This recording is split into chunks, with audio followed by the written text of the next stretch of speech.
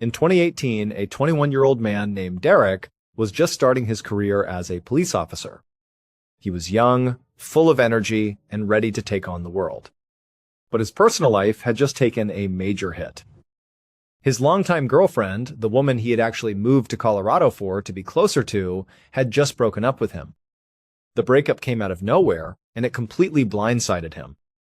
One day they were planning their future, the next she was telling him it was over.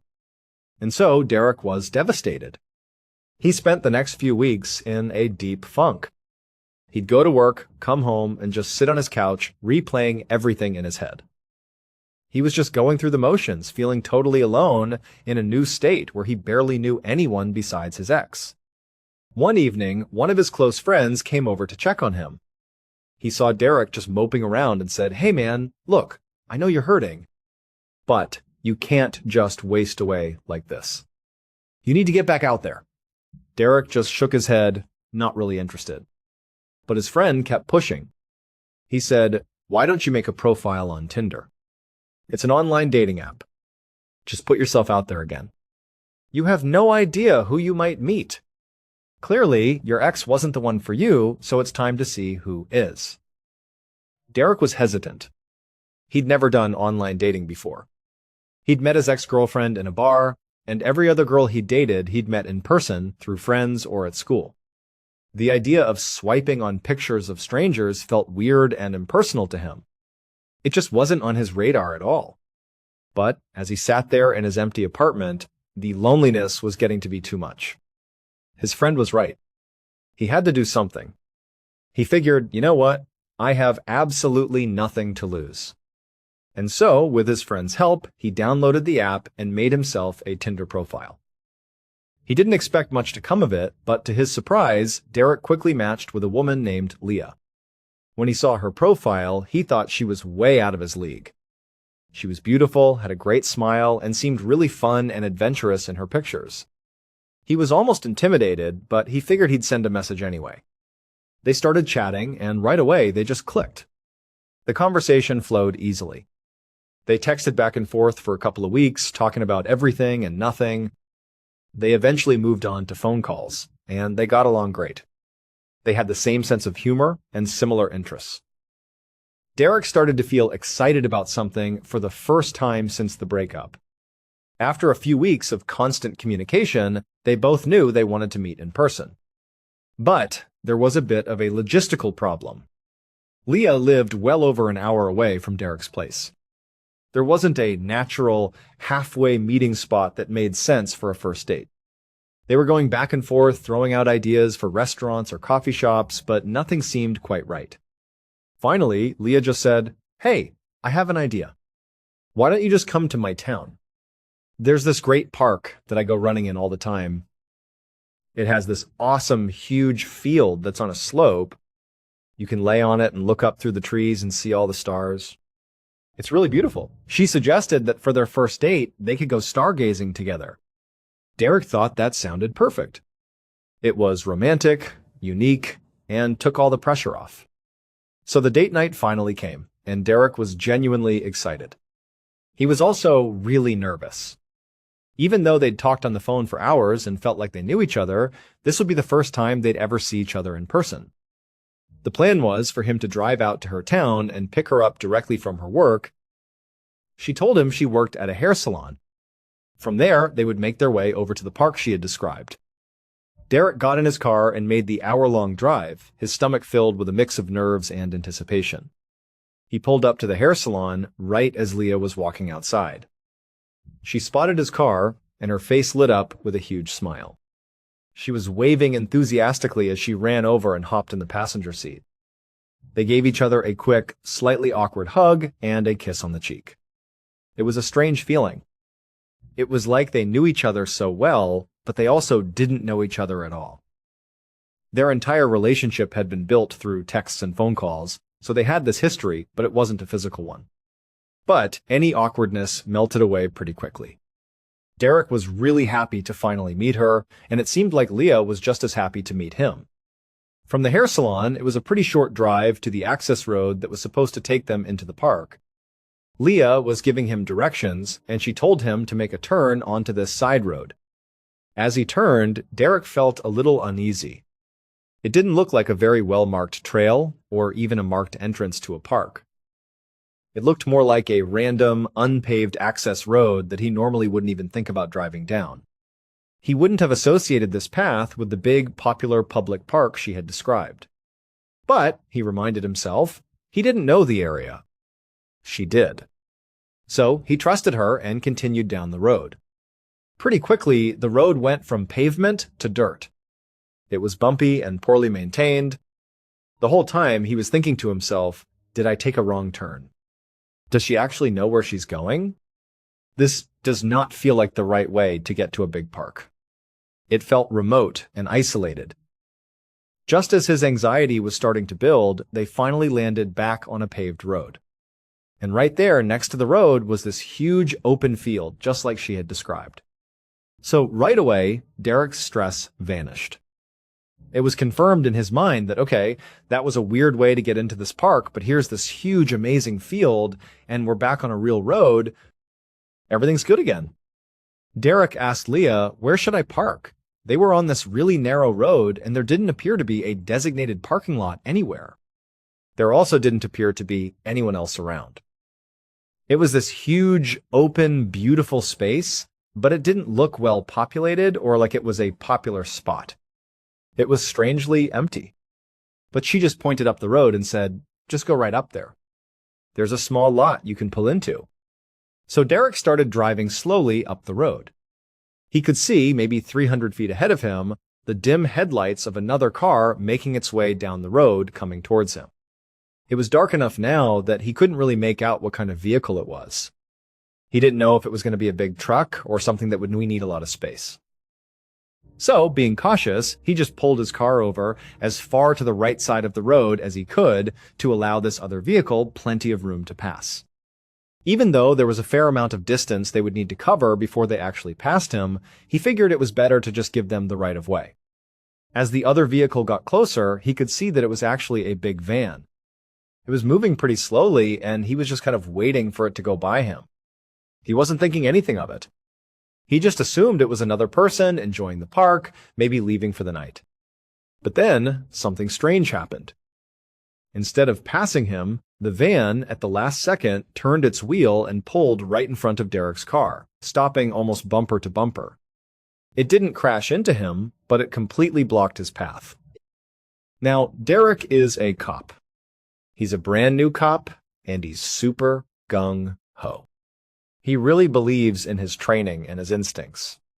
And as soon as this van stopped in front of him, blocking him in, red flags started going up all over the place in his mind. He knew something was wrong with this situation. Instinctively, he turned to Leah and said in a firm voice, "Leah, stay here." He reached into the center console, grabbed the powerful flashlight he always kept there, and he jumped out of his car. He didn't hesitate. He went right to the driver's side door of the van to confront this guy. When he got up to the driver's side window, he saw a really big guy behind the wheel. The man looked pretty startled to see Derek come charging up to his vehicle, flashlight in hand. Derek shone the light on him and said, "What are you doing, man? What are you blocking me in for?" The guy in the van put his hands up and said, "Oh, hey, sorry. I'm the caretaker here for this whole property. We've had a big issue with poachers in the area recently, and I was concerned you guys might be poachers." "It doesn't look like you're poachers, though." Derek relaxed a little bit. The explanation seemed plausible. He said, "No, we're not poachers. We're just here to go stargazing." "I'm on a first date." The caretaker's face softened, and he smiled. "Oh man, I am so sorry," he said. "Please, get back in your car. Go and enjoy your night." "My apologies." And with that, the man backed up his van, did a 3-point turn on the narrow road, and drove right back up the way he came from, disappearing over the top of the hill. Derek stood in front of his car for a couple of minutes, just watching, making sure the van was really gone. Once he was satisfied, he turned around and got back in his car. He was still a little keyed up from the encounter, but he tried to make a joke of it to Leah. He turned to her and said, "Yeah, he thought we were poachers." I guess you look like a poacher to him, and that's why he stopped us. He smiled, expecting her to laugh, or at least react. But when he looked over at Leah, she wasn't paying attention to him at all. She was just furiously typing away on her phone, her thumbs moving a mile a minute. Derek thought that was a little bit odd. You'd think she would be more interested in the strange thing that had just happened. Some weird guy in a van just blocked them in on a dark road, and he had to get out and confront him. You'd think she'd be interested on some level. Maybe she'd want to know what he said to the guy, or what the guy said to him. But she didn't seem to care at all. She was just really invested in whoever she was messaging on her phone. Derek just shrugged it off, thinking, whatever. He threw the car back in drive and continued up the road the way they were going before they were stopped. A little ways further up, Derek saw the small dirt lot that Leah had mentioned. It was butted up right against the huge field they were going to be hanging out on for the night. He pulled into the lot, backed his car into a space, and he and Leah got out. They grabbed a blanket from the trunk, along with some food and a bottle of wine they'd brought. They spread the blanket out on the grass, right next to the car on the hill, and they sat down. Very quickly, the weirdness of the van encounter faded away. They started swapping stories, they were laughing, they were stargazing, and they were drinking some wine. Everything was really great. It felt like the perfect first date. After about an hour, it was totally dark outside. The stars were brilliant. Derek was laying on the blanket on the hill, facing back towards his car and the road they had been on. He happened to glance up to his left, towards the top of the hill. It was the same area where the van had come from originally, and where it had gone back to after their strange conversation. Derek was looking out there, and he saw headlights. It was the van. And this time, the van wasn't driving down the road leisurely like it was before. It was flying down the hill, moving fast. Before Derek or Leah had a chance to react to this van barreling down on them, it came flying into the small parking lot. It didn't stop until it practically hit his car, coming to a screeching halt in a way that completely boxed his car in. Even if he got in his car, he couldn't drive away. Derek jumped up. Leah jumped up too. The driver's side door of the van flew open, and the guy, the so-called nice caretaker he had talked to before, hopped out. He walked around the front of the van, and this time he had a heavy metal pipe in his hand. He looked right at Derek and said, "Give me your keys and your wallet." Again, Derek is this brand new 21-year-old cop. He's not about to let some guy just push him around and rob him. So, at first, he didn't do anything. He was processing the situation, trying to figure out his next move. He just stood there and looked at this guy, showing him that he wasn't just going to fall over because he told him to. But then, Derek was given a huge, shocking curveball. Leah, his date, the woman he'd been having a great time with for the past 2 hours, stood up, ran over to the man with the pipe, and stood right next to him. She turned around, looked straight at Derek, and said, "Come on, give us your keys and your wallet." Derek just stared, his mind reeling. He thought, great. I'm getting set up by my Tinder date. This girl, who I thought I had a real connection with. He was in total shock. He just stood there, doing nothing. Not because he was trying to be tough anymore, but because he was paralyzed by the betrayal. He felt so stupid. How could this have happened? How could he have been so wrong about her? In that moment of his stunned silence, Leah walked to the back of the van. She opened the rear doors, reached inside, and pulled out another metal pipe. She came back around to the front and stood next to the big guy. She looked at Derek again and said, "Derek, give us your keys and your wallet. We don't want to have to hurt you." This is when Derek's police training finally kicked in and overrode the shock. He looked at them both, standing there with their pipes, and he said, simply, "No." As soon as the word left his mouth, the big guy lunged at him and tackled him to the ground. But Derek could handle himself. He was fit and had been through the academy. He fought back, and very quickly, he was able to get back up on his feet. As he stood up, he drew his concealed carry pistol, which he was authorized to carry off-duty. He aimed it back and forth between the big guy and Leah. He yelled, "I'm a cop. Put your hands up." Now. As soon as they saw the gun, their whole demeanor changed. They both dropped their pipes and immediately put their hands up in the air. So, as he's holding them both at gunpoint, he's looking over at Leah, his mind just screaming, "Really? You did this to me? Are you kidding me right now?" But he couldn't get lost in his anger. He had a procedure to follow. While keeping his gun trained on them, he had to get his cell phone out of his pocket with his other hand. He had to unlock it, type in 911, and then call dispatch. When the operator answered, he had to explain who he was, give his badge number, explain what had happened, and, most importantly, tell them where he was. And describing his location was difficult. It was a dark, unmarked park. As he's trying to explain the directions to the dispatcher, saying things like, "Yeah, you go left at the light, and then there's a gas station there, and then you're going to go up this hill, you're going to see me. I've got two people at gunpoint." He's completely focused on the call. As he's doing that, Leah and the caretaker look at each other. They see their opportunity. They figure he's distracted. They can at least get behind the van and run into the forest before he can catch them. And that's exactly what they did. They turned around and just bolted. They ran for the tree line. Instinctively, Derek took off running after them. He chased them for about 30 seconds into the trees before he started hearing gunshots. And they weren't his gunshots. Someone was shooting at him from the darkness. He saw a muzzle flash out in the middle of the forest. And he thought, "Yeah, I'm not doing this. This was no longer a robbery. This was an ambush." He turned around, ran back to his vehicle, and jumped inside. He started it up, but he was still boxed in by the van. He had to basically smash his car into the van, then back into the fence, over and over again, like that scene from Austin Powers. It was like a 25-point turn before he was barely able to grind his way out of the lot and peel out of that park. Derek drove until he found the nearest gas station. He pulled in, his heart still pounding, and called dispatch again. He said, "Hey, I just called 911 like 5 or 10 minutes ago, and I dropped the call because I was chasing somebody. Here's my name. Here's my badge number. I'm now at this gas station.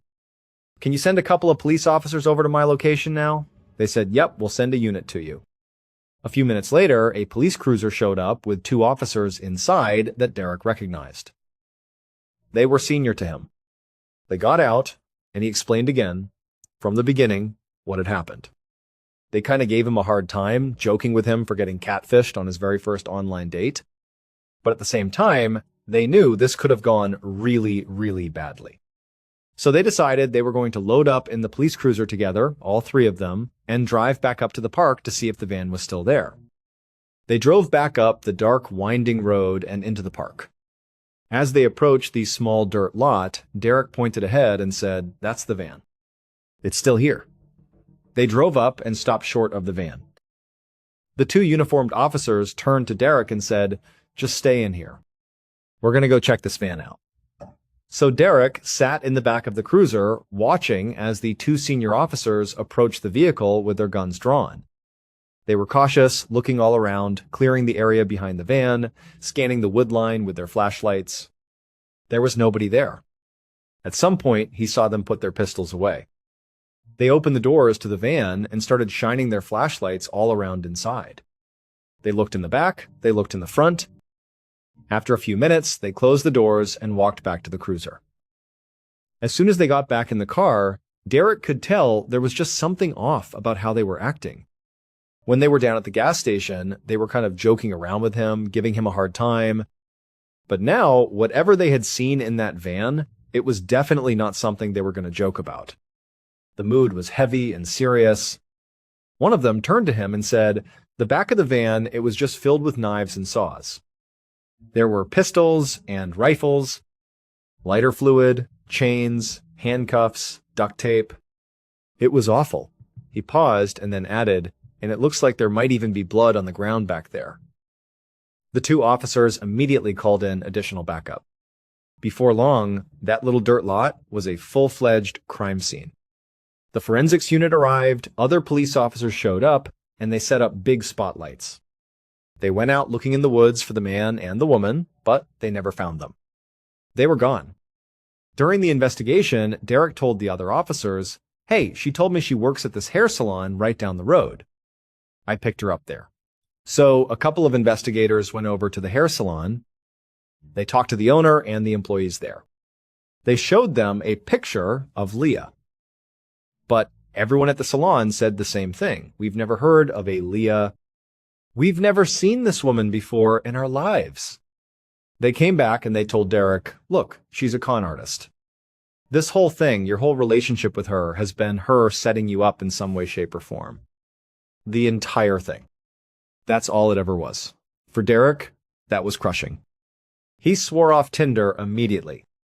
He never wanted to do any more online dating.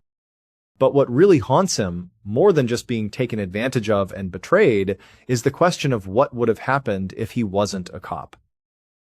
What would have happened if he wasn't concealed carrying that night? Would he have wound up in the back of that van? In the summer of 2019, a grandmother named Barbara was looking after her grandkids for the weekend. Her daughter and her son-in-law were out of town, and Barbara was happy to step in. Her daughter had 3 kids. 2 of them were under the age of 6, and one was a 15-year-old girl named Alyssa. Anytime Barbara was looking after her grandkids for more than just a single day, especially if it was overnight, she would just stay at their house. It was easier that way, so she didn't disrupt their lives and their routines more than she needed to. Their house was a modest, single-story home in a nice, quiet suburb of Dallas, Texas. It was the kind of neighborhood where the crime rate is basically 0 and everybody knows each other. People left their doors unlocked, and kids played in the street until the sun went down. It was a safe place. This particular night that she was over there looking after them was like any other. She got the 2 little ones settled, read them stories, and put them to bed first. Then she and Alyssa stayed up a little bit later in the kitchen, chatting. They talked about school, about Alyssa's friends, just the normal stuff. Eventually, they both got tired and decided to head to bed. Because their house was a single-story home, all the bedrooms were on the only floor. Barbara's guest room and Alyssa's room were right next to each other, and both of their windows looked out onto the side of the property. As soon as Barbara got into her room, she did something she always did. She opened up the window that was right next to her bed. Ever since she was a little kid, she had always slept with the window open. Even though her daughter's house had modern air conditioning, she just preferred the fresh air. So, with the window open and the screen in place, Barbara crawled into bed and quickly fell asleep. At about 3 o'clock in the morning, Barbara woke up. She was pulled from her sleep by the sound of rustling coming from right outside her window. She lay there for a moment, listening. It sounded an awful lot like it was probably just a dog or a cat, or maybe a raccoon rummaging around. It was a common sound in the suburbs, and it did not seem like a big deal to her. She was just about to roll over and go back to sleep, but then she heard it again. And this time, it sounded much more like footsteps. They sounded heavy enough that it probably couldn't be a dog or a cat. Now she was a little more alert. She rolled over onto her elbows and carefully pulled the curtain aside just enough to peek out through the window screen. The moon was out that night, so there was pretty good illumination. She could clearly see the side of the house, the neat lawn, and the fence that separated their property from their neighbors. She could also see the neighbor's house, and all their lights were off. Everyone was asleep. And then she noticed something strange. Propped up against the fence, on their side of the fence, on their property, was a bicycle that she didn't recognize. She looked at it thinking, is that Alyssa's bike? No, it's too big to be either of the younger kids' bikes. Whose bike is that? As she was looking at the bike, trying to figure it out, she heard more rustling. This time it was coming from her left, which was closer to Alyssa's room. Barbara pressed her face up against the screen to try to get a better look. Whatever was making the sound was now just out of her view. As she's got her face pressed up against the screen, straining to see, she sees a boy emerge from the bushes right underneath Alyssa's window. He was wearing one of those classic high school Letterman jackets, the kind you see football players wear in the movies. He had the hood of his jacket pulled up over his head. He didn't look over at her window. He was just backing up slowly away from Alyssa's room, and he was looking up into Alyssa's window. Barbara immediately relaxed. She thought, okay, this guy is probably one of Alyssa's friends. Maybe even a boyfriend she hadn't told anyone about yet. She figured Alyssa must have invited him over. Maybe she invited him when she knew her parents were going to be out of town, but before she found out that her grandmother was going to be there to look after them. And maybe that message just didn't get passed along to him, so he showed up anyway. All these perfectly reasonable scenarios were going through Barbara's head. But all she knew for sure was that she wasn't going to call the cops on some teenage kid who was just trying to say hi to Alyssa. Instead, she was going to confront him. Barbara was a high school teacher and had been for decades, so she had plenty of run-ins with badly behaved teenagers over the years. She was pretty good at standing her ground, being firm, and getting teenagers to listen to her. She figured she would just go out there, give him a stern talking to, and he'd get the message and leave. So, she quietly got out of her bed. She walked out of her room and went to the front of the house. The boy was over on the side of the house. She was going to come around from the front to meet him. As soon as she got outside onto the porch, she flipped on the porch lights. She quickly walked around to the edge of the porch where she could poke her head over the railing and see right down the side of the house where this kid would be standing. She poked her head over and said in her firm teacher voice, "Can I help you?" The kid turned and looked at her for the first time. And in that instant, Barbara's heart dropped. She thought, "Oh, whoa. He is not a teenager." He looked like he was in his 20s, if not his 30s. No matter what, he was a lot older than Alyssa. It caught her so off guard that she didn't really know how to react. She was just looking at this guy who looked so much older than he should, but he was on a bike and he was wearing a Letterman jacket. It was confusing. So Barbara was a little bit disoriented. She was thinking to herself, okay, it's possible that he could just be one of those kids that looks a lot older than he really is. But somewhere in the back of her mind, a little voice was screaming that this doesn't feel right. This feels like a grown man is trying to get into the house.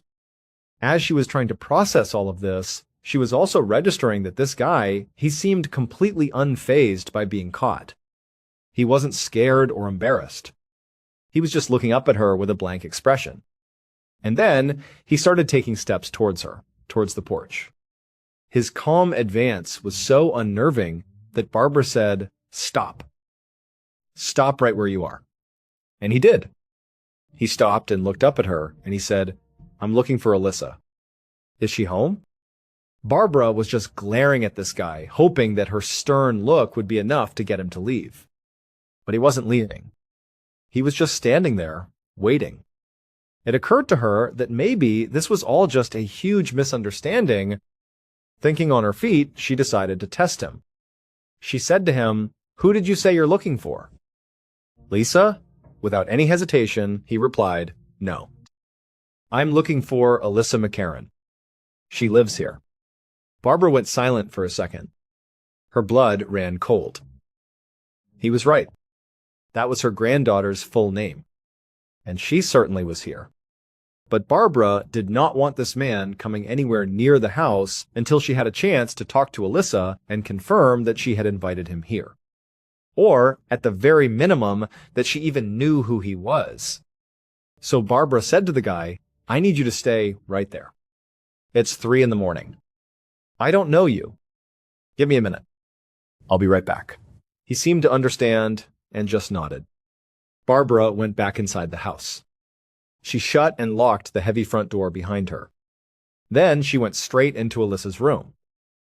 She walked over to the bed and gently shook Alyssa's foot to wake her up. Alyssa kind of sat up, blinking, looking around, confused. She was like, "What's going on?" Barbara looked at her, and at this point, she was kind of annoyed with how the night had gone. She was sort of blaming Alyssa, assuming that she had probably invited this strange creep over to their house in the middle of the night. She said to Alyssa, "Did you invite a boy here tonight?" Alyssa, still half asleep, was like, "No." "What are you talking about?" Barbara narrowed her eyes. She said, "Well, there's a boy outside that clearly knows you. He asked for you by your full name, and he knows you live here. And he's outside right now. Can you please go out there and tell him that coming over unannounced at 3 a.m. is not very polite and he shouldn't do it again?" Alyssa was totally confused. She was looking at her grandmother like she was crazy. "What are you talking about?" she asked again. So she leaned back in her bed, opened the curtain of her window, and she looked outside. Immediately, she pulled her head back in, her eyes wide with fear. She whispered, "Grandma, he asked for me by name?" And Barbara said, "Yeah, he said Alyssa McCarran lives here." Alyssa looked at her grandmother, her face pale, and said, "We have to call 911. I have never seen him before in my life." Suddenly, everything made sense for Barbara. The weird feeling, the man's age, his calm demeanor. This was a stranger. This was not a friend. This was probably a grown man, and he was probably trying to break into Alyssa's room. As she was having this terrifying realization, they both heard it. Footsteps! Out on the front porch. At this, Barbara went into full protective grandmother mode. She turned to Alyssa and said, "Stay in your bed. Do not move." Barbara ran out of Alyssa's room. She went into her own bedroom, shut the window she had opened earlier, and locked it. Then she ran to the front of the house to make sure that the front door was locked. She thought she had locked it when she came back in, but she wasn't 100% sure. She got right in front of it, and she could see that the deadbolt was thrown. It was locked. And now she was standing right on the other side of the door, her heart hammering in her chest, just waiting to see what was going to happen next. This guy was standing on her porch, but he was obscured. She couldn't see him because he was on the other side of the solid wood door. It was silent for a second. As she was standing there holding her breath, just waiting for something to happen, she heard a loud knock on the door. It startled her so much, she jumped back. She gathered herself and yelled through the door, "There's no Alyssa McCarran here! You have the wrong house! You need to leave, or I'm calling the police!" The knocking stopped for a second. Then his voice came through the door, calm and chilling. He said, "I know Alyssa lives here. Tell her to come outside." And then he went back to knocking, harder this time. Barbara grabbed her phone from her pocket and called 911. And she intentionally talked really loudly into the phone, making it very obvious that she was calling the police. She said, "Yes, hello, I need the police. There's a man trying to get into my house. He's on my front porch right now." Very clearly, the guy on the other side of the door picked up on what Barbara was doing because the knocking stopped instantly. Through the little slit of glass next to the door, she saw a shadow move. He ran to the left of the house, back towards the side where he had left his bike. Barbara, still on the phone with the 911 operator, ran back into the bedroom where she had been sleeping. She looked out the side window just in time to see the last of him. He was riding his bike across the street. Then he stopped next to a dark SUV that was parked there. He opened the trunk, threw the bike in, and then he got into the passenger side of the car. And the car drove off. Which meant whatever he had planned to do with Alyssa, whatever he was doing this night, he had an accomplice. The police showed up a couple of minutes later. By this point, the creep and whoever he was with were long gone. But Barbara still gave her statement. She gave a description of the man, the vehicle, and told them everything that had happened. The police told her something that made the whole experience even more terrifying. They said that over the past couple of weeks, they had gotten very similar reports from other households in the area, all of them homes where there were young girls living inside. Apparently, this boy was actually a grown man who would use social media to figure out where teenage girls lived. Then he would dress up like a teenager himself, in a Letterman jacket and a hoodie, and he would go to their houses and stalk them. Whatever Alyssa had listed on her online profiles, he had been able to use it to deduce where she lived. And who knows how long he had been standing outside, looking in the window at her at night. In 2018, an up-and-coming Instagram influencer named Wendy was contacted by a hotel in Miami, Florida. The hotel reached out to her and wanted to see if she'd be willing to stay at their property over Memorial Day weekend. They told her they were willing to cover all of her expenses. Her flight, her room, her food, everything. The only thing they asked in return was that she post a couple of times on her Instagram while she was at the hotel, showing off how great the hotel was and what a wonderful time she was having. They also told her to bring along a female friend and that they would cover all of her friends' expenses as well. Wendy was ecstatic. She was trying to make being an influencer her full-time job, and so opportunities like this, a fully paid luxury trip, were huge for her. Even though she didn't know if she had any girlfriends that would be free to go with her on such short notice, she was so eager to take them up on this opportunity that she said yes immediately. She figured she would find someone. So, over the next couple of days, she reached out to her network of friends. She texted all her best girlfriends to see if any of them wanted to come with her on a free trip to Miami. But, as it turned out, everybody was either busy with work, had already made other plans for the holiday weekend, or just wasn't that interested. Since she did not want to cancel this incredible opportunity, she thought, well, it can't be that big of a deal if I bring along a male friend instead. She reached out to her good friend Mitch. Mitch was this 6'4" athletic guy who was just one of her close platonic friends. She called him up and said, hey, would you mind coming along with me to this thing in Miami over Memorial Day weekend? I need someone to go with me. They asked for a female friend, but, you're going to have to do. Mitch thought a free trip to Miami sounded great, and he agreed to go. Wendy thought to herself, well, the worst-case scenario is that the hotel isn't willing to pay for Mitch's expenses. And if that happens, she would just pay for them herself. She told Mitch as much, and they both thought that was a perfectly fine solution. So, the day of the trip arrived, and Wendy and Mitch were really excited. They didn't often get to go travel around, especially not for free as part of an influencer deal. They hopped on a plane, flew first class to Miami, and when they got there, they went down to baggage claim to get their bags. After they had their luggage, they went out to the curb to wait for their ride. Right away, Wendy saw him. There was this really well-dressed guy with dark sunglasses on, and he was holding up a sign that had her last name on it, along with the logo of the hotel. She waved to him and walked over, with Mitch following right behind her. The guy looked at her and said, okay, well, where's your friend? That's when she said, oh, well, actually, I brought Mitch. None of my girlfriends could make it, so I brought Mitch along. The guy lowered his sunglasses and looked Mitch up and down. He was a big guy, and the man seemed to be sizing him up. Then he put his sunglasses back on, turned without a word, and walked towards this beautiful black luxury SUV that was parked right up against the curb. Wendy and Mitch looked at each other, a little confused by his cold reaction, but they followed him. The guy opened up the back door of the SUV, and Wendy and Mitch got in. The guy then took their luggage and put it in the back of the vehicle and shut the hatch. As soon as Wendy and Mitch sat down inside the car, the driver, who was already in the front seat, was visibly upset. He was kind of ranting and raving, speaking loudly and angrily. The front passenger window was down, so Wendy and Mitch assumed he must be yelling at someone outside of the vehicle. Maybe the guy that had just picked them up. They thought he must be communicating with him somehow. They thought, he can't possibly be yelling at us. We just got here. We don't even know him.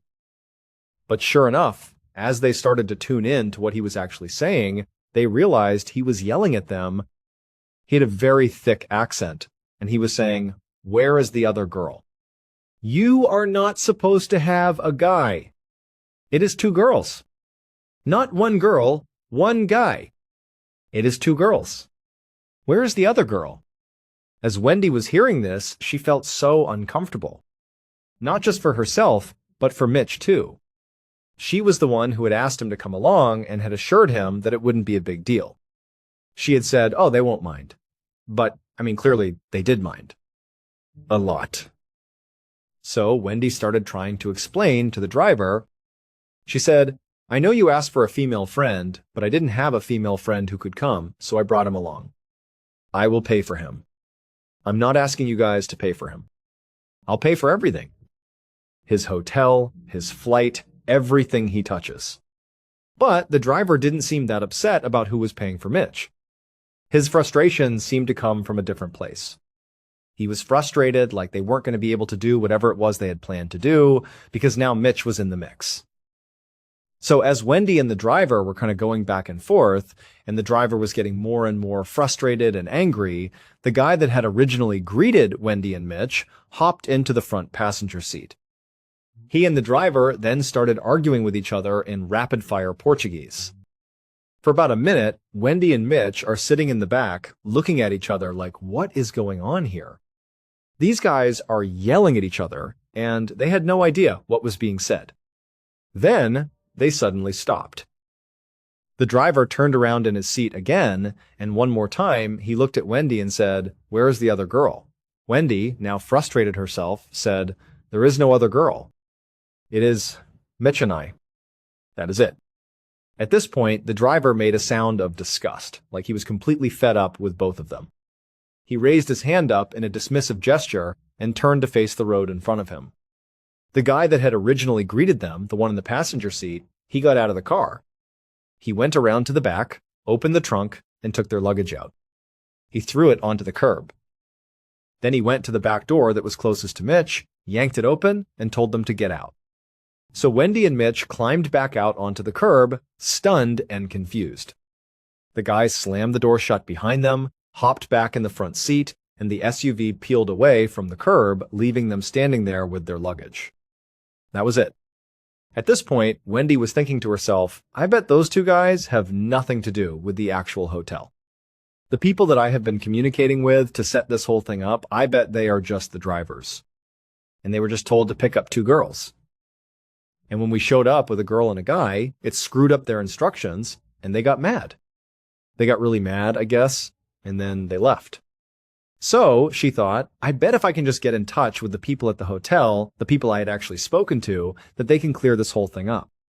She opened up her email on her phone and sent a message to a woman named Marissa. Marissa was one of the people at the hotel that she had been going back and forth with when she was booking her plane ticket. Then, she sent another message to the hotel's Instagram account.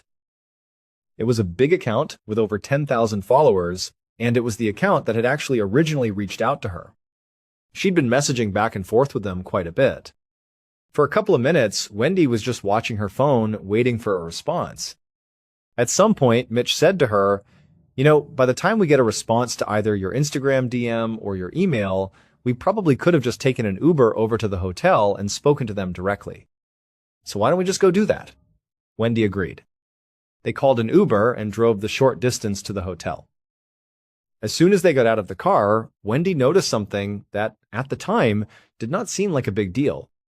The logo of the hotel, the real one, right there in front of her on the building, it was a little bit different than the logo on the Instagram page she'd been talking to. The profile picture on that Instagram account was different than the logo on the actual hotel. That stood out to her just because she'd looked at that page so many times. But it was definitely the same hotel name, the same address. So she didn't think much of it. She and Mitch walked inside and went right up to the front desk. Wendy asked to speak with a manager. Shortly thereafter, a manager came out, and she asked Wendy and Mitch to come into her office. They went inside and sat down, and she said, "Okay, guys, what's going on? What do you need?" So Wendy explained the framework of the deal she had negotiated with Marissa. She said, "Look, when I got to the airport, the guys that picked us up were incredibly rude, and they wouldn't give us a ride here. I just wanted to let you know what happened. We don't care, we got a ride here ourselves, but we just figured you should know how your drivers are behaving." The woman looked at her, kind of puzzled. She said, "Who was the person you talked to?" "You said her name was Marissa?" Wendy said, "Yeah, Marissa. She's the marketing person here, I think." The manager looked at her and said, "No. I'm the marketing person. And my name's Kelly. I think you're at the wrong hotel because we don't have any influencers that are staying here right now. And I definitely would have known about this." Wendy couldn't believe it. She pulled up the Instagram page she had been talking to, and she showed it to the manager. The manager took the phone, and she was pretty surprised by what she was looking at. She said, "This is our old account. We deleted this." Or, "I thought we deleted this. We have a new one because we rebranded. We have a brand new logo, everything's new, and we just felt like we'd start fresh. So I don't know. I don't know who owns this account now, but that is our old account. It's just, we don't use it anymore. I have no idea how anyone got a hold of it." At this point, it finally clicked for Wendy. This whole thing was a facade. This whole time, she was being conned. And what really scared her was, to what end? What were they trying to do with her? Had she shown up with another female friend, like they asked, what would they have done with them? But at this moment, Wendy just felt totally overwhelmed by the entire situation. She was so embarrassed that she thought this was a real opportunity. She was embarrassed that she had dragged Mitch all the way to Miami for something that was just fake. She was so embarrassed that she had just approached this manager who basically told her she had been scammed. She just wanted to leave. So she stood up and she said, I'm really sorry for wasting your time, and she and Mitch left the office. She went outside the hotel and she just sat down on a bench and started crying. Mitch sat down next to her and said, hey, you really ought to call the police and let them know this happened. Because, clearly there were plans for you. And had you brought a female friend, they can't have been good plans. I think you need to let the police know that this scam exists. So Wendy did. She called the police and she explained what happened. She was surprised when the officer on the phone said, hey, where are you right now? We'd love to send a detective over to you to talk to you a little bit more about what happened. So Wendy told them where they were. She was a little bit surprised that they wanted to send a detective over to talk about this, because in her mind, this wasn't that big of a deal. I mean, it was a big deal to her and to Mitch, but nothing really happened to them. But either way, they went and sat on a bench right outside the hotel, and they waited for the detective to show up. Just a couple of minutes later, he did. He walked up, he introduced himself, and he said, hey, let's go inside and grab a table and we can chat. So they went inside and they sat down, and Wendy and Mitch went over their story one more time from the very beginning. After they were done, the detective leaned back and said, look, I don't mean to scare you, but I do want you to understand just how serious of a situation you guys were just in. He continued, so, in Miami, human traffickers use these phony hotel Instagram accounts to attract young women like yourself to Miami in order to be trafficked. They will buy these old business Instagram accounts from companies that have either rebranded or who are going out of business. They'll pay top dollar to acquire those Instagram accounts, and then they will use them in order to get people like you to come to Miami. So probably the only reason they didn't follow through on their operation is because you brought Mitch along. A 6'4" man posed a threat to them. And so that's why they were so upset with you. And that's why they decided it wasn't worth the risk. He looked at Wendy and said, so even though this must have been incredibly traumatic for you, you need to understand that Mitch's presence very likely saved you from something truly terrible. Thank you so much for watching. Let me know what you thought of today's episode in the comments. And remember, we have a whole playlist of true crime episodes ready for you to binge right now. Until next time. See ya. On the far northern tip of Maine, right where the state touches the Canadian border, there's a small rural town called Van Buren. It's the kind of place where everybody knows everybody. The population hovers around 2,000 people, and most of them have lived in Maine their entire lives. These are rugged, competent folks used to harsh winters and a quiet way of life. Unless you have a reason to be in Van Buren, like visiting family or passing through, you've probably never heard of it. It's not a place that makes headlines. But that all changed in 2019.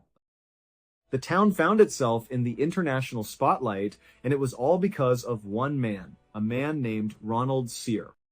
Ronald's story begins long before that, back in the 1950s.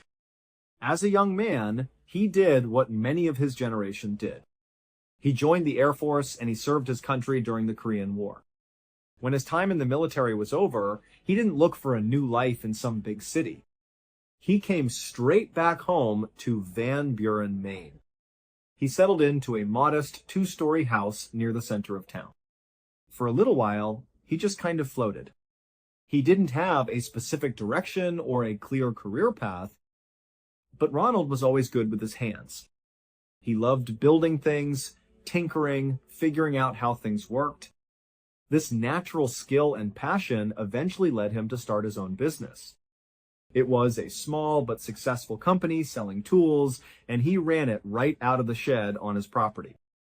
It was his domain, his workshop, and his livelihood all in one Fast forward to 2019, Ronald Sear was now 65 years old. He was still living in that same house near town, but now he was living alone. And he was still running his tool-selling business from his shed. For Ronald, this life was enough. He was content. He had his routine, his work, his independence. He was happy. But that year, a crisis began to unfold.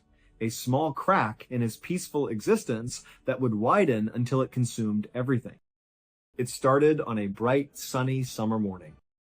Ronald left his house, walked the familiar path across his yard to his shed, and went inside. The moment he stepped through the door, he knew something was wrong. Inside the shed, Ronald kept a series of bins. These bins were filled with all the different tools he sold to his customers. He was in that shed every single day, either selling tools to a local contractor or just working on one of his own projects. Because of this, he had an almost photographic memory of his inventory. He knew exactly how full each of those bins should be. Anytime a bin started to get low, he would place an order for more stock. He was meticulous about it. He had been doing this for decades, and keeping his inventory full was second nature.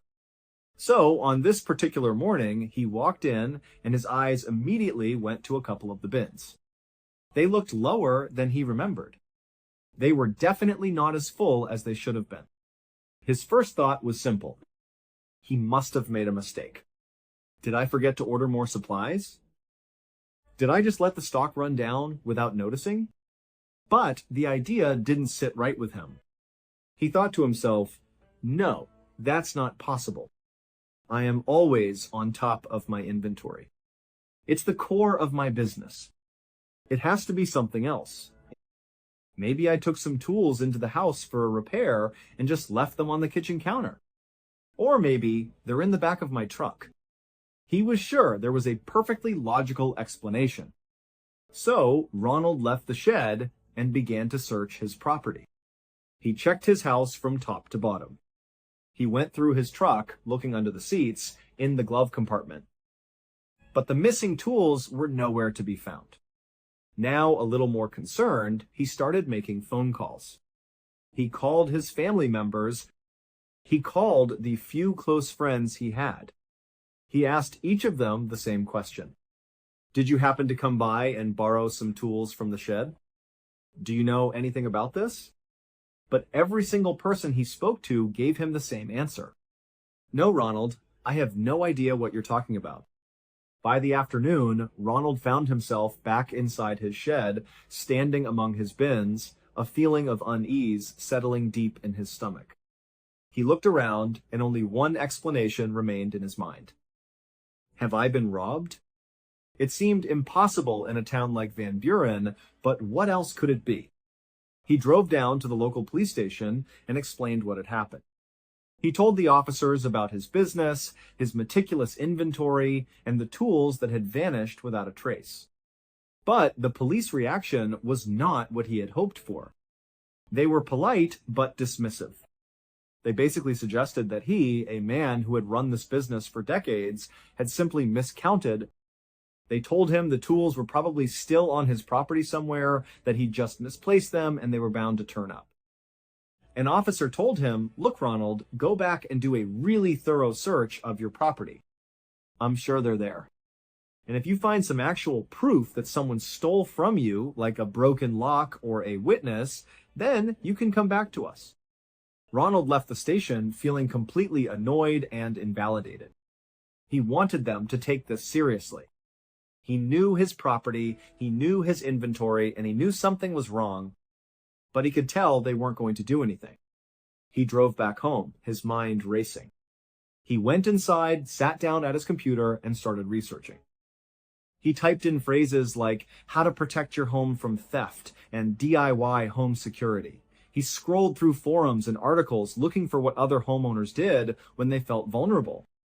That's when he came across an idea that he really liked. Tripwires. The concept was simple. You take a thin, strong wire and you stretch it taut, very low to the ground, all around the perimeter of your property. You anchor it on both sides. Then, along the wire, you hang little bells. In theory, an intruder walking onto your property in the dark wouldn't see the wire. They would kick it, the wire would shake, and the bells would ring, alerting the homeowner that someone was there. Ronald thought it was a brilliant, old-school solution. He went out and bought the supplies he needed. He spent the rest of the day carefully setting up these tripwires all around his property, making sure they were hidden but effective. He felt a sense of relief, a feeling that he was taking back control. But over the next several days, the tripwires remained silent. None of the bells ever rang. And yet, more tools continued to go missing from his shed. This was happening even though he was now making sure to lock the shed every single night. Ronald's anxiety grew. He started thinking, whoever is doing this, they're watching me. They must have seen me set up the tripwires. They know where they are, and they're stepping right over them. They must be sneaking into the shed during the day at the exact moment I have the doors unlocked for a customer, or when I step into the house for a moment. This isn't just some kid. This is a professional thief. As Ronald obsessed over this idea of a master thief who was targeting him, a new and much deeper fear began to take hold. If he couldn't stop this person from getting into his locked shed, from outsmarting his tripwires, then how could he possibly protect himself? How could he stop them from breaking into his house? Inside his home were all of his other valuables, his cash, things that couldn't be replaced. The thought terrified him. He felt exposed, a target in his own home. He decided he had no choice but to escalate his defenses. He had to turn his home into a fortress. He went back to his computer and began Googling more extreme ways to protect a property. After discovering a number of highly effective and highly dangerous techniques, he got to work. He began building a series of complex home defense systems. He was a skilled handyman, and he put all of his knowledge and effort into this project. He set up these various systems all around his property, both inside and outside his house. And after all of his new do-it-yourself security measures were in place, something remarkable happened. The theft of his tools stopped completely. In Ronald's mind, this was all the validation he needed. His defense system had worked. He had successfully outsmarted the thief and protected his home. But this victory would not be the end of his troubles. It was only the beginning of the end. Fast forward to Thanksgiving of that year, November 28th, the Van Buren Police Department received a frantic phone call. The man on the other end of the line was Ronald Sear. He was completely hysterical, his words tumbling out in a panic. He wasn't making much sense. The dispatcher tried to calm him down, tried to understand what was going on, but all they could get from Ronald was a desperate plea for police to come to his house immediately. The police hung up and immediately dispatched a car. They remembered Ronald from the summer. They knew he had been dealing with a potential thief. Their immediate thought was that maybe he had finally caught the person red-handed. Maybe there was a confrontation, a fight happening at his house right now. The police raced over to Ronald's house, their sirens silent so as not to spook a potential suspect. They pulled into his driveway, and at first glance, everything looked normal. Ronald's truck was parked where it always was. There were no obvious signs of a struggle or a disturbance. But then they noticed something unsettling. The front door to Ronald's house was wide open. The officers parked their cars, got out, and ran up onto the front porch. They stood in front of the open doorway and looked down. On the floor, there was a very obvious trail of blood. It started right there at the entrance and led straight back down a hallway, which then looped around to the left and disappeared from sight. Right away, the officers started yelling into the house. "Ronald? Ronald, are you okay? What's going on?" From deep inside the house, they heard a sound. It was a guttural, pained noise, and it sounded like it came from Ronald. This immediately confirmed their fears. Ronald had been hurt, and he was likely the one who had left the blood trail. The police drew their weapons and cautiously entered the house. They had no idea what they were walking into. They didn't know if an intruder was still inside, armed, and waiting for them. They moved slowly down the hall, their eyes scanning every corner, following the grim trail of blood. They rounded the corner where the hallway turned, and at the end of the trail, they found him. Ronald was sitting on the floor in his kitchen, his back slumped against some cabinets. He was clutching his midsection with both hands. He was covered in blood, and his face was completely pale. The officers immediately called for backup and for an ambulance. Then, as a security measure, one officer stayed with Ronald, while the other quickly cleared the rest of the first floor, making sure there was no one else in the house. The first floor was empty. They went upstairs, peeking into the rooms. The second floor was empty too. They rushed back down to Ronald, who was still just sitting there, barely conscious. They began administering first aid, trying to apply pressure to his wound. They tried to get him to explain what had happened, to tell them who did this to him. But Ronald was clearly in shock. He was in a daze, his eyes unfocused. He wasn't making any sense. Just a couple of minutes later, paramedics arrived. But by the time they got to him, Ronald had slipped into unconsciousness. As Ronald was being wheeled out of the house on a stretcher, the responding officers and the backup who had now arrived decided to do a more thorough search of the house. They needed to find some clue, any clue, as to what had happened here. They started in the kitchen where they had found him, looking for a weapon, a sign of a struggle, anything that stood out. But there was nothing. They moved from the kitchen towards the living room at the front of the house. As they walked into the living room, one of the officers suddenly screamed at the top of his lungs, "Stop! Everybody stop where you are! Don't move!" It turns out Ronald, as part of his very beefed up home security system, had installed various booby traps all around his property. This included inside of his house, and some of these traps were gun booby traps. The officer who had yelled for everyone to stop had just spotted one of them. He was looking up and saw a handgun anchored securely to the ceiling, aimed directly at the front door. A thin string was attached to the gun's trigger. That same string was then stretched across the room and attached to the doorknob of the front door. The mechanism was horribly simple. If this trap was active and a person opened the front door from the outside, the movement of the door would pull the string, which would pull the trigger, causing the gun to shoot whoever was standing in the doorway. It was a deadly, homemade security device. Clearly, Ronald had accidentally left this particular booby trap armed. When he had come home or opened his own front door for some reason, he had accidentally activated it, shooting himself in the stomach. After the officer pointed out the gun on the ceiling, everyone else started looking up. They began scanning the doorways and ceilings, and with a growing sense of horror, they realized there were other traps. In other doorways, just from where they were standing, they could see the barrels of more guns pointing down, clearly part of similar booby traps. In their haste to get inside and find Ronald, they had run right past them, completely oblivious to the danger they were in. It was a miracle that none of the other traps had been set off. Ronald was rushed to the hospital that night, but his wound was too severe. He passed away from his injury. His death was officially ruled an accident.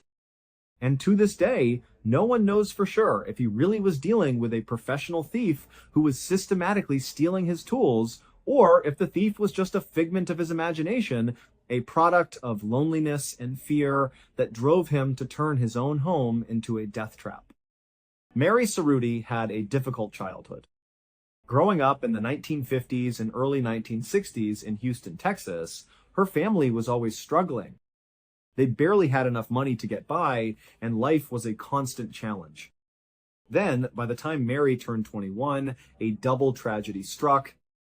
Both of her parents passed away, leaving her completely alone in the world with nothing to her name. After their deaths, Mary's life felt unanchored. She bounced around Houston, moving from one low-paying job to the next, just trying to stay afloat. Eventually, she met a man and fell madly in love. They got married, and for a while, it seemed like her life was finally turning around. But unfortunately, that marriage ended in divorce, leaving her heartbroken. After she managed to pick up the pieces, she met another man. Once again, she fell in love, and they too got married. It seemed like a second chance at happiness. But just like her first marriage, this one also ended in divorce. At this point, Mary was devastated by yet another heartbreak. She came to a quiet, sad conclusion. She decided that marriage just wasn't for her. She accepted that she probably wasn't going to have a family of her own. But she didn't let this realization crush her. Instead, she did something remarkable. She embraced her life as a loner. She found a new kind of contentment in her own company. Fast forward to the year 2015. Mary was now 61 years old, and she was still living alone. She lived in a small home in a Houston neighborhood that was rapidly changing. Over the past several decades, the area had begun to grow and gentrify. New modern apartment complexes were being built all the time, swallowing up the older, smaller houses. In fact, one of the apartment developers had approached Mary directly. They offered to buy her house so they could tear it down and build over her land. But Mary refused. It didn't matter how much money they offered her. She loved her little house, and she had no intention of selling it. So her house became an island, the only single-family home left on a long stretch of land, now dominated by large apartment buildings. Mary kind of liked it that way. In her diary, she wrote that her little bungalow was like her castle, and all the towering apartment buildings around her were her castle walls. Mary didn't have much contact with other people. She didn't have a consistent job, so she didn't have relationships with coworkers. She had some living family, but she had very little, if any, contact with them. And she didn't really have any friends. There was one exception, a woman who owned an arts and crafts shop in town. Mary would periodically go into town and visit the shop just to say hello and have a brief conversation. But despite all of this, Mary was not lonely. She had lots and lots of cats. She absolutely loved cats. Anytime she saw a stray cat wandering through her neighborhood, Mary would put out food and water for it.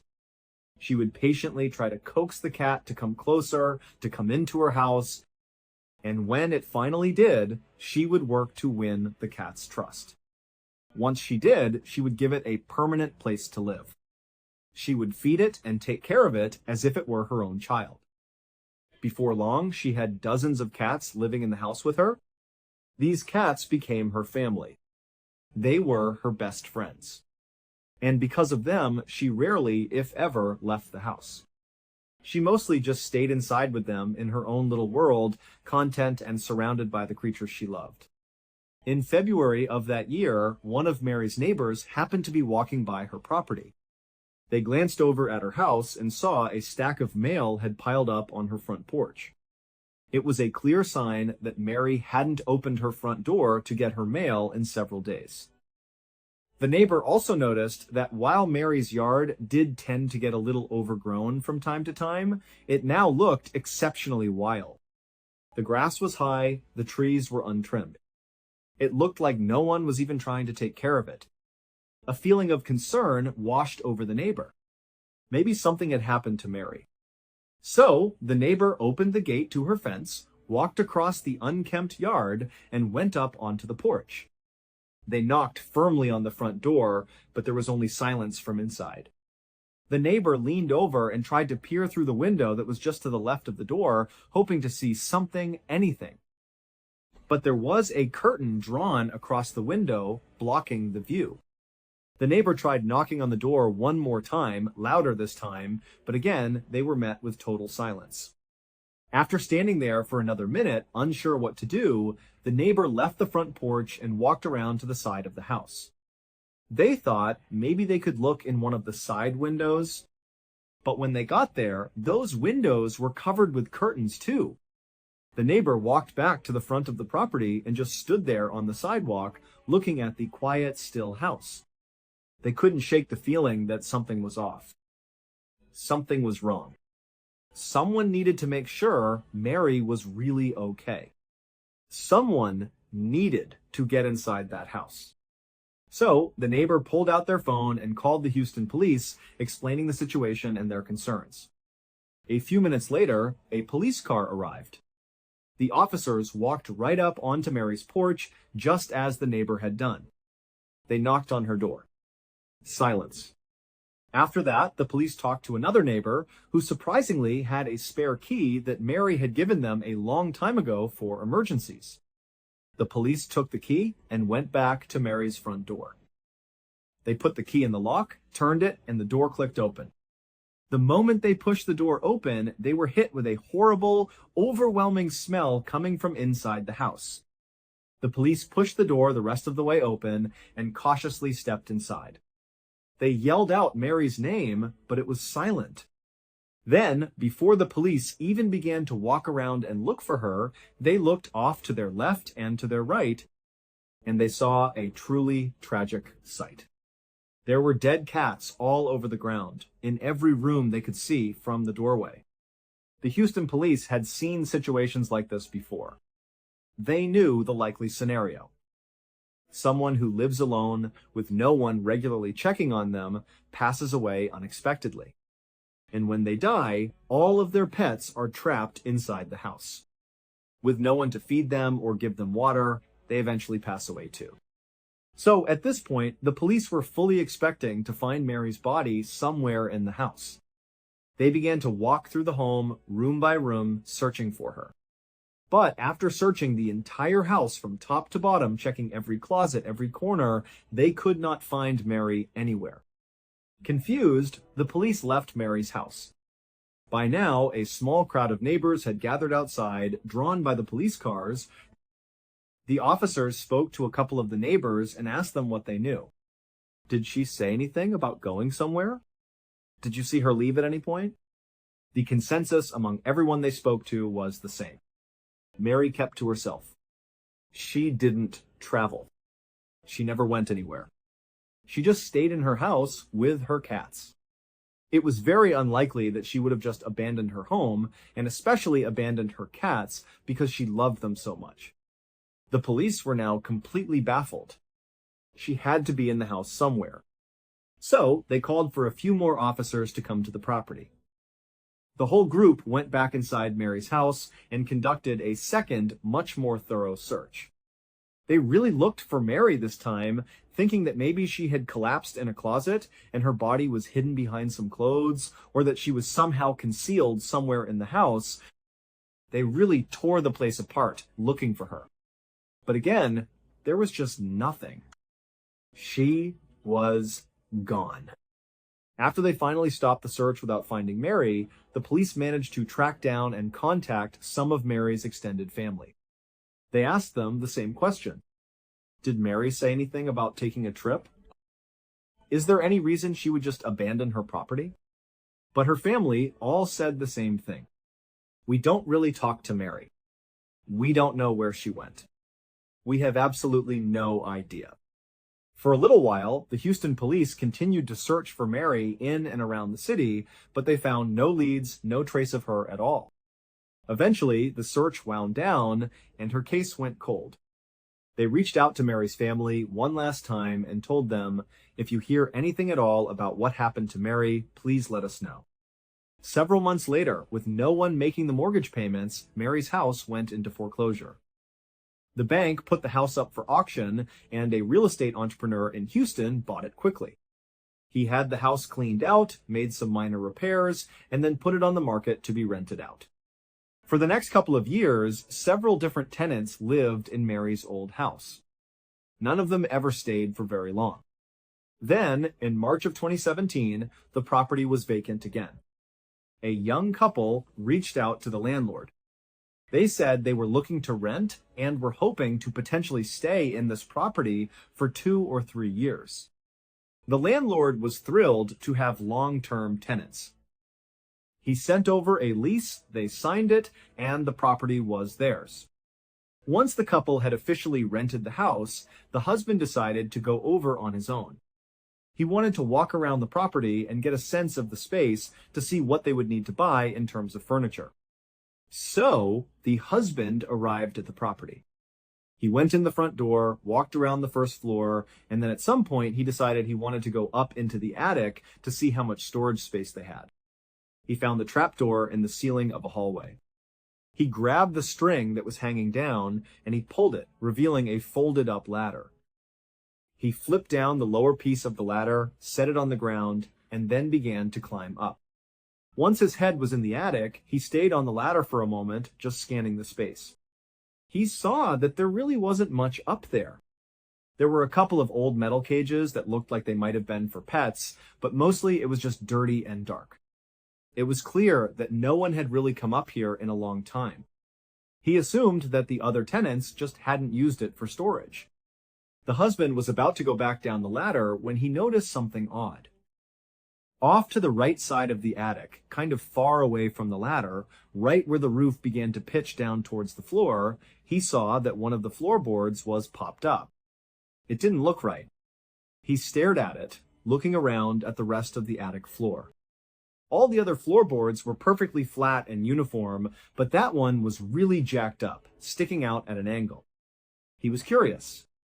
So, he climbed the rest of the way up into the attic, stooped down to avoid the low ceiling, and walked over to this loose floorboard. When he was standing over it, he could see that the board had come loose from a hole in the floor that it was supposed to be covering. The hole itself was completely dark. He pulled out his phone, turned on the flashlight, and aimed the beam of light straight down into the hole. This hole wasn't a crawl space. It was basically just a gap, a void, between two of the interior walls on the first floor. And as he shined his light down into that dark, narrow gap, he saw them. At the bottom were the skeletal remains of the woman the Houston police had been looking for the past 2 years, Mary Cerruti. While no one can know for sure exactly what happened to her, it's believed that back in early 2015, around the time she went missing, she had gone up into her attic. Perhaps her cats liked to go up there to sunbathe. On that side of the attic, there was a large window that let in a lot of light. So maybe she went up there to feed them or just to check on them. As she walked over to that side of the attic, she must have stepped on that one loose floorboard. It gave out from under her weight, and she fell through it like a trapdoor. She would have fallen down into that narrow gap between the walls. It's unlikely she was seriously hurt from the fall itself. But when she stood back up again in that tight, dark space, she would have realized very quickly the horror of her situation. There was nowhere for her to go. She couldn't go left or right, and she couldn't get back up into the attic. The opening was too far above her for her to reach. And there was no way for her to use the walls to climb back up because the space she was in was so narrow she could barely even move. She also didn't have a cell phone on her, so she couldn't call for help. And even if she screamed, no one would have heard her. She was behind several layers of walls and insulation. And because no one ever checked on her, there was no one who was going to notice she was missing and come looking for her. She was totally, completely on her own. Trapped in that little space inside her own home, Mary likely spent her last couple of days screaming and desperately trying to find a way out. But nothing worked. And eventually, she passed away.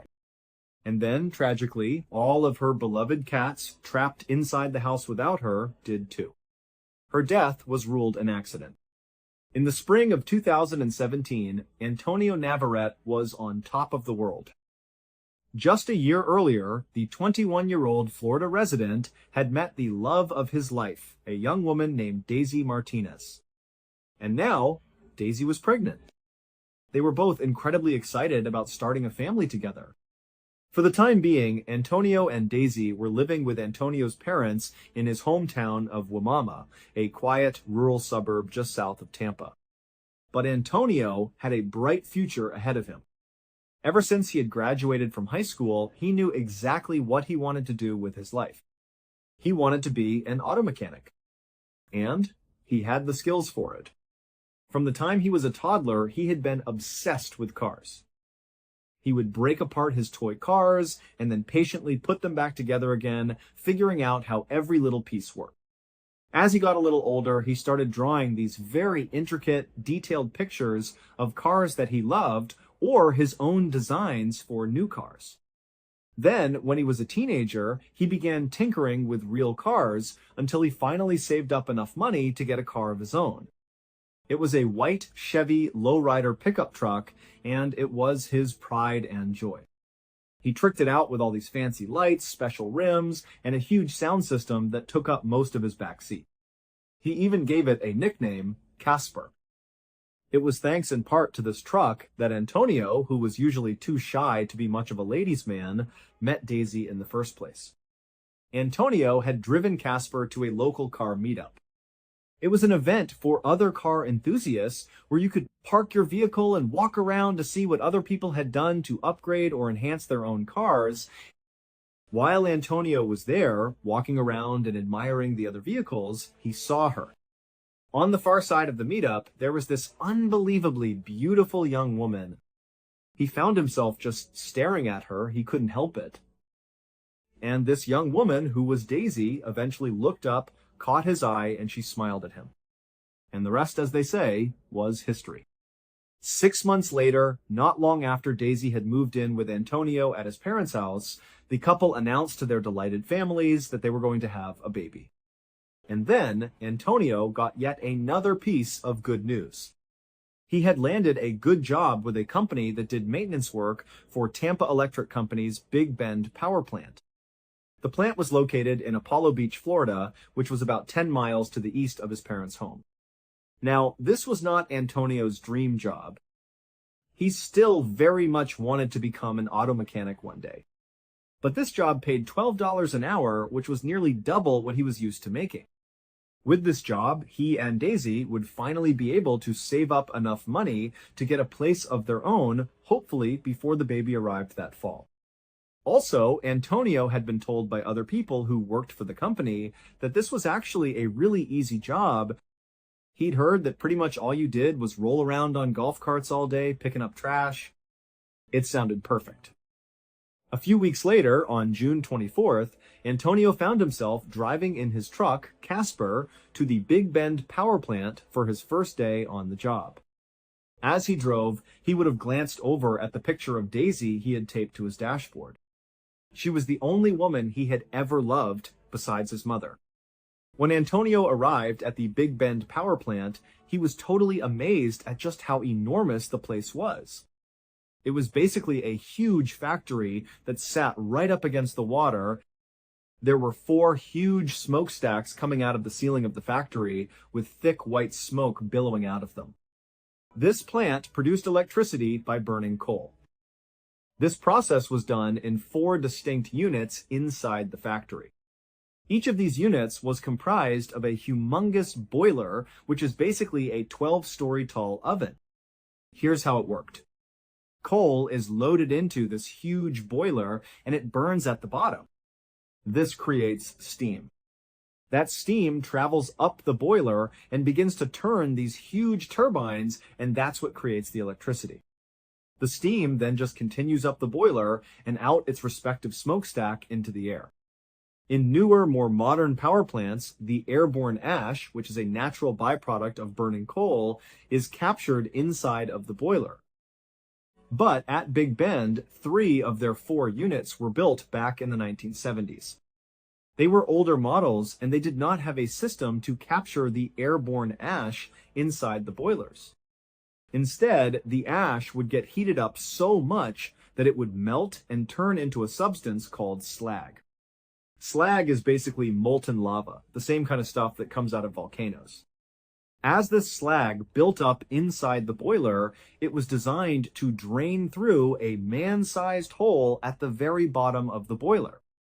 Right below that hole was a 30-foot tall water tank called a cooling tank.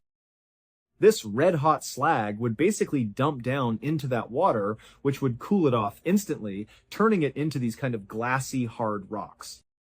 These rocks would then settle at the bottom of the 30-foot cooling tank. At the very bottom of the tank was a grinding mechanism. This grinder would pull these hardened, cooled-off little boulders of slag into it, crush them up, and then spit them out on the other side as little tiny bits of slag chips. These chips would then get sold for use in everything from sandpaper to roofing shingles. So, after Antonio had spent several minutes just admiring this gargantuan building he would be working in, he gathered up his things, hopped out of his truck, and headed toward the front doors. That day, and the next couple of days, were very uneventful for him. He basically just sat in a break room and watched videos about safety procedures and training. When he wasn't doing that, he was out trying to navigate his way around the inside of this huge factory, which was like a giant maze. He found out very quickly that it was a very hazardous place to work. There were huge trucks moving around inside of it, it was super loud, and there was just heavy machinery operating constantly all around you. But after several days of just walking around and asking people what things were, Antonio felt like he had a pretty good handle on the layout of the plant and also on what his job would actually entail. On Thursday, June 29th, just 4 days into his new job, Antonio woke up in his parents' house in a really good mood. The next day, Friday, Daisy was going in for an ultrasound. They were finally going to find out whether their baby was a boy or a girl, and he was incredibly excited about it. So Antonio came downstairs, grabbed a quick bite to eat, and then he kissed Daisy on the cheek. He headed outside, got into his truck, and began the commute to work.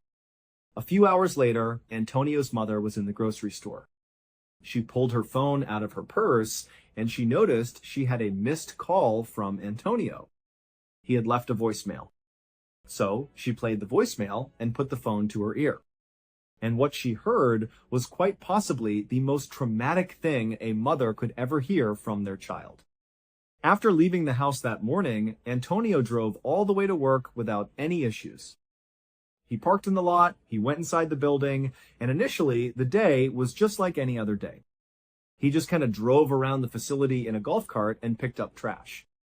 That was it. But just a couple of hours into his shift, two fairly significant issues arose at the exact same time, both of them inside of Unit 2. In the boiler, the molten slag that was building up had somehow created a sort of plug over that man-sized hole where the slag was supposed to dump down into the water chamber. So, as more and more slag was being created as the ash melted, it wasn't draining into the chamber. All of this molten slag was just building up on top of itself inside the boiler. At the same time, down in the water chamber, in a completely unconnected issue, the slag that had previously fallen into the water, cooled and settled at the bottom, had landed in such a way that it had actually blocked the grinding mechanism. So, none of the cooled slag boulders and rocks were being ground up and expelled out the other side. They needed to fix these two issues quickly, otherwise Unit 2 would become basically ineffective and would have to be shut down. Now, the safe way to fix these two blockages would be to start by turning off Unit 2's boiler completely. Then, once it was off and had time to cool, you could drop dynamite into the boiler itself to break up the blockage over the man-sized hole. And you could send a team of workers into the water chamber after you drained it to manually chip away and move the blockage over the grinding mechanism. However, turning a boiler off at a power plant is extremely expensive. It costs a huge amount of money in lost revenue. So, the Tampa Electric Company decided to do things differently. They decided to just have their workers fix these blockages without turning the boiler off. At 4 in the afternoon, a senior plant manager rounded up 5 other employees, which included Antonio, to come with him and do these repairs inside of Unit 2. The plan was this. They would empty all the water from the cooling chamber of Unit 2. Then, once it was empty, they would open something called the doghouse door, which is a small access door on the outside of the cooling chamber towards the bottom. They would open that door up, giving them a direct line of sight into the bottom of this cooling chamber, right where the grinding mechanism was, where all those cooled slag rocks had piled up. They would then fire high-pressure water cannons into the bottom of this cooling chamber to try and dislodge these slag rocks off of the grinding mechanism. After they cleared that blockage, they would shut the doghouse door and then figure out how to deal with the blockage inside the boiler above. But that felt like a secondary issue. They needed to make sure the grinding mechanism was cleared before they did anything else. Now, you need to understand that this company had asked its employees to do this type of repair before, to do it with the boiler still on. And in the past, nothing bad had ever happened. So these 6 guys, including Antonio, must have thought this was just a totally routine procedure. They probably thought they would never be asked to do something like this if it was extremely hazardous. But it would turn out that what they were doing, making these repairs with the boiler still on, was quite possibly the most hazardous thing they could possibly do at that plant. Either way, the 6-man team made their way over to Unit 2. They began taking up positions with their water cannons right in front of the doghouse door. Antonio's job for this operation was actually not to be involved in getting the slag free. He was just there to clean up any mess during and after the operation. So he stood kind of in front of the doghouse door, but maybe 10 or 15 feet back from it, just standing and watching the other guys do their jobs. You need to understand the scale of the machinery in front of Antonio and these other men. You have the water chamber, which is 30 feet tall, and directly above the water chamber is the 12-story tall boiler that is still on. There is coal actively burning inside of it. There is red-hot slag, basically lava, just kind of tumbling around inside of it. And the steam inside of this boiler is well over 1,000 degrees Fahrenheit. These men were completely dwarfed by this totally dangerous piece of machinery. But eventually, their operation began. The senior plant manager had the water chamber drained. Then, after it was empty, they opened the doghouse door. Antonio watched as the other 5 men took turns with their water cannons, firing them through the small door at the big slag rocks that were sitting on top of the grinding mechanism. It wasn't really working that well, but they were starting to make some slow progress. Antonio was likely just kind of getting bored, waiting for this to be over, because there really wasn't much for him to do. There wasn't much cleanup happening yet. And then, as he was standing there, something horrible happened. Because the boiler had been left on, all that ash was still getting melted and turned into slag. And the slag was not being drained because that plug had formed over the man-sized hole in the boiler. So you have all this molten slag that's building up and building up, getting heavier and heavier and heavier. And about 20 minutes into their cleanup operation, the immense weight of all that slag finally broke through the plug. Immediately, this created a massive opening where all this red-hot slag, this lava, came tumbling down. It fell into the empty cooling tank, rebounded off the back wall, and shot out of the open doghouse door like a tidal wave of hellfire. In seconds, thousands of gallons of this lava-like substance was all over all 6 men. It was like a wave of fire washing over them. And then, after the slag hit the ground, they were all standing in 6 inches of what was basically lava, a molten pool that stretched 40 feet in every direction. Now, unlike trying to run in mud or deep water where you're just moving slowly, every step you take in this slag, your foot basically melts into it. With every single step, your shoe melts, then your skin melts, then your bones melt into this substance. So all of these men, after immediately being hit with this stuff and literally catching on fire, likely tried to start running. But it was like their bodies were being slowly consumed by this slag feet first. Antonio tried to run, just like the rest of them, but he couldn't go anywhere.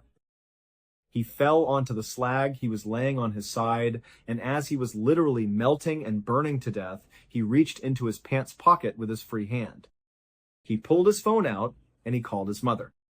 She didn't pick up. and so he left her a voicemail. And all he said was, "Mom, Mom, I'm burning. Please call the cops. Please, Mom." And in the background of this voicemail, all you can hear is the horrible hissing sound of the steam and slag pouring out of the boiler.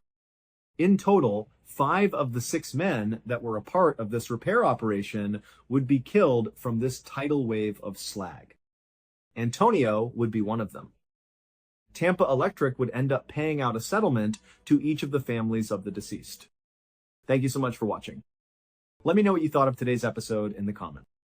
And remember, we have a whole playlist of true crime episodes ready for you to binge right now. Until next time, see ya. In the early 1990s, a young woman in her 20s named Krista Froder was managing a retail store called the Boston Store in Madison, Wisconsin. She was dedicated and professional, and she had a real knack for the job. Not long after she started there, the store hired another employee. His name was Bart Halderson. Like Krista, he was in his early 20s, though he was about 3 years younger than her.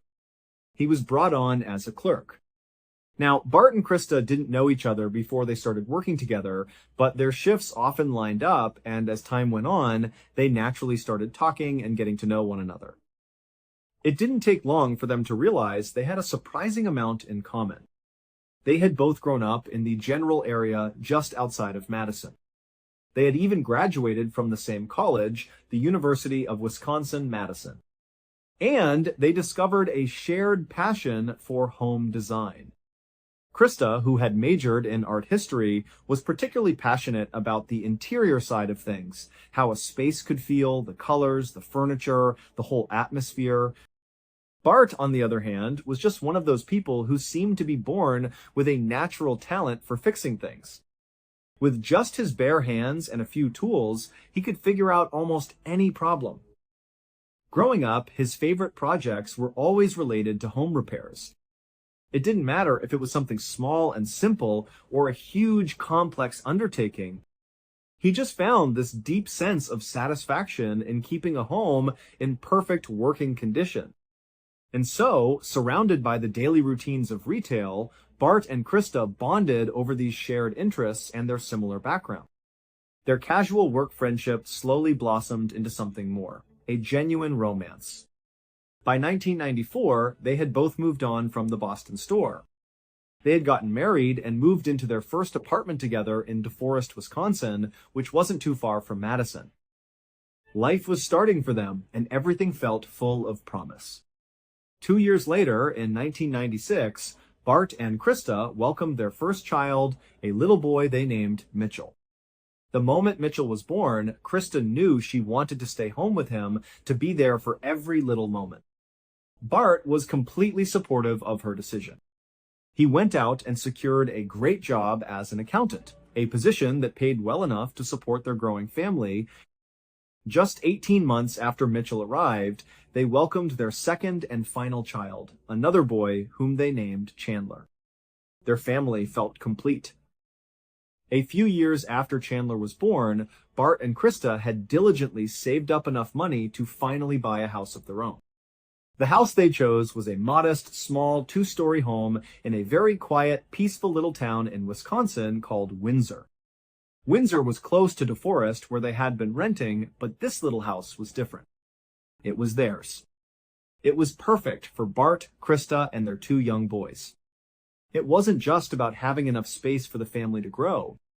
Because it was their own home, Krista could finally unleash her passion for interior design.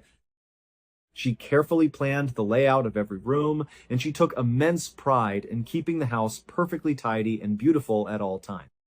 For Bart, this house was a canvas. He immediately dove into one home repair project after another. This house became his trophy, a symbol of everything he had worked for, and he was determined to keep that trophy polished and pristine. But it wasn't just the physical house that made it feel like their forever home. It was the community. As soon as they moved in, Bart and Krista made friends with all of their neighbors. The people on their street were incredibly friendly and welcoming. Before long, the Haldersons were deeply involved in community activities. They volunteered with the Boy Scouts and the Kiwanis Club. They donated their time and money to other local charities. It was clear, very quickly, that the Halderson family had found the place where they truly belonged. And so, for the next 2 decades, life for the Haldersons in that little home in Windsor was, by all accounts, perfect. Bart continued to climb the ladder at his accounting firm, providing a stable and comfortable life for his family.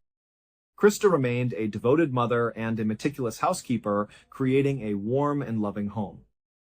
As for their sons, Mitchell and Chandler, they were given every opportunity their parents could possibly afford them. They grew up in a loving, supportive environment, and both of them seemed to thrive. By 2021, the picture of the Halderson family was one of complete success. The older brother, Mitchell, who was now 25, had moved out and was living on his own in an apartment. He had graduated from college and landed an incredible IT job with a very successful local company. He was engaged to be married and was on the verge of buying his own house. He was following right in his parents' footsteps, building a solid and happy life for himself. As for the younger brother, Chandler, who was 23 at the time, he was still living at home with Bart and Krista, but he seemed to be doing just as well as his older brother. He was in his final year of college, on the cusp of graduation. He had already accepted a full-time, high-prestige job with SpaceX, which was set to start in Florida as soon as he had his degree. While finishing up his last year of school, he told his parents he was working part-time at a local insurance company to help pay them rent. He also said he was volunteering his remaining spare time with the Madison Police Department on their elite rescue scuba diving team. Chandler was also in a committed relationship with his girlfriend. Everything seemed to be going perfectly for Bart, Krista, Mitchell, and Chandler. But their lives were about to take a sudden and devastating turn for the worst. It all began in June of 2021. That month, Chandler, who was supposedly just weeks away from flying out to Titusville, Florida, to begin his dream job with SpaceX, had a terrible accident. He said he fell down an entire flight of stairs, smashing his head in the process. He told his family he immediately picked himself up and tried to convince himself that he was okay, just a bit shaken. But over the course of that day, he started to feel woozy and disoriented. He said his legs started to feel numb, and in a panic, he rushed himself to the hospital. Unfortunately, when doctors scanned his brain and checked him over, they supposedly discovered he had a severe concussion from the fall. They told him he had a brain bleed that would almost certainly require surgery at some point in the future. And the numbness in his legs, they said, appeared to be the result of permanent nerve damage. And so, just like that, Chandler, who had been so excited about this incredible opportunity in Florida, was suddenly back home, confined to the house, wearing a neck brace and using a cane to get around. Even with the cane, he could barely walk. To make matters even worse, he almost immediately lost the job at SpaceX. He told his family that because he couldn't travel to Florida to start on time, they had to fill the position with someone else. Chandler did his best to stay positive and optimistic in front of his family, but this was a crushing blow. Everything he had seemingly worked so hard for had just been snatched away. It was crushing for his family, too. Seeing their beloved Chaz, as they called him, lying on the couch all day, looking totally miserable and depressed, was awful. But as terrible as Chandler's accident was, the trauma it inflicted on him and his family was nothing compared to what was about to happen next. The Haldersons owned a small cabin in a part of Wisconsin called White Lake. It was located about a 3-hour drive north of their home in Windsor. The cabin was nestled inside a rural forested area right near a large lake, also called White Lake. This cabin had been in the Halderson family since the 1940s. When Mitchell and Chandler were little kids, Bart and Krista would take them up there all the time. They'd go fishing, swimming, or just relax by the water. It was their family vacation spot. But at some point, as the boys got older, they weren't as interested in going to the cabin anymore. As a result, Bart and Krista basically stopped going up there. However, just 2 weeks after Chandler's horrific injury, a huge storm rolled through the White Lake area. After the storm passed, Bart and Krista received a phone call. Some people who lived permanently in White Lake called them and said, "Hey, I was driving past your cabin and I saw there were some broken windows. It looks like your cabin might have been damaged by the storm." And so, Bart and Krista started to worry.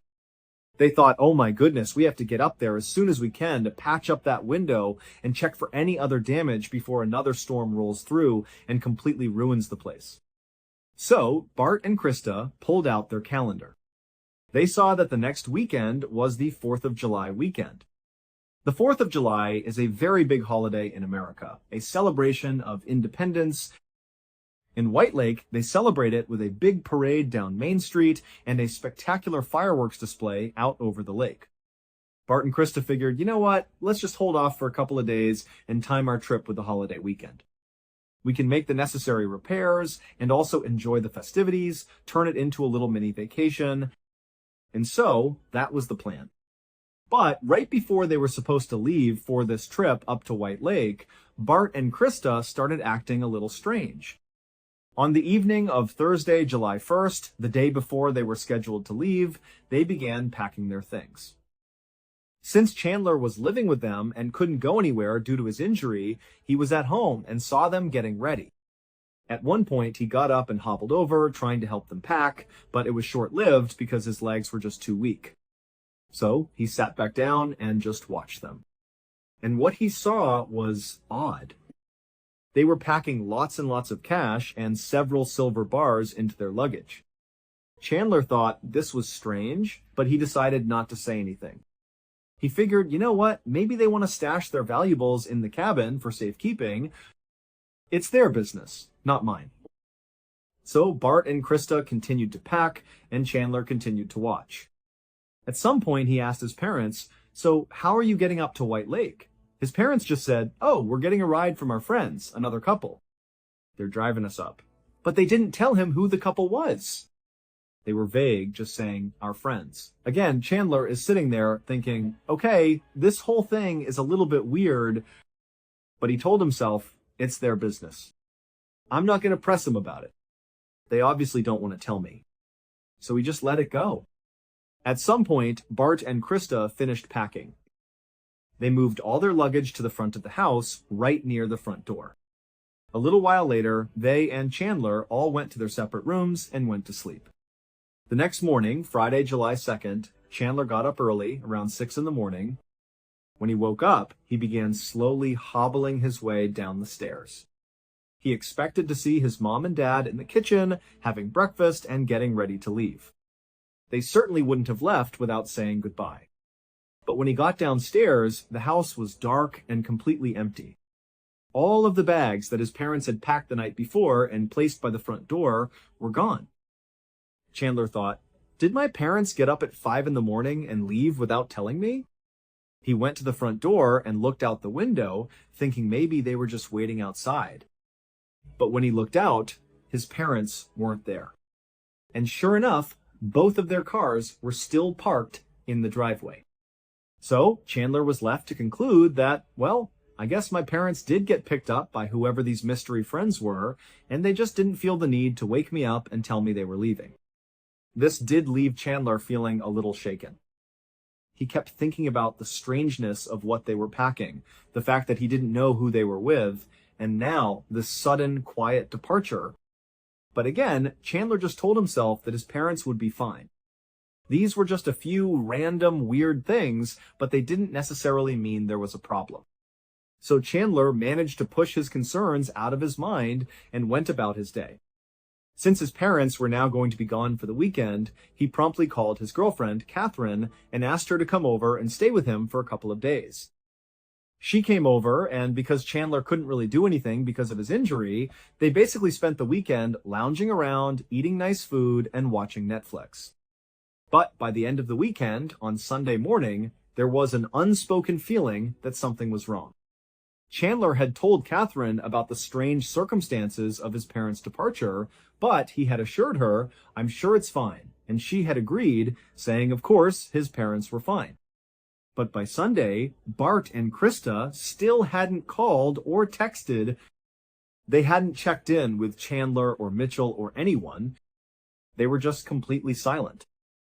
And whenever Chandler or Catherine tried calling Bart or Krista's cell phones, the calls didn't even ring. They went straight to voicemail.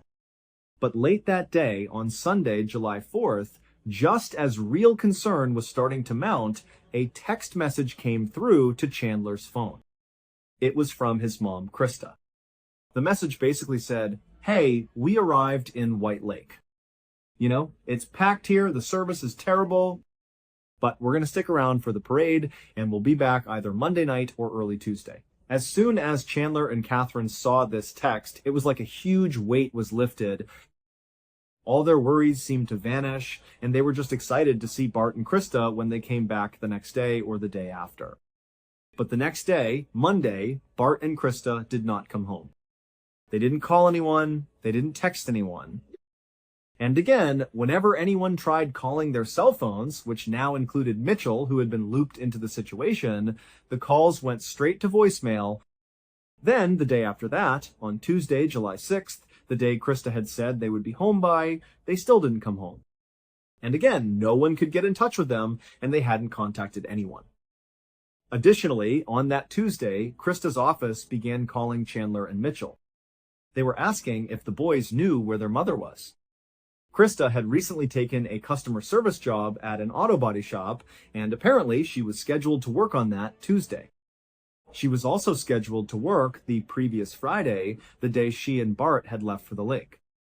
This meant she had left on this trip without telling anyone at work.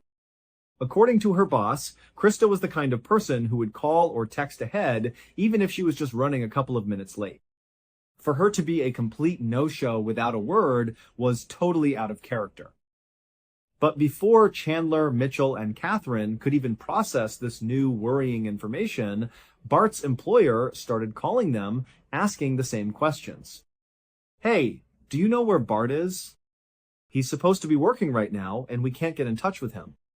He didn't put in for any time off." So all afternoon on Tuesday the 6th, Chandler, Mitchell, Catherine, and other family members were frantically trying to call Bart and Krista. They were calling other people they knew in White Lake to see if anyone had seen them, but nobody had. And so finally, the next morning, on Wednesday, July 7th, when there was still no word from Bart and Krista, Chandler went to the police and filed a missing persons report. Almost immediately, the police in Windsor contacted the police up north in White Lake. They asked them to do a welfare check on the Halderson cabin to see if maybe Bart and Krista were there and just had terrible service, or if maybe there had been some kind of accident. But when the White Lake police arrived at the cabin, Bart and Krista were not there. No one was. In fact, the cabin looked like it hadn't been used in months. The outside was totally overgrown with weeds, and inside there was no food in the fridge.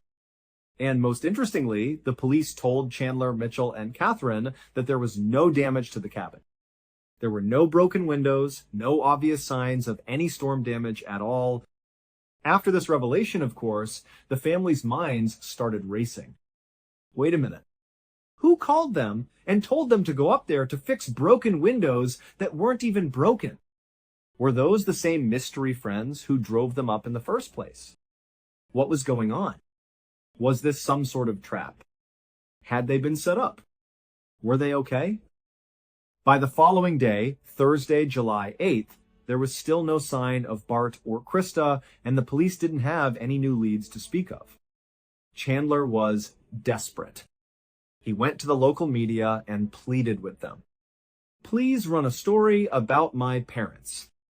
Get the word out that they're missing. Maybe someone knows something and will come forward." And the local media did just that. While this media coverage was going on, Chandler went back to his home and, with his cane, hobbled door to door, asking each of his neighbors if they had a security camera on the front of their house. He was hoping a camera might have captured an angle of the street and might have seen his parents on the morning of July 2nd when they supposedly climbed into that mystery couple's car. Chandler hoped that if he could get that footage, someone might be able to identify who these mystery friends were. But unfortunately, none of his neighbors had the right footage. As it would turn out, though, it didn't matter. Because on that same day, the 8th, the police made a discovery. At first, it seemed relatively small, a minor detail. But when they examined it more closely, they realized it was a huge breakthrough, one that would completely break the case wide open. To understand this breakthrough, we have to go back to the 29th of June, 2021. This was 3 days before Bart and Krista supposedly hopped into that mystery car and headed up to White Lake. On that day, June 29th, Bart had finally had enough. There was something that had been bothering him for a very long time, and he had finally decided that today was the day he was going to get to the bottom of it. So Bart pulled out his phone, he punched in a number, and he put it to his ear. After a few rings, a young man named Omar Job answered the call. In total, Bart and Omar would speak on the phone for 17 minutes. For the first half of the call, it was basically just Bart being angry and aggressive towards Omar. But during the second half of the call, when Omar finally had a chance to speak, Bart's tone completely changed. He was no longer angry. He actually sounded totally defeated. After this 17-minute phone call finally came to an end, Bart was left in a state of shock. But he knew what he had to do next. He needed to set up an even more intense meeting with a group of people, and he needed to tell them what he had just learned from Omar. Within 24 hours, Bart had arranged this additional high-stakes meeting. It was scheduled for 3 in the afternoon on July 1st. July 1st was the day before Bart and Krista would supposedly leave for White Lake. And so on July 1st, the day of this pivotal meeting, Bart was working from home. At some point, he looked at his watch and saw it was just after 2 in the afternoon. Even though the meeting was still an hour away, the location was a bit of a drive, and he knew he needed to leave soon. So Bart stopped working, and he sent a text message to Chandler, who was in the house with him. The text just said, "Ready to leave when you are." Chandler was fully aware of how important this meeting was for his dad. He also understood the terrible position his dad was in. And so he had agreed to go with his dad to this meeting. After a couple of minutes, both Chandler and Bart had gotten dressed and were ready. They met downstairs on the first floor. After a quiet nod to each other, they began walking towards the front door. But then, something happened. Chandler was standing just behind Bart. As they moved towards the door, Chandler reached out and grabbed a rifle that he had hidden on the first floor. He raised it, and he fired at least 2 shots into his father's back. And then, once his father fell to the ground, either dead or dying, Chandler, as calm as can be, pulled out his own phone. He texted his mother and told her, "Hey, Dad's phone is dead, so just text me." Then, Chandler sent his mother another text, a chillingly normal one. "Get soda on your way home." His mother simply replied, "Kay, I can," smiley face. All Chandler was trying to do was buy himself as much time as possible to prepare the house for his mother's return. Over the next couple of hours, we don't know exactly what Chandler did, but it's assumed he moved his father's body into a hiding place. And then, after maybe trying to clean up a little bit, Chandler laid in wait for his mother. At 4:58 p.m., Krista clocked out of her job at the automotive shop. She made a quick stop at a store to buy Chandler some soda. And then, between 5:15 and 5:30, security cameras on neighbors' houses captured her car pulling into her driveway. A couple of minutes later, she walked inside of her beautiful little dream home, the home where she had raised her family for the past 2 decades, only to be immediately gunned down by her own son the second she walked through the door. It would turn out Chandler was living a complete double life.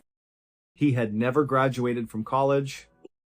He had attended college, but only for about a semester, and he had flunked out. But he just kept telling his friends and his family that he was progressing through his classes and that he had eventually graduated. It was all a lie. He also did not have a job at the insurance company. He just told his family that he worked from home, which really meant he sat in his room and played video games all day. He was not a rescue scuba diver for the Madison Police Department. For one, he wasn't a scuba diver. And two, the Madison Police Department did not have a rescue scuba diving team. And, needless to say, he did not have a job with SpaceX. He had never even applied. As for his head injury, he may have bumped his head at some point, and he did go to the doctors by himself sometime in mid-June. But that doctor just told him he might have a mild concussion and offered him a neck brace, telling him he didn't even need to wear it unless he wanted to.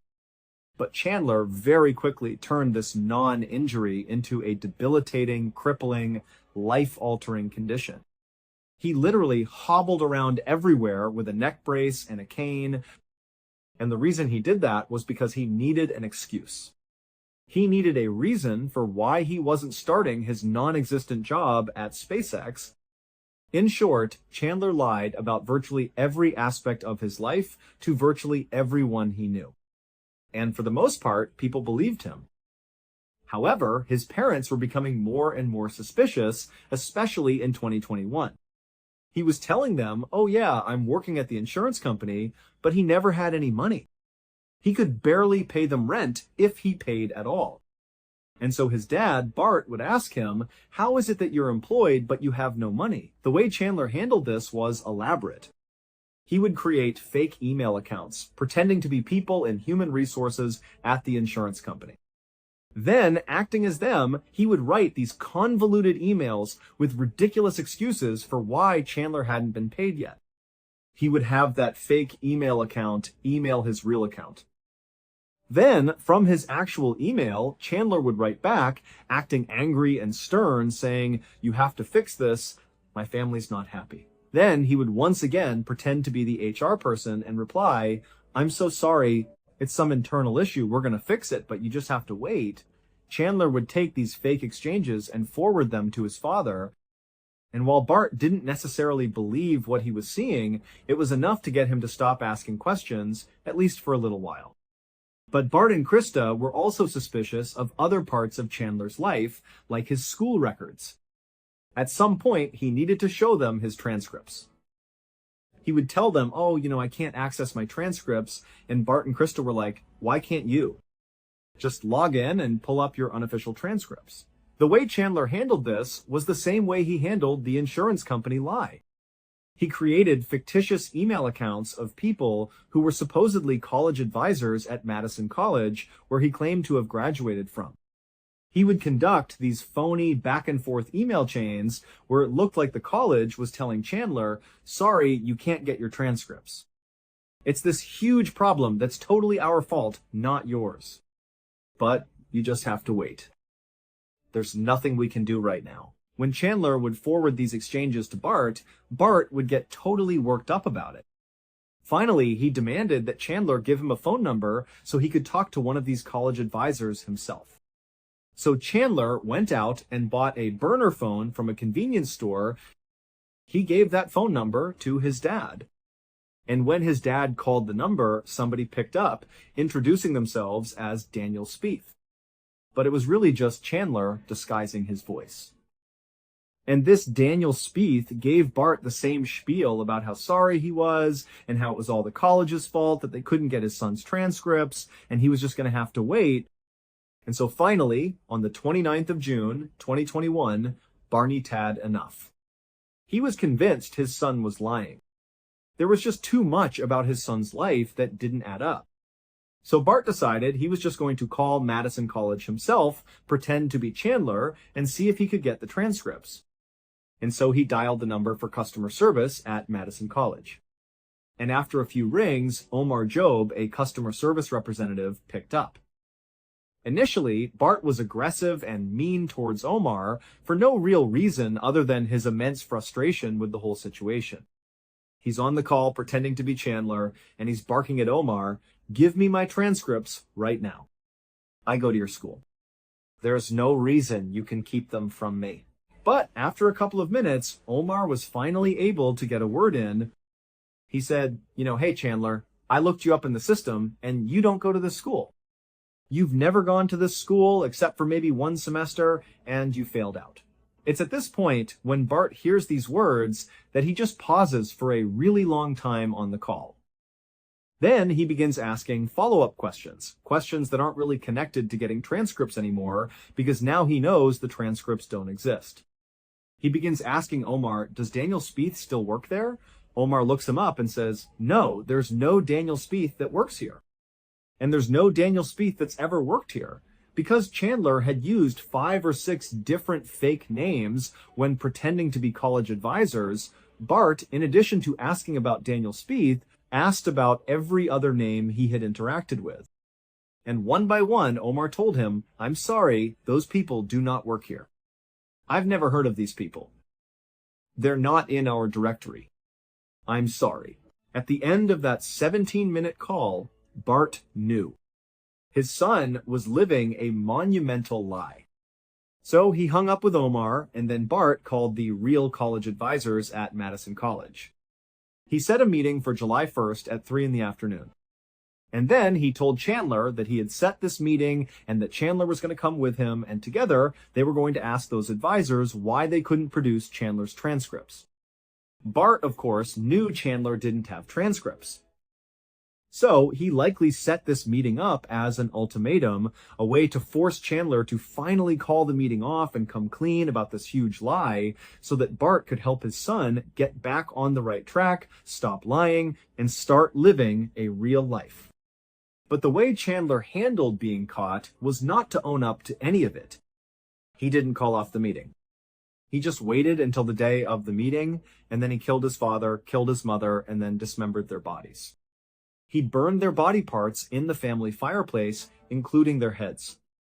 And when he couldn't completely destroy their bodies that way, he took what was left of their remains and scattered them all over town, in parks, in forests, in rivers.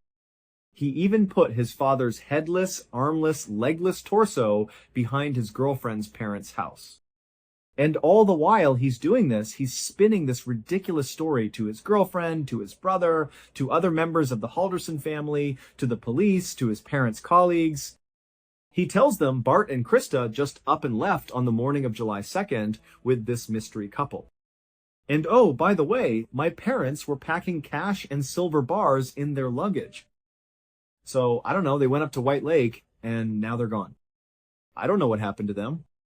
We don't know why Chandler chose this specific story. It's unclear if he was trying to make it seem like his parents were suspicious and had gotten into something that got them harmed or kidnapped, or if he was trying to make it seem like his parents were just gullible and had been taken advantage of. We don't know. He was just trying to make the whole situation seem plausibly suspicious.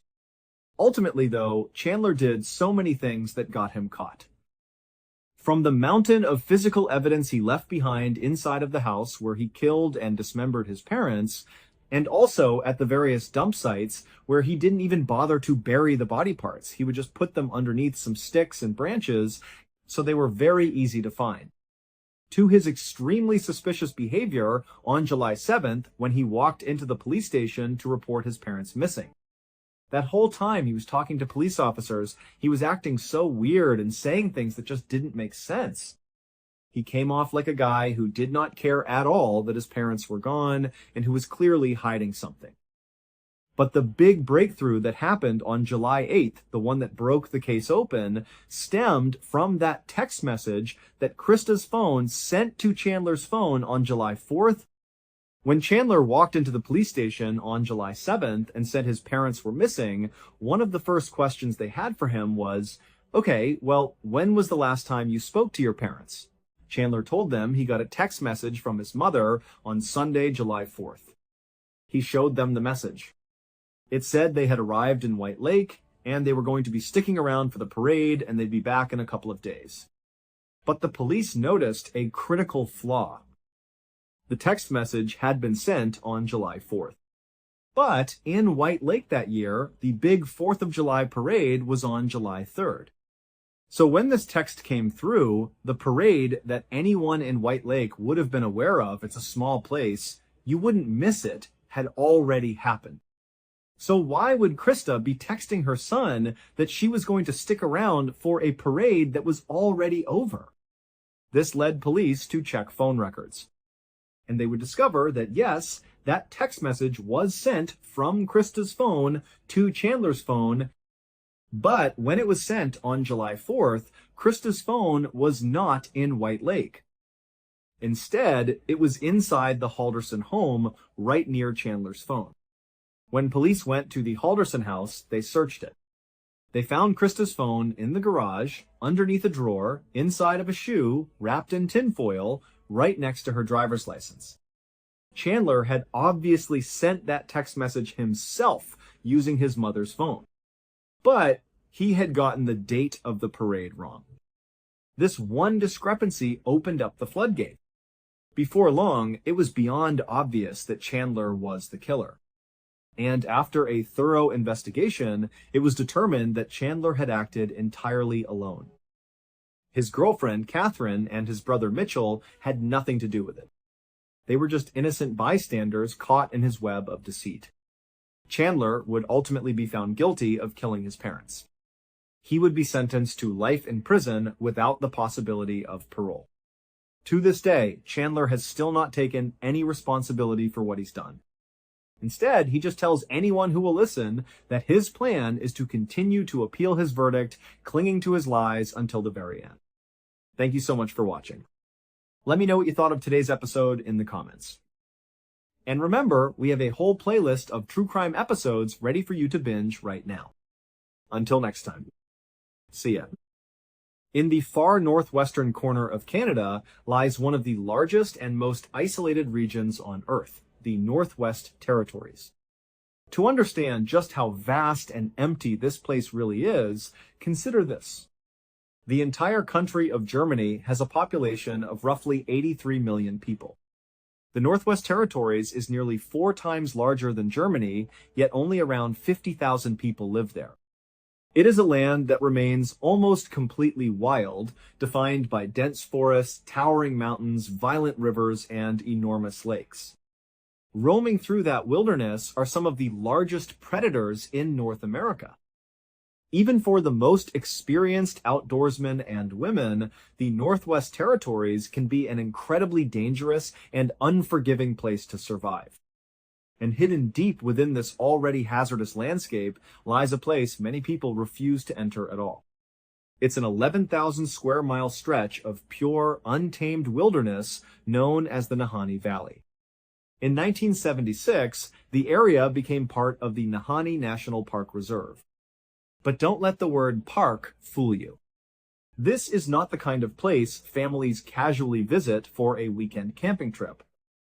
There are no hotels, no lodges, no visitor centers, and perhaps most importantly, there are no roads leading into or out of the valley. The only ways to reach it are by plane, by boat, or by attempting an extremely long and brutally difficult trek through the wilderness.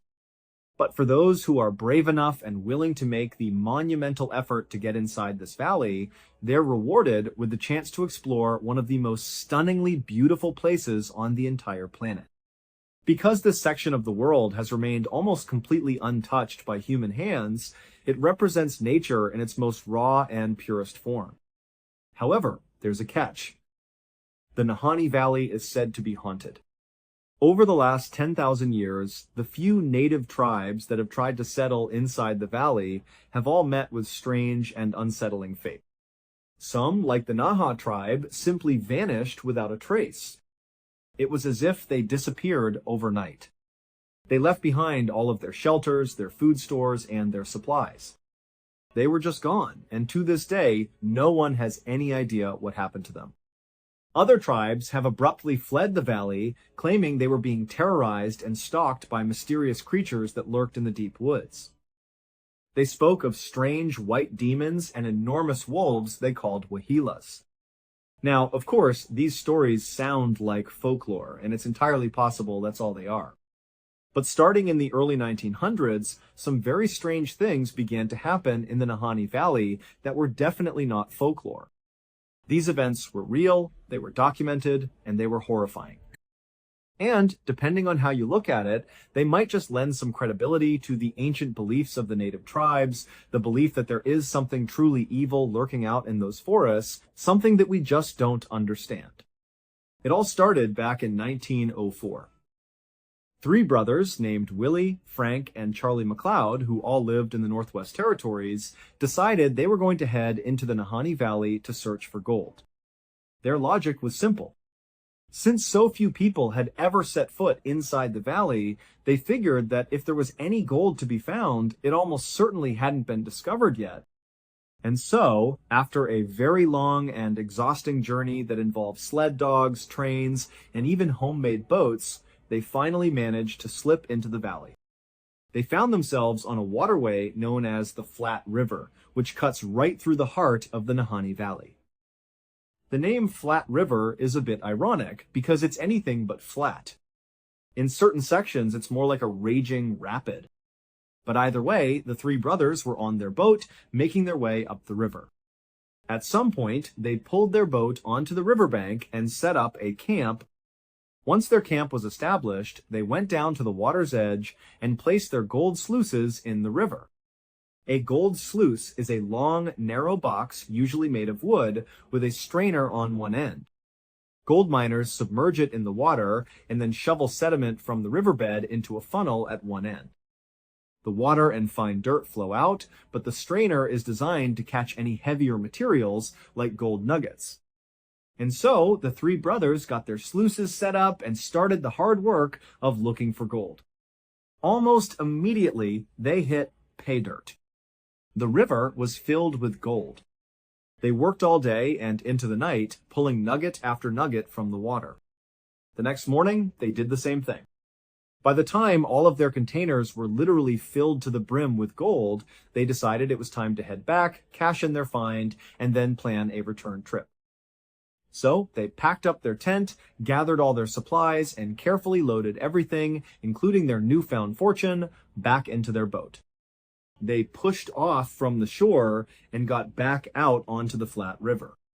But very early into their journey back, disaster struck. The boat capsized in the powerful rapids. The force of the water was so strong that it actually broke the boat apart. The vessel sank, and most of their supplies, including every last bit of their gold, went down with it. The three brothers managed to survive. They grabbed what supplies they could, like their rifle, some lumber from the wreckage, and their mining gear, and swam everything to the shore. They collapsed on the riverbank, catching their breath, completely devastated by the loss of their gold, but thankful to be alive. They still had enough supplies to survive. They figured the only thing they could do was try to go back to their original campsite and see if they could find some more gold. They still had one of their sluices.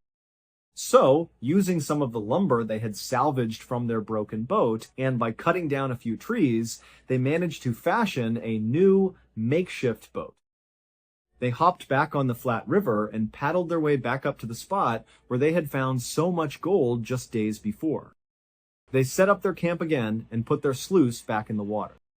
But this time, they didn't find a single piece of gold. They spent the entire day searching, but it was a deeply disappointing effort. They had already lost a fortune, and now it seemed their luck had completely run out. That night, as they sat around their campfire, they decided that the next day they would just pack up and leave. So, the next morning, they got up, packed their gear, and got back on the new boat they had built.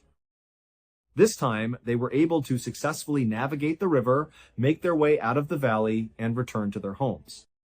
As soon as they got back, the two younger brothers, Willie and Frank, immediately started talking about going back to the Nahanni Valley. They knew there was more gold out there. There was no question about it. Sure, they didn't find it on that second attempt, but they had seen it with their own eyes. Charlie, the oldest brother, also wanted the gold, but he was more cautious. He felt like their first trip had been a very close call.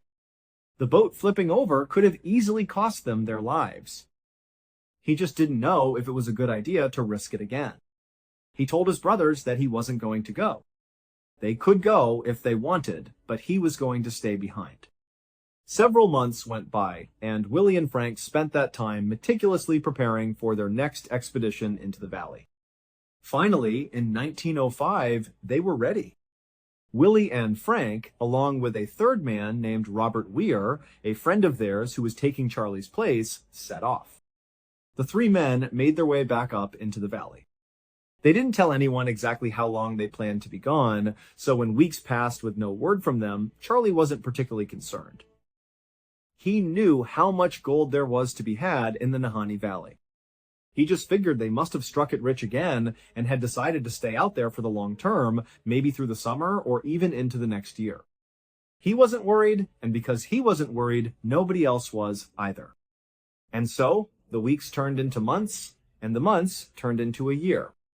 Still, no one had heard a single word from the three men. Not from Willie, not from Frank, and not from Robert. But still, Charlie insisted that nothing could be wrong.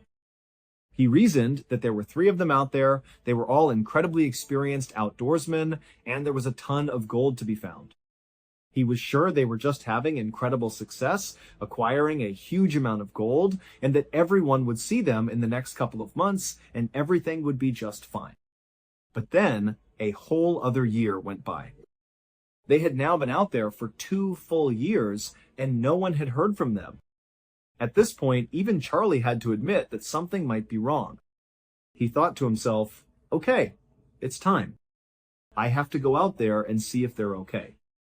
And so, he rounded up 4 other people from his town and mounted a search expedition to head back into the Nahanni Valley to find his 2 brothers and Robert Weir. After yet another long and difficult journey, Charlie and his search party finally made it into the Nahanni Valley and onto the Flat River. They began making their way upstream, a treacherous journey through the river's rapids. The whole time, they were constantly scanning the riverbanks on both sides, hoping to see some sign of life. They were looking for any indication at all that the 3 men were out there and safe. But they saw nothing.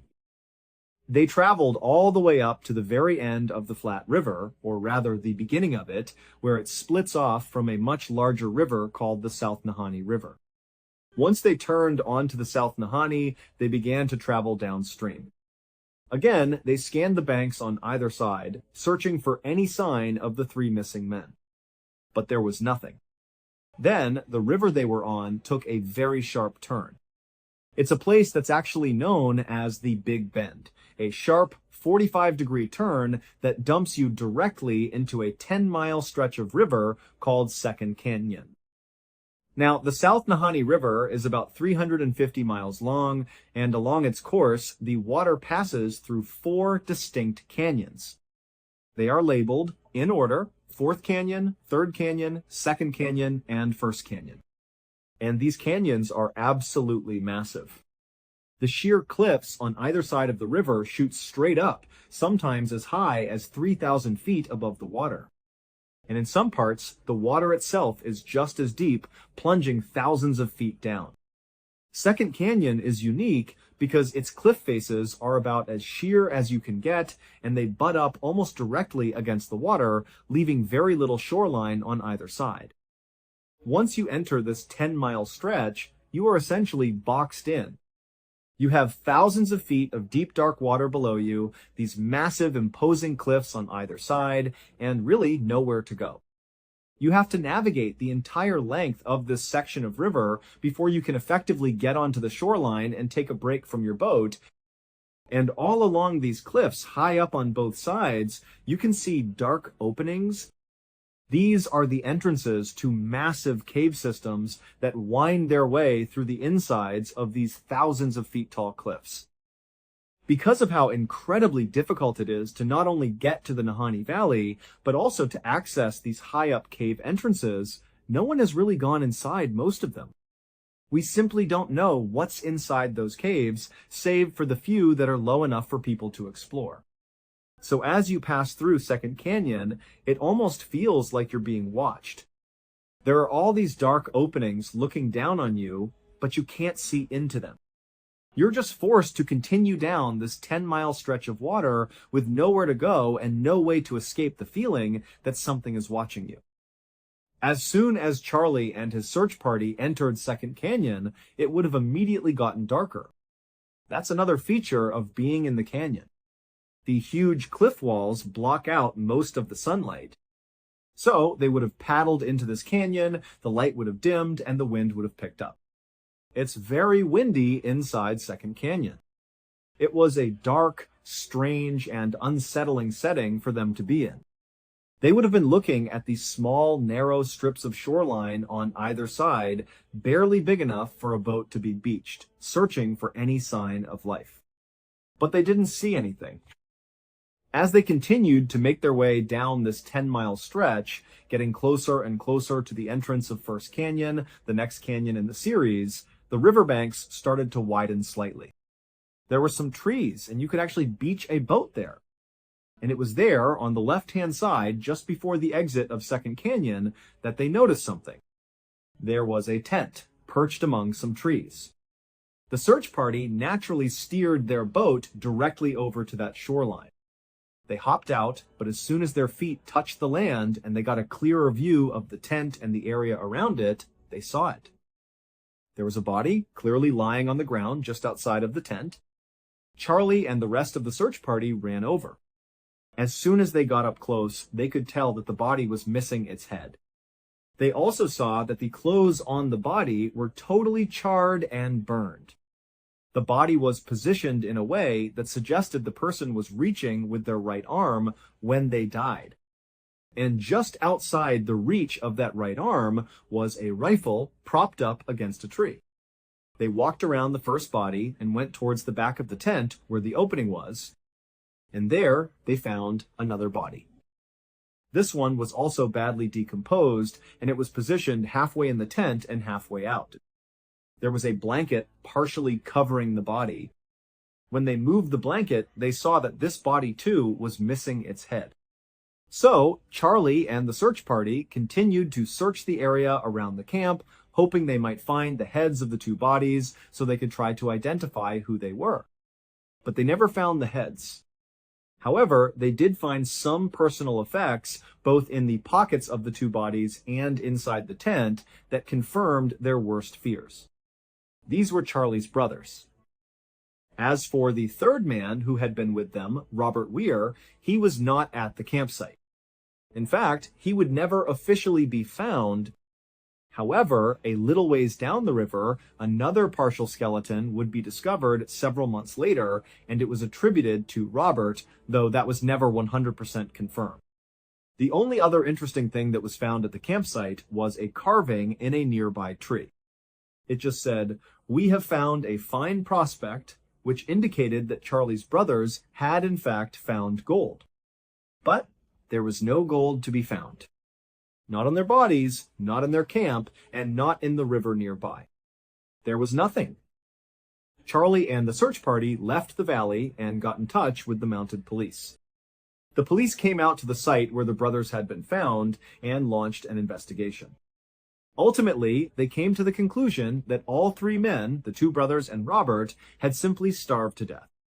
And then, after they had perished, animals had come and taken parts of them away, which would explain why Robert was found so far away and why the skulls were missing from the two brothers.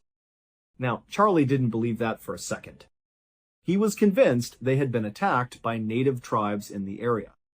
But the police weren't buying that theory.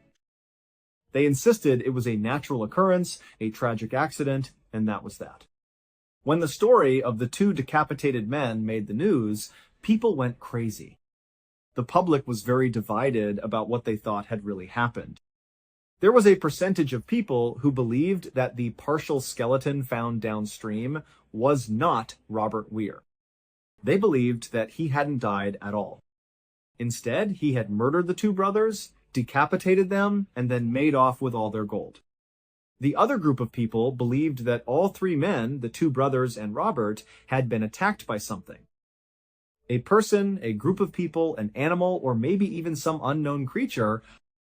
They believed there had been some sort of violent attack, and that's why the two brothers were found in those specific positions that suggested they had encountered something horrifying, with one brother desperately reaching for his gun, and the other appearing to have leaped from his bed before he died.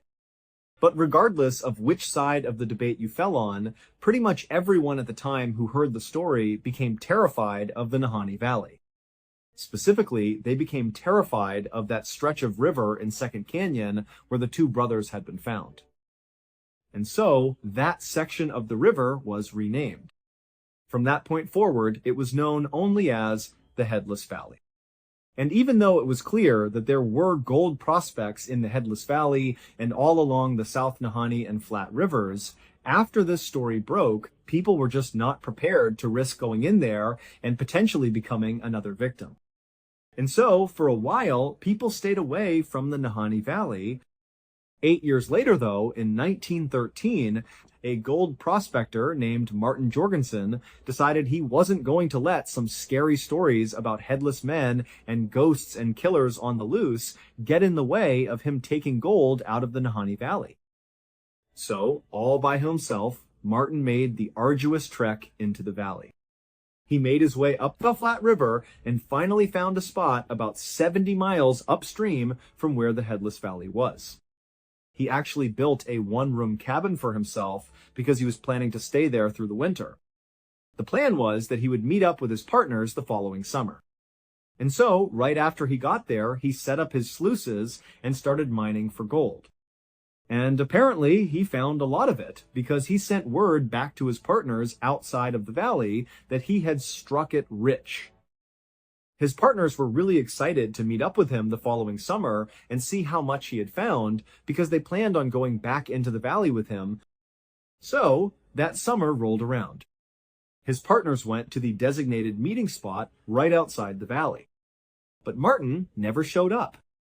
His partners waited at the meeting spot for several days, until finally, when he still didn't appear, they decided they had to go in there and see if he was okay. At this point, he should have been there. There was no excuse.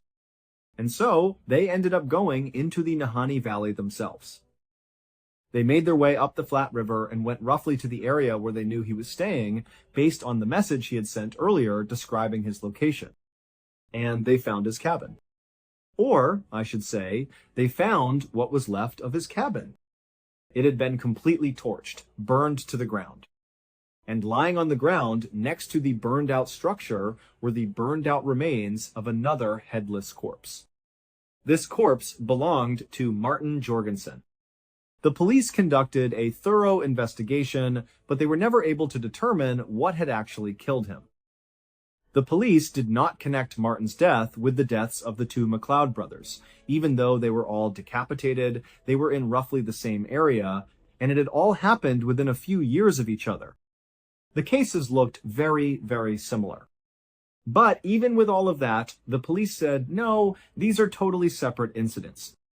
They concluded that Martin died for some reason, and then animals took parts of him away, and that's why his skull was missing. Martin's skull was never located. And the gold that Martin had claimed to have struck it rich with was also not at the cabin. It wasn't on him. There was no gold anywhere in the vicinity. When Martin's death made the news, people went crazy all over again. And despite the police assuring everyone that his death was not connected to the McLeod brothers' deaths, the public didn't see it that way.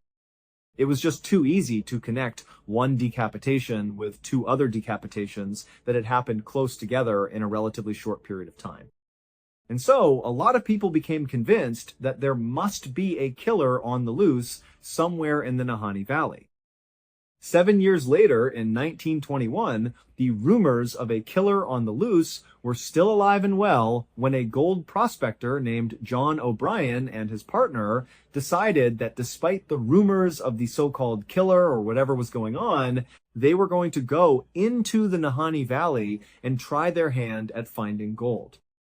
And so, the two of them made their way into the valley, and they set up a camp in Headless Valley, not far from where the McLeod brothers had been found, decapitated. They set up their camp, and they were there for a couple of days. They were doing well. They were finding gold. And then at some point, John told his partner that he was going to go out and check all of their traps along the river, and that he would be back in about 8 or 9 days. His partner waited. 8 or 9 days passed, and John didn't come back. A couple more days went by, and now John was officially past due. So, his partner decided he had to go out and look for him. There was another gold prospector in the area, so John's partner contacted him, and the two of them went to the river and began walking upstream. They eventually found John. He had frozen to death. But it was the way he was positioned that was so interesting. He was sitting upright in front of a campfire that had obviously been lit previously. He wasn't hunched over. He didn't look like he was in any pain. He just looked like he was enjoying the fire. There was nothing on his face that indicated discomfort or pain or fear. He was even still holding a matchbook in his hand. It was as if he was just sitting there, enjoying the warmth of the fire, when something caused him to suddenly freeze solid. In fact, witnesses would later say that John looked like he had been flash frozen, as if it had happened in a matter of seconds, because it didn't look like he had reacted properly to the process of freezing to death. The police, when they came out, would say, this is odd. This is a very odd way for him to be positioned. But ultimately, he died because he froze to death. And so, there was no foul play here, and no further investigation was needed. 5 years later, in 1926, a hunting party that included a young woman named Annie Lafferty was camping out along the Flat River inside of Headless Valley. That night, they were all sitting around the fire, joking around. At some point, they all decided to go to sleep. The next day, when everyone woke up, Annie was no longer in the camp. There was no sign of where she had gone. So they began by yelling out her name and walking around the immediate vicinity to see if maybe she had just stepped away for a minute. But Annie was just gone. No one knew where she went. The hunting party spent the rest of the day looking for Annie, but there was no sign of her. They ultimately had to leave the valley. They told the police came out, and there was a huge search, but Annie was never found. Several months later, a man named Charlie, who happened to have been out near the Flat River near this hunting party when they were there, but was not part of the hunting party himself and didn't know Annie, he was just in the vicinity. He overheard someone talking about a member of that hunting party, specifically a woman, going missing. And when he heard that, he knew he had to tell the police what he had seen that night out near the Flat River. So he went to the police and he explained that on that night, when he knew there was a hunting party nearby, he could hear them, he knew they were over there, he said at some point he went to bed. Then he woke up when he heard the sound of rocks falling into the river in front of him. He was sleeping along the river's edge. He sat up and looked out across the river. It was totally dark, but there was some moonlight, and he was kind of looking around, wondering what was causing the sound, but he couldn't see anything. And then he heard it again. He could tell it was off to his left. And these weren't huge rocks, they were medium to small-sized rocks, like rocks you could just pick up and throw. He's looking, and all of a sudden he sees, maybe a couple 100 yards away, through some sparse trees, a naked woman, a white naked woman, running on all fours up a mountainside. And as she was running up the mountainside, her feet and her hands were knocking little rocks into the river down below. She was right on the edge of this cliff. And as she was running up this hill, she stopped and she turned, and he got a good look at her face. And Charlie would say he was so taken aback by her face, it looked like she was possessed. There was something terribly wrong with her face. And so Charlie instinctively ducked down and chose not to follow her. Even though he knew that anybody running naked anywhere in the wilds was doomed, he felt like he could not go near this woman. There was something very wrong with this woman. The police took his story down and they said, hey, this is what Annie looked like.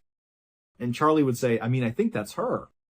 I think that matches her description. And so it's universally believed that this woman galloping up a hillside in the middle of the night, naked, was Annie Lafferty. The police ultimately would not investigate Annie's disappearance any further because by the time Charlie was telling them this, she had already been gone for months, and the assumption was that she was dead. 4 years later, in 1931, another gold prospector decided to try their luck in Headless Valley. A man named Phil Powers.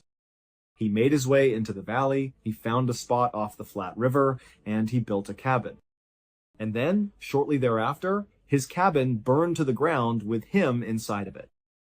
Now, his skeleton was found intact, but the strange thing about his death was that based on the origin of the fire, which would have been on the roof, he should have had an opportunity to climb out of the cabin before it burned down.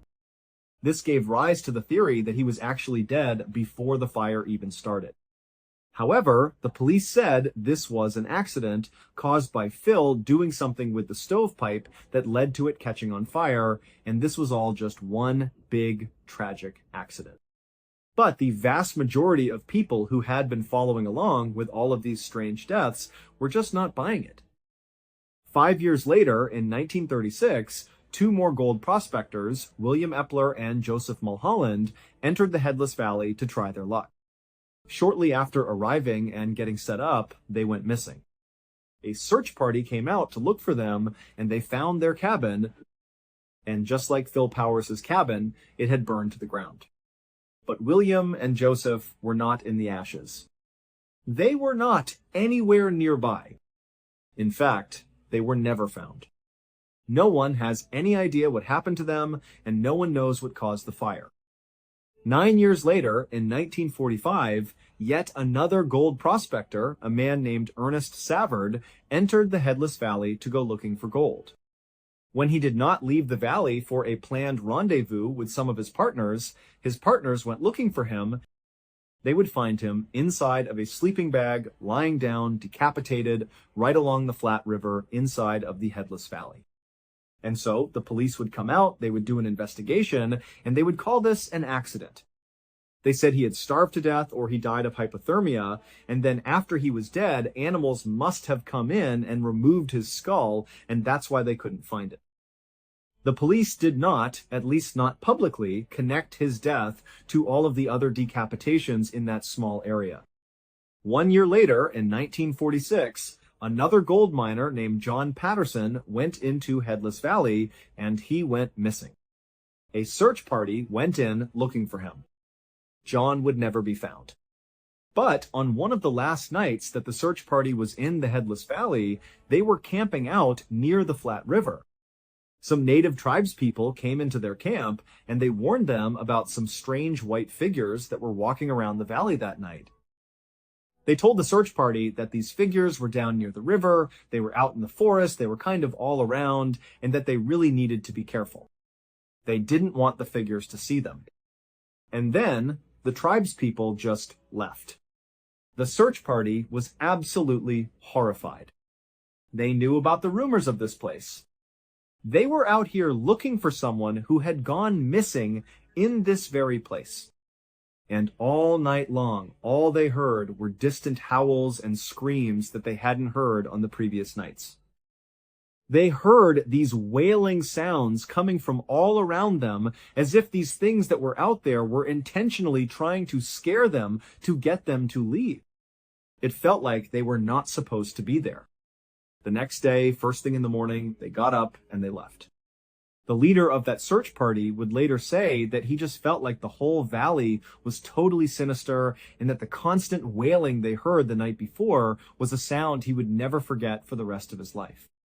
From the mid-1940s onward, there have been far fewer strange incidents reported inside of the Nahanni Valley, but one could attribute that to the fact that far fewer people have been going into the Nahanni Valley ever since the 1940s.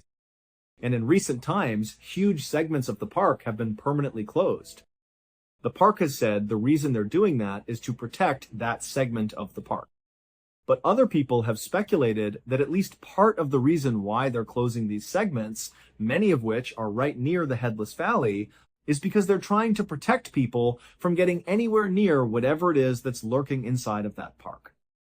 But regardless, it is still a fact that over the last century, there have been dozens and dozens and dozens of people that have either gone missing or who have died under very mysterious circumstances inside of this valley. And the truth is, nobody knows why. Thank you so much for watching. Let me know what you think really happened in the Nahanni Valley down in the comments below. Was there a killer hiding somewhere deep in those forests? Were these just a series of tragic accidents? Or is there really something out there that people still don't understand? Until next time. To start our story, we have to look at a 28-year-old man named Artyom Sidorkin. Now, Artyom lived in Russia in a city called Izhevsk, which is located in the Ural region. He was a pretty normal guy who loved his work. He was a botanist, which meant he spent a vast majority of his time studying plants, trees, flowers, and the local flora of the region. He was passionate about nature, and he lived a very quiet, simple, and predictable life. He spent his days working in greenhouses, researching plant genetics, and taking walks through the dense Russian forests. But in the spring of 2009, something began to go very wrong with Artyom's health. It started with a very subtle, dull ache in his chest. At first, he tried to ignore it. We all do this when we get a little sick. We tell ourselves that we just slept wrong, or maybe we pulled a muscle while lifting something heavy at work. But for Artyom, the pain did not go away. In fact, it started getting worse with every single breath he took. Over the course of a few weeks, the dull ache transformed into a sharp, burning, stabbing sensation deep inside his right lung. It felt as though someone was taking a hot needle and poking him from the inside every time his chest expanded. Along with the pain came a persistent, hacking cough. At first, it was just a dry, irritating tickle in his throat, but it quickly escalated into deep, chest-racking coughs that left him completely exhausted and gasping for air. One morning, while sitting at his kitchen table trying to drink some tea, a particularly violent coughing fit seized him. He grabbed a white paper towel, covered his mouth, and coughed heavily. When he pulled the paper towel away, his heart sank. The paper was covered in bright red, fresh blood. The sight of the blood sparked instant panic. He realized he could no longer pretend this was just a minor chest cold or a pulled muscle. He put on his coat, walked out of his apartment, and made his way to the emergency room of the local hospital. When he arrived, the medical staff took one look at him and knew he was in serious trouble. He was incredibly pale, sweating, and hunched over, clutching his chest in obvious agony. Because of his age, his severe chest pain, and the fact that he was coughing up blood, the doctors immediately jumped to a very dark conclusion. In a young, otherwise healthy man, these specific symptoms almost always pointed to a highly aggressive, advanced stage of cancer. They feared he had a massive, fast-growing tumor inside his thoracic cavity that was actively eroding his airways. The doctors immediately ordered a chest x-ray to see what was going on inside his lungs. A short time later, the radiologist placed the film on the light box and examined the images. Sure enough, there was a distinct, solid, shadowy mass measuring about 5 centimeters in length, sitting right in the middle of Artyom's right lung. The boundaries of the mass were irregular and jagged, which is a classic visual indicator of a malignant, cancerous tumor. The medical team sat Artyom down and broke the devastating news. They told him they were almost certain he was facing a life-threatening, aggressive form of lung cancer. However, before they could schedule a major invasive surgery to cut out a large portion of his lung, they needed to perform a biopsy. This procedure would involve navigating a scope into his lung, snipping off a small piece of the mysterious mass, and sending it to a pathology lab to determine exactly what kind of cancer they were dealing with. Artyom was absolutely terrified. He was only 28 years old, with his entire life ahead of him, and suddenly he was staring down a potential death sentence. He spent the next few days in a state of deep depression, contemplating his own mortality and wondering how much time he had left. On the day of the procedure, he was wheeled into the operating room and placed under general anesthesia. The surgeon made the necessary incisions and carefully navigated into the right lung. When the surgeon located the mass, he used his instruments to carefully excise a portion of the tissue. He pulled the specimen out of Artyom's body and placed it onto a sterile metal tray. But as the surgeon looked down at the tissue sitting on the tray, his brow furrowed. It did not look like any cancerous tumor he had ever seen in his career. The tissue was red and inflamed, but it was shaped almost like a small envelope, as if it was holding something inside of itself. There was also a strange, vibrant hint of green color peeking through the bloody tissue. The surgeon reached for his forceps and gently parted the surrounding tissue to see what was hidden inside. When he opened it up, he froze in absolute disbelief. He literally stopped breathing for a moment, unable to comprehend what his eyes were showing him. Tucked neatly inside the tissue of Artyom's right lung was a living, breathing, bright green Siberian fir tree. It was 5 centimeters long, perfectly formed, and looked incredibly healthy. It had vibrant needles and was actively thriving in the warm, moist environment. The medical team quickly put the pieces of the puzzle together. Because Artyom was a botanist, he spent a tremendous amount of time around various plants, soil, and seeds. At some point during his work or his walks in the forest, he had accidentally inhaled a tiny microscopic seed of a Siberian fir tree. Instead of going down his esophagus or being coughed back out, the tiny seed had traveled deep into his bronchial tubes and lodged itself inside his lung tissue. The human lung is warm, dark, and highly humid. It is, for all intents and purposes, a perfect natural greenhouse. The seed had germinated, taken root in the rich, blood-fed tissue of the lung, and began to grow. As the small tree expanded, its sharp pine needles began to prick and pierce the delicate blood vessels and capillaries surrounding it. Every time Artyom took a breath, his lung tissue would contract and press against the sharp needles, causing internal bleeding, severe stabbing pain, and the coughing up of blood. When Artyom woke up from the anesthesia, the doctors walked into his room. Instead of delivering a grim prognosis of terminal cancer, they showed him the tiny green tree they had removed from his chest. Artyom was utterly shocked. He told them he had never felt like he had a forest growing inside of him, but his overwhelming feeling was one of pure ecstatic relief. He was completely cancer-free, and after the successful removal of the tiny fir tree, he made a full recovery and went back to his quiet life as a botanist.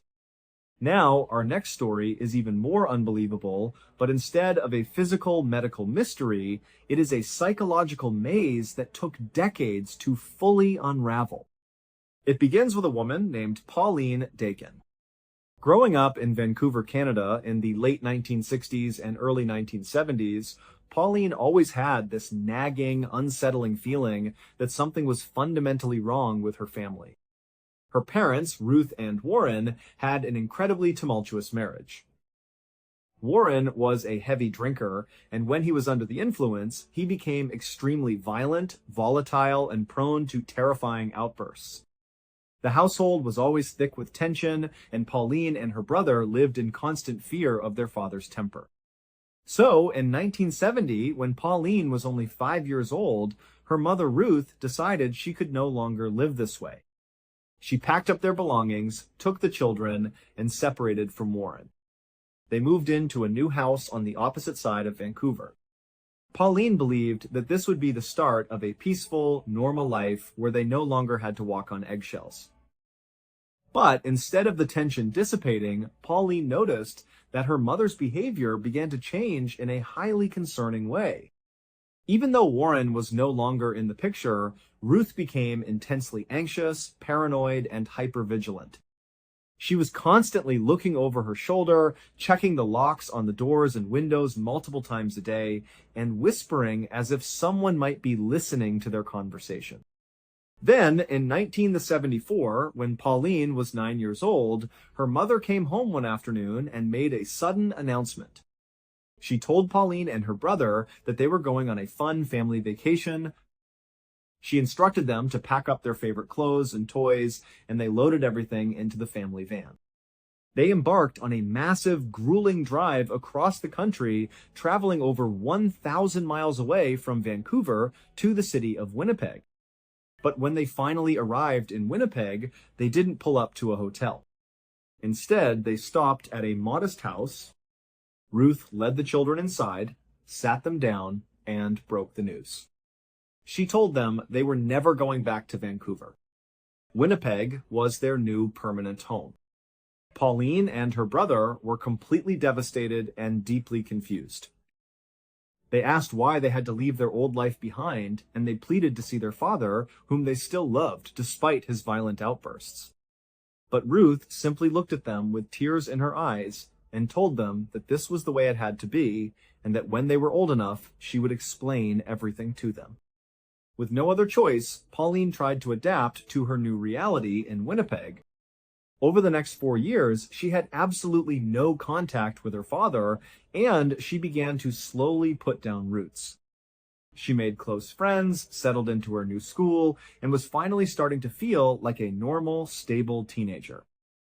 But just as she began to feel comfortable, her mother sat them down once more. Ruth looked utterly terrified, worse than ever before.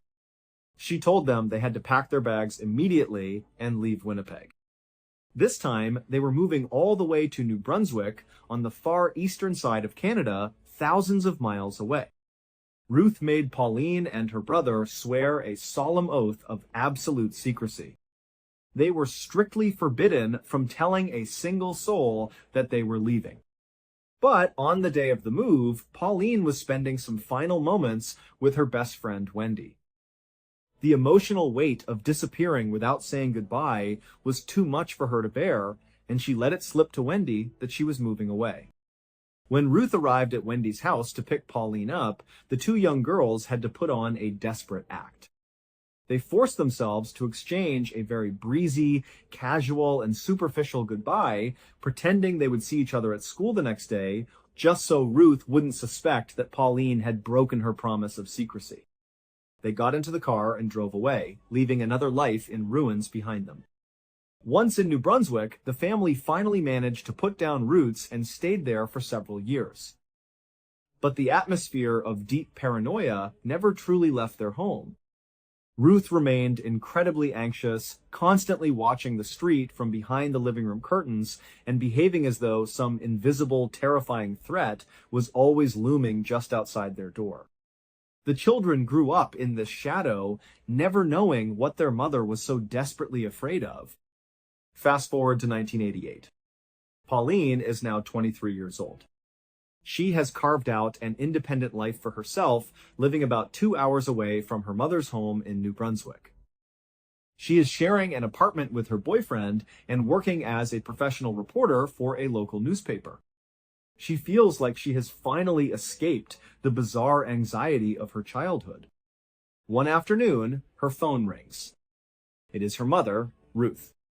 Ruth's voice is trembling, and she tells Pauline that she is staying at a local motel nearby and wants to meet with her immediately. She says, "I am finally ready to tell you the truth. I am ready to explain everything about your childhood and why we had to run." Pauline was incredibly intrigued and excited. This was a conversation that had been decades in the making. She hopped into her car and drove straight to the motel. When she arrived, she saw her mother pacing back and forth outside the room, looking extremely nervous and scanning the parking lot with intense suspicion. Pauline waved and walked up to her, about to speak, but Ruth quickly placed her finger over her lips, signaling her to be completely quiet. Without saying a single word, Ruth grabbed Pauline's hand and shoved a paper envelope into it. Written on the front of the envelope was a strict note: "Do not speak. Take off all of your jewelry, your watch, and anything made of metal and put it inside this envelope. It is highly likely that your jewelry is bugged with listening devices. I will explain everything once we are inside, but please do not say a single word." Pauline was utterly bewildered, but she did exactly as she was told. She took off her rings, her necklace, and her watch, slipped them into the envelope, and handed it back to her mother. In complete silence, they walked into the motel room. When they entered, Pauline saw a man sitting in the center of the room. She recognized him immediately. It was Stan Sears, the former reverend of the church they had attended back in Vancouver when she was a little girl. Ruth had worked as Stan's secretary for years, and Pauline knew they had always remained close friends who kept in touch. In fact, Pauline remembered seeing Stan show up unexpectedly in Winnipeg and New Brunswick over the years to visit her mother. But as they sat down, Ruth made a confession that shocked Pauline. She explained that she and Stan were actually deeply in love and had been carrying on a secret romantic relationship since their time in Vancouver. However, that revelation was nothing compared to what Ruth said next. She explained that the real reason they had been running and hiding for all these decades was because Pauline's father, Warren, was not just a violent alcoholic. He was actually a high-profile, powerful member of a massive organized crime syndicate in Vancouver, the Mafia. Ruth claimed that right after she separated from Warren, she discovered that the mob had put a contract out on her life. They believed that because she had left Warren, he could no longer control her, and they feared she knew too many of their dark secrets. They wanted her dead to ensure her silence. Stan also found out that he was a target. The mob discovered his secret relationship with Ruth, which made him a liability. Additionally, Stan had been counseling a man in his congregation who turned out to be a mobster wanting to leave the syndicate. When that man was suddenly assassinated, Stan realized that the mob knew he had been given highly sensitive information, making him an active target. Ruth and Stan decided they could not go to the police. They believed the mob had local law enforcement in their pocket, and they knew that families who turned to the police were brutally executed as an example. So, they chose to run and go into hiding together. When Ruth moved Pauline and her brother to Winnipeg and then to New Brunswick, Stan had actually moved along with them in tandem, staying close by to help protect them. Pauline sat there, completely stunned, trying to process this wild information. But as she thought about it, she realized this story actually explained so many of the bizarre, unexplained events from her childhood. She remembered coming home from school on multiple occasions to find her mother in a state of absolute panic, furiously pulling every single item of food out of the refrigerator and the pantry and throwing it all in the trash without any explanation. Now, Ruth explained that those were times they had received word that the mob had attempted to poison their food supply. Pauline also remembered being abruptly pulled out of school and enrolled in a different school across town on 6 different occasions. Ruth explained that those moves happened because they had received credible intelligence that the mob had discovered which school Pauline was attending, forcing them to scramble her location. By the end of the weekend, Pauline felt a strange mix of shock and relief. She finally had an answer to the chaos of her youth. But then her mother and Stan dropped another bombshell. They told her she was still in active danger, but they had taken steps to secure their safety. They explained that they had finally grown tired of living in constant hiding, so they had contacted a highly secret branch of the authorities. They had been placed into a special, classified witness protection program designed for families targeted by organized crime. They referred to the shadow program as entering the weird world. In this weird world, undercover agents would constantly follow them around, tracking their movements to ensure no hitmen could get close to them. Ruth told Pauline that because she and her brother were also targets, they had arranged for undercover agents to monitor them as well, even though they had been unaware of it. Stan reached into his bag and pulled out a heavy black radio. He handed it to Pauline and told her that this radio broadcasted directly to the agents assigned to watch her. He warned her that she must only use it in a life-or-death situation because the moment she called for help, federal agents would risk their lives and engage in a gunfight to save her. Pauline held the radio, her hands trembling. She looked at her mother and asked what had happened to her father, Warren. Was he in prison? Ruth shook her head and said no, he wasn't in jail. She explained that Warren had also been brought into the weird world, and she handed Pauline a handwritten letter. The letter was indeed from her father. It was addressed to Pauline, and in it he wrote about how he had been moved into this protective program and was looking forward to the day when Pauline would join them in the weird world. Completely overwhelmed, Pauline said goodbye to her mother and Stan and left the motel.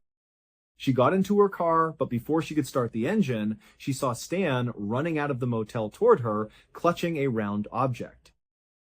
He tapped on her window, and when she rolled it down, he handed her a magnetized round piece of metal. He told her it was a highly advanced GPS transponder. He instructed her to stick it out of sight underneath the frame of her car so that the undercover agents could constantly track her exact location and find her quickly if she was ever kidnapped by the mob. Pauline thanked him, placed the transponder under her car, and drove home. But living with this knowledge was incredibly agonizing. The paranoia began to consume her. Every car that drove behind her felt like a hitman. Every shadow in her apartment felt like an assassin. After just a few days of living in constant terror, Pauline couldn't take it anymore. She abruptly broke up with her boyfriend, quit her job at the newspaper, packed up her things, and moved into a new, isolated apartment. She called her mother and told her she wanted to join the weird world immediately. Her mother and Stan were delighted by her decision, but they told her that entering the program was a highly complex process. They said that many different high-level agents had to coordinate her transition, and they told her to be patient and wait for an agent to contact her. So, Pauline waited. She lived in isolation, checking her locks, clutching her radio, and waiting for the call. But days turned into weeks, weeks turned into months, and months turned into years. In fact, the waiting dragged on for 5 long years. During those 5 years, Pauline slowly began to rebuild a normal life. She met a kind man named Kevin, who eventually became her husband. As they spent long nights talking, Pauline decided to share her family's wild secret with him. But as Kevin listened to the details, he began to ask logical questions that Pauline had never considered. He asked why a secret government agency would keep her waiting for 5 years without any contact. He asked why they would use a civilian radio or a magnetic transponder instead of official government protocols. He suggested that something was deeply wrong with the story. Pauline wanted to believe her mother, but Kevin's questions sowed seeds of doubt. She realized she needed to know the truth once and for all. She decided to set up a clever sting operation to test her mother and Stan. She called her mother, crying and panting heavily, putting on an incredibly convincing performance. She told her that someone had just kicked in the door to her apartment, searched her things, and fled. She asked if she should call the local police. Ruth panicked and told her absolutely not to call the police. She said she would immediately get in touch with Stan so he could alert the undercover agents watching her building. Just a few minutes later, Ruth called back. She sounded incredibly relieved. She told Pauline that she had spoken to Stan, who had contacted the undercover agents stationed outside her apartment. Ruth said the agents had witnessed 2 mafia hitmen break into her apartment, but they had moved in quickly, tackled them, and taken both hitmen into custody. She assured Pauline that she was safe now. Pauline felt a cold, sinking feeling in her chest. She took a deep breath and said, "Mom, I made the whole thing up. Nobody broke into my apartment. I've been sitting here quietly all day. I lied to you." The line went dead silent. It was in that moment that the illusion shattered.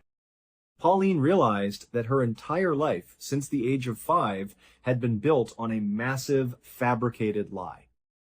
There was no mafia, her father was not a hitman, and there were no undercover agents protecting them. It was all a fantasy. But as Pauline dug deeper, she discovered the incredibly complex psychological truth behind the lie. It turned out that Stan Sears was suffering from a rare mental health condition known as delusion syndrome. People with this condition can appear completely normal, highly intelligent, and perfectly lucid in their daily lives, but they harbor one single, fixed, unshakable delusion. In Stan's mind, he truly believed that the mafia was hunting him down. Because of his close relationship with Ruth, he had gradually passed this delusion on to her. This is a recognized, rare psychological phenomenon known as folie à deux, or madness for two. When a highly dominant, charismatic personality with a delusion is paired with a highly submissive, anxious partner, the partner can adopt the delusion as absolute reality. When Pauline later confronted both her mother and Stan, she expected them to break down and apologize for the decades of deception, but they didn't. They couldn't. To them, the danger was still absolute. They refused to believe Pauline's evidence, and they continued to live in fear. Their biggest worry after Pauline confronted them was not that their lie had been exposed, but rather that Pauline was putting herself in mortal danger by refusing to use her GPS transponder and radio. They genuinely believed she was going to be assassinated by the mob. Ruth and Stan eventually took this delusion to their graves, never once admitting it was a lie because their minds simply could not process reality. Pauline had to find a way to make peace with her bizarre childhood on her own. She did so by writing a best-selling memoir about her experiences titled Run, Hide, Repeat, which allowed her to finally close that chapter of her life. Our final story brings us to the quiet, scenic town of Del Mar, New York, in November of 2004. Del Mar was the kind of close-knit, peaceful suburb where people moved to raise their families. It was safe, the schools were excellent, and major crimes were virtually unheard of. This was the place that 52-year-old Peter Porco and his 54-year-old wife Joan called home. Peter and Joan were incredibly ordinary, hard-working, middle-class Americans. They lived in a beautiful, comfortable two-story house on a tree-lined street. They had been happily married for over 30 years and had built a wonderful life together. Peter was a highly respected appellate court clerk, known for his sharp mind, his gentle demeanor, and his absolute commitment to his job. Joan was a speech pathologist, a kind and patient woman who dedicated her life to helping children with speech impediments. The couple had 2 sons. Their oldest son, Jonathan, was 23 years old and was a proud naval officer stationed at a submarine base in Groton, Connecticut. Their younger son, Christopher, was 21 years old and was a student at the University of Rochester, located a few hours away. From the outside, the Porco family appeared to be the absolute model of success and happiness. But underneath that perfect exterior, a deeply disturbing dynamic was beginning to unfold. To understand the tragedy that took place, we have to look closely at the events of Monday, November 15, 2004. It began like any other chilly autumn morning. Peter Porco's alarm went off at his usual time, and he rose from his bed to start his well-rehearsed morning routine. Peter was a man of deep habit. He walked into the master bathroom, turned on the light, and relieved himself. He washed his hands, looked at his reflection in the mirror, and picked up his shaving cream. He lathered his face, took his razor, and carefully shaved his beard, rinsing the blade under the warm, running water, just as he had done thousands of times before. Once he was finished, he wiped his face dry with a clean towel and walked back into his bedroom to put on his neat, professional work clothes. With his clothes on, Peter quietly walked downstairs, taking care not to wake Joan, who was still asleep in their bed upstairs. The house was peaceful and quiet. He walked into the kitchen, grabbed the coffee pot, filled it with water, added fresh coffee grounds to the filter, and switched on the machine. As the rich scent of brewing coffee began to fill the kitchen, Peter decided to utilize those few quiet minutes to do some light housework. He went over to the dishwasher, which had finished its cleaning cycle the night before. He opened the door, pulled out the racks, and began systematically unloading the clean dishes. He placed the plates, bowls, and coffee mugs into their designated cabinets and neatly sorted the silverware into the drawer. Once the dishwasher was empty, he gathered the dirty cups and plates that had accumulated in the kitchen sink, loaded them inside, added detergent, and started a new cycle. By this time, his fresh pot of coffee was fully brewed. Peter poured himself a warm mug and decided he wanted to read the morning newspaper. The paper was usually delivered early and left on the driveway, so Peter walked over to the front door, turned the handle, and stepped outside into the crisp, cool autumn air. He walked down the front steps, picked up the tightly rolled newspaper from the driveway, and turned around to head back inside. But as he pushed against the front door, he realized it wouldn't budge. In his morning haze, he had forgotten that the lock was set to automatically engage when the door closed. He was locked out of his own house. However, this was not a major problem. Like many homeowners, Peter had prepared for this exact scenario. He walked over to the welcome mat lying on the front porch, lifted up one of the corners, and retrieved the spare key he kept hidden underneath. He slipped the key into the deadbolt, turned it, opened the door, and walked back into the warm house. He made sure to step back outside for a brief moment to place the spare key back in its hiding spot under the mat before heading back inside. He sat down at the kitchen table, took a sip of his hot coffee, and spent several minutes quietly reading the morning news. When he was finished, he stood up, carried his empty mug over to the sink, and placed it inside. He then opened the refrigerator, took out some sandwich ingredients, and packed himself a neat lunch inside his black lunchbox, preparing for his daily commute to the courthouse. Peter was a man of absolute punctuality. He hated being late, and his colleagues knew they could always count on him to be at his desk precisely on time. With his lunchbox in hand and his keys in his pocket, Peter walked over to the front door, ready to leave. But as he reached for the handle, his body suddenly went completely limp. He collapsed onto the hardwood floor right in front of the door and died. His body lay there, completely blocking the entryway. Back at the appellate court, the hours began to tick by. 9 o'clock came and went, and Peter's desk remained empty. His colleagues were immediately confused. This was completely unlike Peter. If he was going to be even a few minutes late, he would always call. They tried calling his home phone and his cell phone, but there was no answer. As the morning progressed, their concern turned to genuine worry. The court officials decided to dispatch a court officer to Peter's residence to perform a welfare check and make sure he was okay. When the officer pulled up to the beautiful two-story home in Delmar, he noticed that the family's cars were parked in the driveway. This made Peter's absence even more suspicious. The officer walked up the front steps and knocked loudly on the front door. He waited, but there was only silence. He knocked again, calling out Peter's name, but received no response. He reached out and tried the door handle. To his surprise, the lock was turned and the door was unlocked. He pushed the door open, but it only moved a few inches before hitting something heavy on the floor behind it.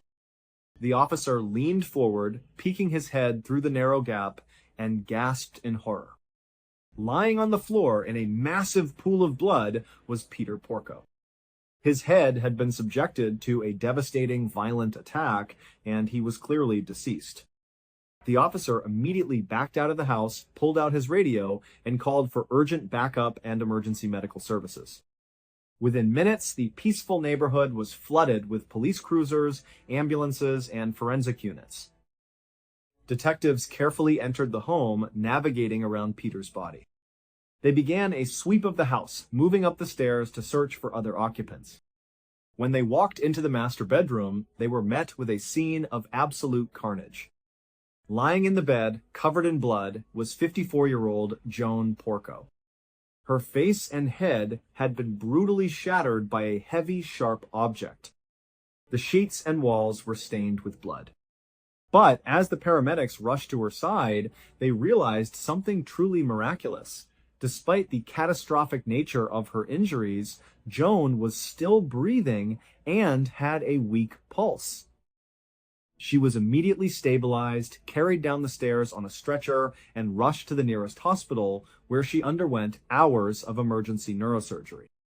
Doctors were forced to place her into a medically induced coma to protect her highly damaged brain, and her survival remained highly uncertain. Back at the crime scene, forensic investigators began meticulously searching for clues. They discovered that the home's security alarm system panel, located near the entrance, had been violently smashed and ripped from the wall. Outside, the landline telephone wires had been cleanly cut with a pair of shears. A screen on one of the basement windows had been sliced open, suggesting that the killer had used that window to slip inside undetected. But as the detectives looked closer, they realized this was not a home invasion robbery gone wrong. Peter's wallet, filled with cash, was sitting right where he had left it. Joan's expensive jewelry was still untouched in her drawers. The killer had bypassed valuable electronics and personal belongings. This was a targeted, highly personal attack. During their search of the home, investigators found a heavy fireman's axe hidden inside one of the bedroom closets. The axe was covered in blood, hair, and bone fragments. It belonged to the Porco family, and testing quickly confirmed that it was indeed the weapon used to attack both Peter and Joan. The police immediately sought to contact the couple's two sons to deliver the tragic news. They reached Jonathan, who was out at sea on his Navy submarine, and he was deeply devastated. They also reached out to the University of Rochester to locate 21-year-old Christopher. When Christopher learned that his parents had been found, he placed a phone call to the police department to get more information. In the recorded phone call, Christopher's voice was shockingly flat and calm. He introduced himself, explained that he had been told his parents were found dead, and asked if the police had any details. The officer asked where he was, and Christopher calmly replied that he was at school in Rochester, New York. When the officer told him to drive straight to Albany Medical Center because his mother was still alive, Christopher simply asked what her condition was, stating he hadn't spoken to her yet. For anyone listening to that recording, the lack of emotion in Christopher's voice was deeply chilling. There was no panic, no tears, and no desperation. He sounded as though he was making a routine inquiry. And as detectives began to dig into Christopher's background, they quickly realized why. Christopher was a cold, calculating psychopath, and he was the one who had planned and executed the attack on his own parents. The investigators discovered that Christopher's life was a massive web of lies and financial fraud. He had been failing out of the University of Rochester due to poor attendance and bad grades. To hide his failures from his parents and maintain a lavish lifestyle, he had been forging his father's signature on major financial documents. He had taken out over $31,000 in student loans and lines of credit in Peter's name, using the money to pay his tuition and purchase a bright yellow Jeep Wrangler. When his parents began receiving notices about these mysterious loans, they realized what their son had done. Just days before the attack, Peter had confronted Christopher in a series of tense, emotional emails. Peter told him that his behavior was a betrayal of trust and that he could no longer support him financially if he continued to lie. But Peter also wrote that he loved him, and he begged Christopher to come home so they could figure out a way to resolve the debt together. Instead of facing his parents and taking responsibility, Christopher decided to eliminate them. On the night of Sunday, November 14th, Christopher snuck out of his college dorm in Rochester. He got into his yellow Jeep and drove more than 200 miles east to his parents' home in Delmar. He arrived in the middle of the night, cut the telephone lines from the outside, and slipped through the basement window. He walked over to the alarm panel and smashed it to silence any alert. He then grabbed his father's fireman's axe, walked quietly up the stairs to the master bedroom, and brutally attacked his sleeping parents, striking them repeatedly in the face and head with the heavy weapon. Believing he had killed them both, Christopher hid the bloody axe in a closet, got back into his yellow Jeep, and drove all the way back to Rochester, arriving at his dorm room in the early morning hours to establish an alibi. But while the crime itself was horrific, it was the medical mystery surrounding Peter Porco's final hours that left investigators and medical experts completely stunned. It is one of the most bizarre and haunting phenomena in forensic history. Peter had been struck 16 times in the head with a heavy axe. His skull was fractured in multiple places, and his brain had suffered catastrophic fatal trauma. But because of the specific way the axe had damaged his brain, the pathways that processed pain and conscious awareness had been completely destroyed, while the deeper, primitive structures of his brain remained intact.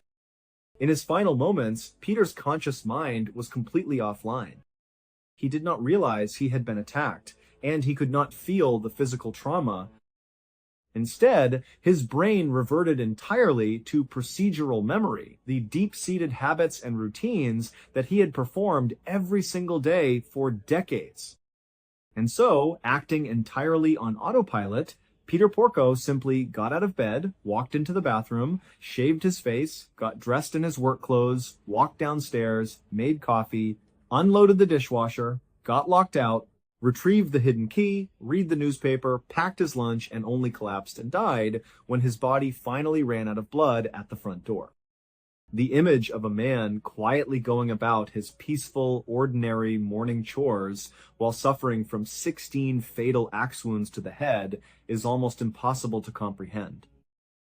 It highlights the incredible, terrifying power of human habit and the complexity of the brain. The trial of Christopher Porco began in 2006 and quickly became a national media sensation. The prosecution presented overwhelming evidence against Christopher, including security camera footage of his yellow Jeep traveling on the New York State Thruway at the exact times of the crime, DNA evidence, and testimony from his college classmate.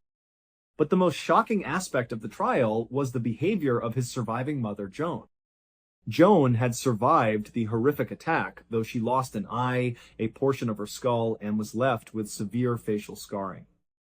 When she first woke up from her medically induced coma, she had indicated to the detectives, through nods and gestures, that Christopher was the person who had attacked them. However, as the trial approached, Joan suffered from profound memory loss regarding the night of the attack. She completely recanted her initial identification of her son and refused to believe that Christopher could commit such a heinous act. She stood by him unconditionally, raising $250,000 to post his bail and allowing him to live with her in the very house where the murder occurred. Every single day of the trial, Joan walked into the courthouse hand in hand with Christopher, presenting a united front to the jury. She pleaded with the public and the court to find the real killer, insisting that her son was completely innocent. Despite her emotional support, the jury was not convinced. The mountain of physical and circumstantial evidence against Christopher was too great to ignore. After several days of deliberation, the jury found Christopher Porco guilty of second-degree murder and attempted murder.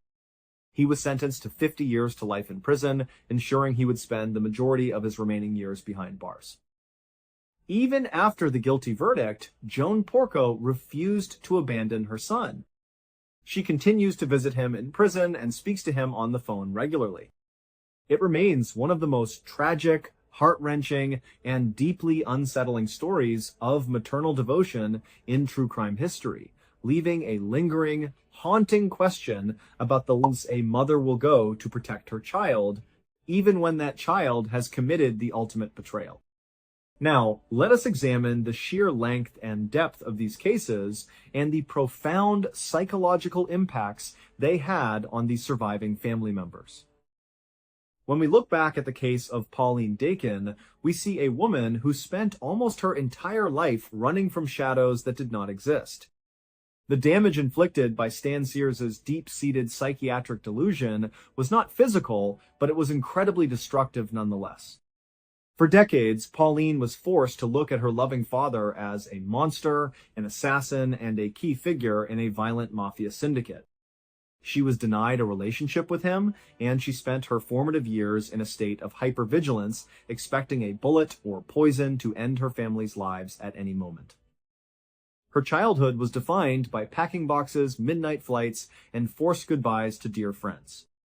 And yet, when the truth was finally revealed, there was no sense of closure or relief. The tragedy of delusion syndrome and folie à deux is that the people trapped inside the illusion cannot simply be reasoned out of it.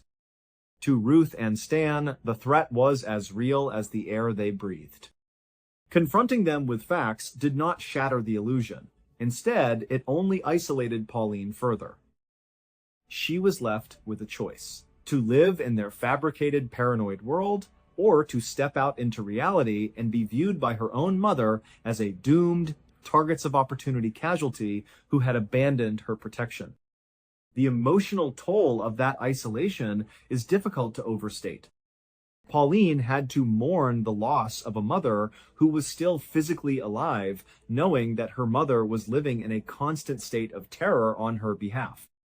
By writing her book, Pauline was able to take back control of her narrative and share her story with the world, but the scars of her bizarre, shadow-filled childhood would remain with her forever. Similarly, when we look at the Porco case, we are forced to confront the dark depths of human psychology and the absolute limits of maternal love.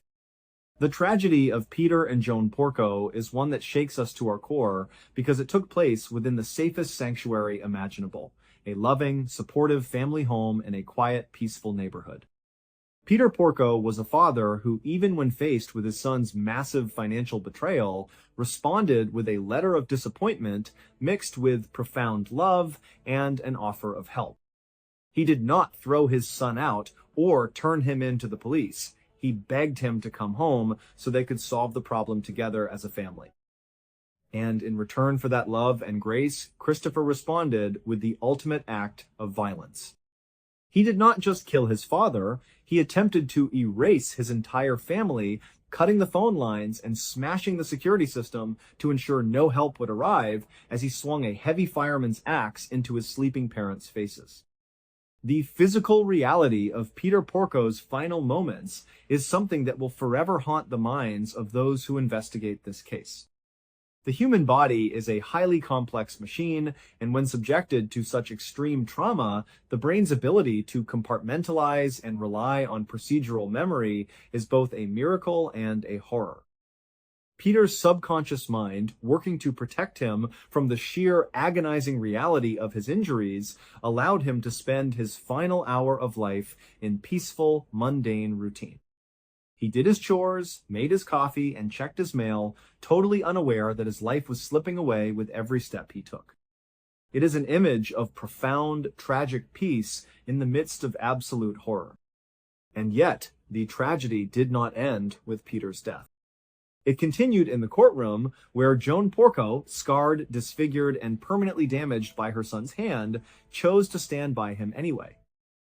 The psychological defense mechanisms required for a mother to look at her child, knowing he is accused of hacking her husband to death and trying to do the same to her, and still hold his hand, are mind-boggling. Whether Joan truly lost her memory of that horrific night, or if her mind simply locked the memory away in a dark, inaccessible vault to protect her from a reality too painful to bear, we will never know. But her continued devotion to Christopher, her regular visits to the maximum security prison, and her refusal to acknowledge his guilt serve as a chilling reminder of the complexity of family bonds. These stories, though vastly different in their details, all share a common thread.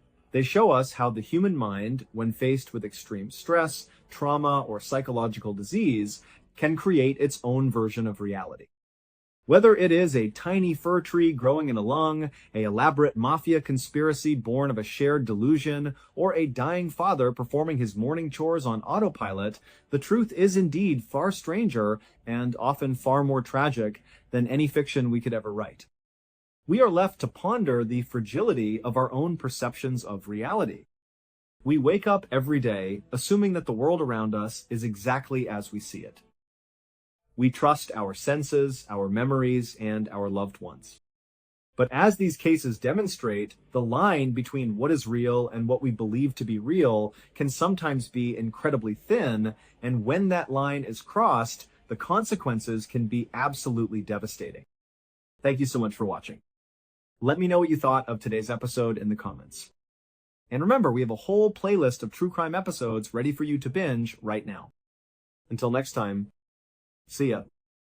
Over the years, a lot of people have claimed they were abducted by aliens. And if we're being realistic, there's no real, tangible proof that any human has ever stepped foot on an extraterrestrial spacecraft or visited another dimension. What we have are these wild stories from people who claim it happened to them. And while a lot of these stories are very quickly dismissed as hoaxes, there's one abduction story that is almost universally seen as the most famous and maybe the most believable of all time. And that is the story of Travis Walton. What makes this case so different, so famous, is that unlike almost every other alien abduction story, which usually just boils down to one person's first-hand account, this one was different. This one had a full-scale police investigation. It had up to 16 separate lie detector tests that were given to Travis Walton himself, along with all the other witnesses who were there that day. And most importantly, it had a group of 6 other perfectly level-headed men who said they actually saw the abduction happen. These guys have stuck to their story, every single one of them, for over 40 years. They all passed their lie detector tests, and not one of them has ever changed their story.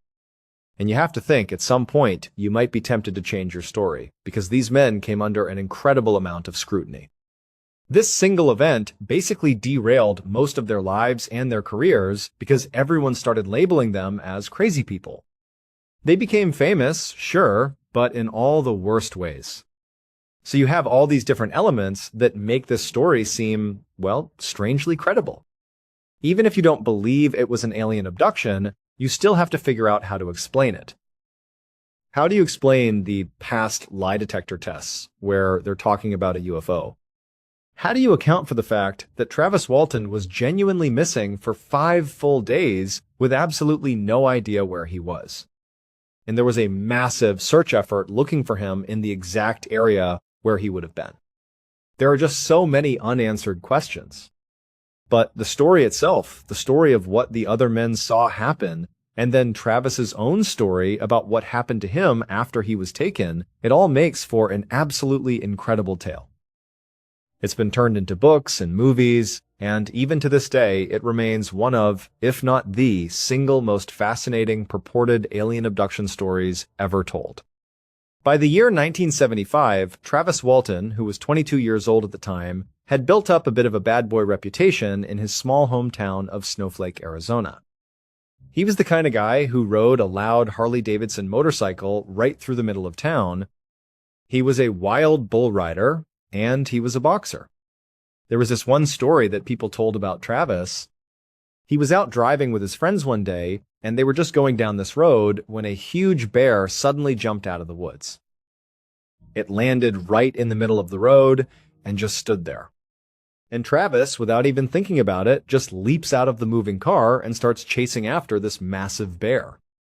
He actually scared it back into the woods and then kept chasing it for a good ways.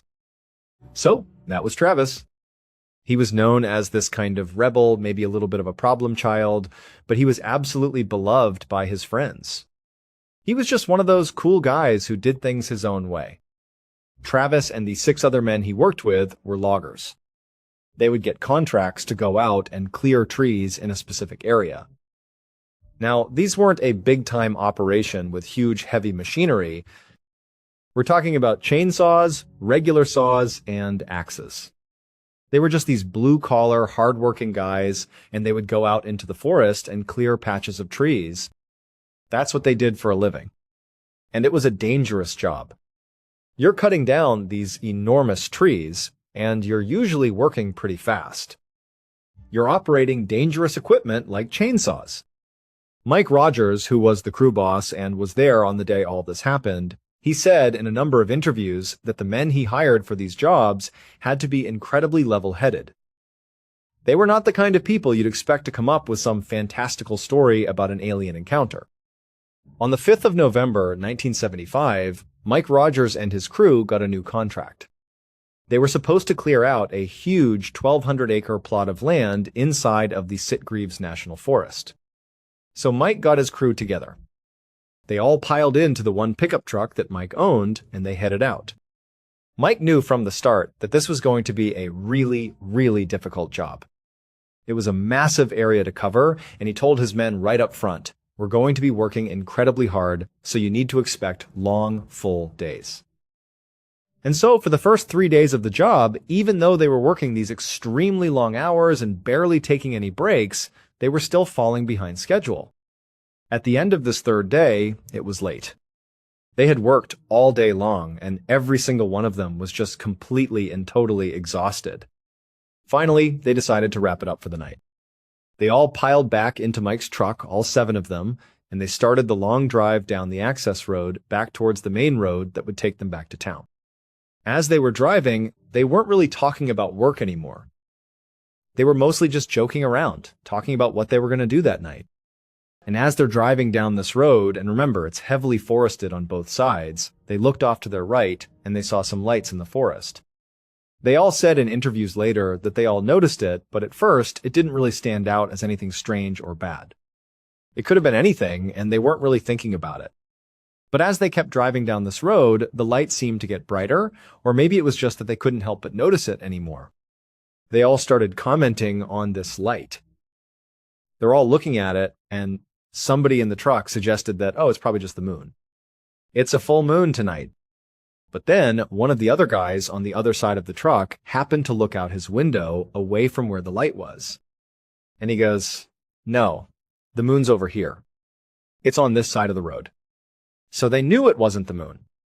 Then someone else suggested, maybe it's a forest fire. Maybe we should go check it out. But then Mike Rogers, who was driving, the crew boss, he's like, no, if it was a fire, there'd be smoke. There's no smoke or anything. And then there was Travis. Remember, this is the guy who jumps out of cars to chase down bears. He was a total adrenaline junkie. And he's like, hey, let's just drive over there and see what it is. I don't know, it could be anything. Let's go check it out. The other guys in the truck were a little on edge about the idea, but ultimately they figured, what's the harm? They knew there was another little road that led over to that section of the forest. They'd just drive over, get a quick look at whatever this thing was, and then they'd leave. So they turn and they drive down this other little access road. They come around a bend and they pull into a clearing where the lights were coming from. And they are absolutely astounded by what they see. Every single one of them was later polygraphed separately about what they saw when they reached this clearing. And each one of them described the exact same thing with just slightly different details based on their own perspective. And all of the polygraph tests showed that they were all telling the truth. What they saw was this disc-shaped craft. It had what looked like panels of lights on its underside, and it was just hovering there in the clearing, maybe 50 or 100 feet off the ground. It wasn't spinning or moving at all. It was just floating in midair, as if it was suspended by nothing. And the men, in their interviews later on, they would all say that what struck them was not just the fact that there was this craft there, but how bizarre it was to see this thing just defying gravity. It wasn't moving at all, but it was just hanging there in the air right in front of them. One of the men, a guy who actually built houses and was a very handy guy, he even started commenting at length about the structural framework of this craft. He could see that there was some really impressive engineering on the underside of it. He said it was just a beautiful, beautiful machine. And they're all just sitting there in the truck staring at it. And Travis, he is so excited when they get to this clearing. He has no idea what he's looking at, but just like with the bear, where he jumped out and chased it, as soon as the truck was almost at a complete stop in this clearing, right next to this ship, he's jumping out of the car. Nobody else gets out, just Travis. And he starts walking just a little ways away from the truck, straight towards this craft. The craft doesn't move. It's just hovering there. From where they had parked, it was maybe 50 or 100 feet away from them, and then another 50 or 100 feet up in the air. And the crew, they don't say anything at first. They're just completely dumbfounded by what they're looking at. Travis is also dumbfounded, but he's walking towards it. He would say later in an interview that he was frightened, but he was mostly just curious. He knew he was looking at something that no one had ever seen before, some sort of craft that he couldn't identify, but it was absolutely fascinating to him. And so he kept walking closer and closer and closer to it. And as the crew in the truck kind of came out of their initial shock of seeing this unidentified flying object, they start yelling for Travis to come back. They all had this bad feeling, this sense that something was about to happen. And they thought, you shouldn't go near that thing. Come back. Not to mention, it's just hovering there in the air. What if it just falls and lands on you? They're yelling, "Travis, get back over here." And it was like once one person started yelling for Travis to come back, they all did. And Travis remembered hearing them screaming for him to get back to the truck, but he wasn't really paying any attention. He just kept walking. And finally, he stops. He's just standing there, looking up at it. And Travis would say he was just struck by the beauty of the underside of this craft with all these different panels of lights built into it.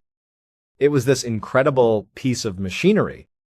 He's just looking at it, and then all of a sudden, it starts to spin just a little bit. And it starts to emit this noise, this loud mechanical sound that all of them reported hearing. And now, the yells from the crew are getting louder and louder. And Travis would say that he knew he needed to turn around and go back, but he just wanted to look for a few more seconds. He was just about to turn and head back to the truck when all of a sudden a beam of light comes out of the craft and strikes Travis, just like a lightning strike. And all of the crew saw this happen. He gets blown back about 20 feet. He was literally lifted off the ground and thrown 20 feet through the air. And they watched it all happen.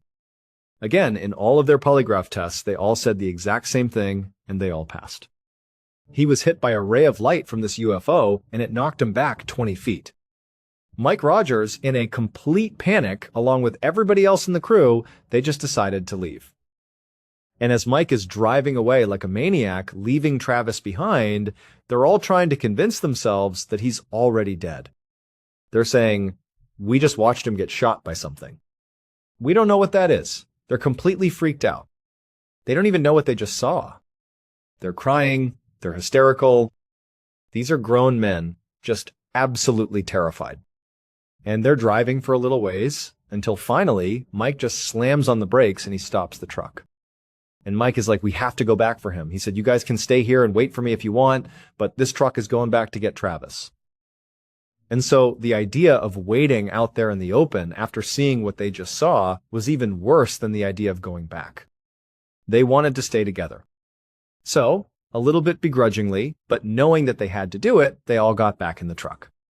Mike turned it around and they started driving back up to the site where the UFO was. As they make it back up to the clearing, they notice that there are no lights up there anymore. The craft is gone. And there's no Travis. They get out of the truck, and now Mike is just uncontrollably crying because he feels like they just abandoned his friend, and now where did he go? Everybody else is in total shock. They can't believe it. They started screaming for Travis. They're running around in the woods, yelling his name, looking for any sign of him. They really don't know what happened, but they know Travis is not there. And after a little bit of time of looking, they're like, "We have to tell the police." And they knew it was going to be bad for them. They knew that when they told the police the story, a UFO came and zapped Travis and now he's gone, they knew that wasn't going to sit well with the police. But they also knew that they had to do it because they wanted to find Travis and they were very, very concerned about their friend. Mike and a few of the other crew members were just unable to even think straight. They were crying, they were so upset. And so finally, they drive until they get to a payphone. The first payphone they saw, this was 1975. And a man named Ken Peterson, who was this very kind of simple, matter-of-fact guy, recently married, just a very simple, level-headed person, he decides that he's going to be the one to call the police because he was the only one who was composed enough to do it. He calls the sheriff's department and he says, "You've got to come out here. We can't find our friend, Travis Walton. We'll have to describe it to you when you get here because trying to do it over the phone is not going to do it justice. But he's gone, and we don't know where he went." Shortly after that, Sheriff Marlon Gillespie and his partner Ken Coplin, they show up at this rest stop where the payphone was. They get to the scene, they see Ken Peterson, who made the call to them, and they're like, "All right, tell us what's going on." The rest of the crew has now gotten out of the truck. They definitely look distraught.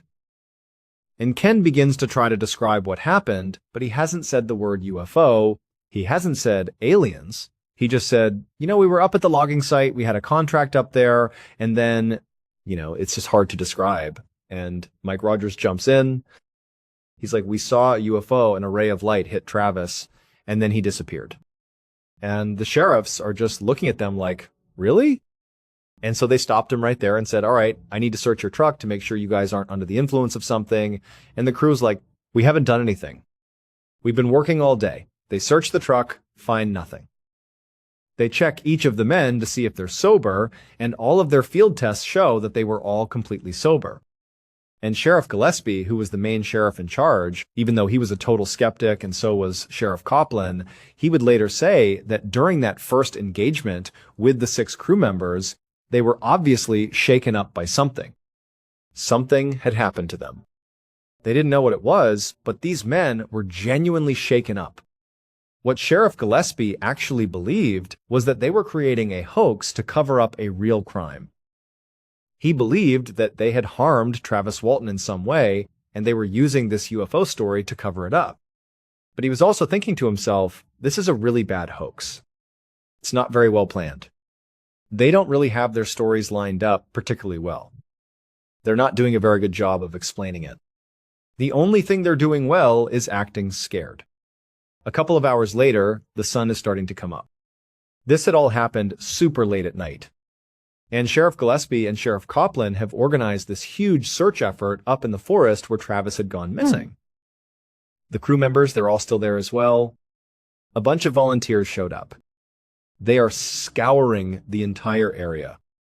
I mean, they've got dogs out, they've got these huge teams of people looking everywhere, and they can't come up with anything. I mean, they are looking everywhere, and there is no sign. There's nothing. There is nothing from Travis. And so, while all this is going on, Sheriff Copeland and Sheriff Gillespie have started coming over to Mike Rogers and the rest of the crew and basically saying things like, hey, if you just tell us where Travis Walton's body is, we'll go easy on you guys. We know you did it, and the crew can feel that the pressure is really mounting. They know that if they don't find Travis, even though they didn't do anything, according to their story, they're going to face serious repercussions. Because that's just the way the world works. You don't get to say aliens did this and not have any blame placed on you because there's no proof. They just have their own eyewitness testimony, and that's it. And so the crew has started to become very worried about what's going to happen. They're worried about Travis, of course, but they're also starting to see that they're probably going to be prosecuted for this unless they find Travis. And so they're all very stressed out. And they notice during the search, on this first day of searching, that there are these 3 guys wearing red jackets. And these guys had these tools that were scanning the ground, almost like a metal detector. And Mike Rogers, he was hoping that during this investigation, they would have people come out who were like paranormal investigators. I guess maybe he was a little naive to think that the police would actually do that, but he thought, you know, given the fact that we've all said this was a UFO that zapped Travis, who then disappeared, that they would have at least one person representing the kind of paranormal side of the investigation coming out. And so he sees these guys in red with their special tools that look like metal detectors, and his gut tells him they're paranormal investigators. So Mike goes over to them and he's like, hey, what are these tools you guys are using? What is this? And they look at him and they're like, oh, well, this tests for radiation. We're scanning for radiation in the area. And he asked them, what group are you guys with? Are you with the sheriff's department? And they just didn't really answer him. They just said, oh, you know, we're just checking for radiation in the area. That's just what we do. And Mike sees an opportunity here. Because when that ship emitted that ray of light that ultimately blew Travis Walton 20 feet and then made him disappear, they were within range of that big ball of lightning. And they were very much in the kind of cone where if there had been radiation coming off of that ship, he believed that perhaps they would have been hit with it. And so he asked the guys with the red jackets and their little radiation tools to scan the crew's jackets and their bodies to see if they were radioactive. And so the crew comes over and they scan them, and there's nothing. No trace elements of radioactivity. They're like, no, there's nothing here. And then Mike realizes that from the time they called the sheriff until the search started, all of the crew had gone home and changed clothes before they came back out to do the search. And so he thought, well then, you know, any of the radioactive materials would have been on our clothes, which aren't here. But we have our hard hats in the back of the truck that were out here the whole time. They were potentially exposed to whatever was out there from the ship. Can you test those? And so he brought over one of their helmets. And the guy in red scans the helmet, and the ticker goes all the way over, fully radioactive. And the guy in red, he looked up at Mike and then looked down at the helmet he was scanning. And he's looking at him, kind of trying to size him up. And then he turns and he kind of gestures at the other two men in red and tells them to stop what they're doing. And they come over and they're scanning the helmets as well. And then, without any indication of what the results were or what this meant, because Mike is kind of waiting for them to tell him what's going to happen, the guys in red just turn around and say, okay. And they just start walking away. And Mike's like, well, wait, what does this mean? And they don't turn around. They just walk away from the search site. And so the other crew members are watching this happen too. And Mike and the crew are like trying to get them to come back, but they're not turning around. They're just leaving. And then they're gone. And so Mike goes over to the sheriffs. And they know the sheriffs think they did something to Travis. These are not their friends. But they figured they needed to ask them who those guys in red were. So they go over to Sheriff Gillespie and they're like, hey, who were those guys in the red jackets with the radiation detectors? And Sheriff Gillespie is like, who? There's no one here looking for radiation. Everyone who is here because I ordered them to be here. Who are they? Where are they? And he's like, they just walked over there.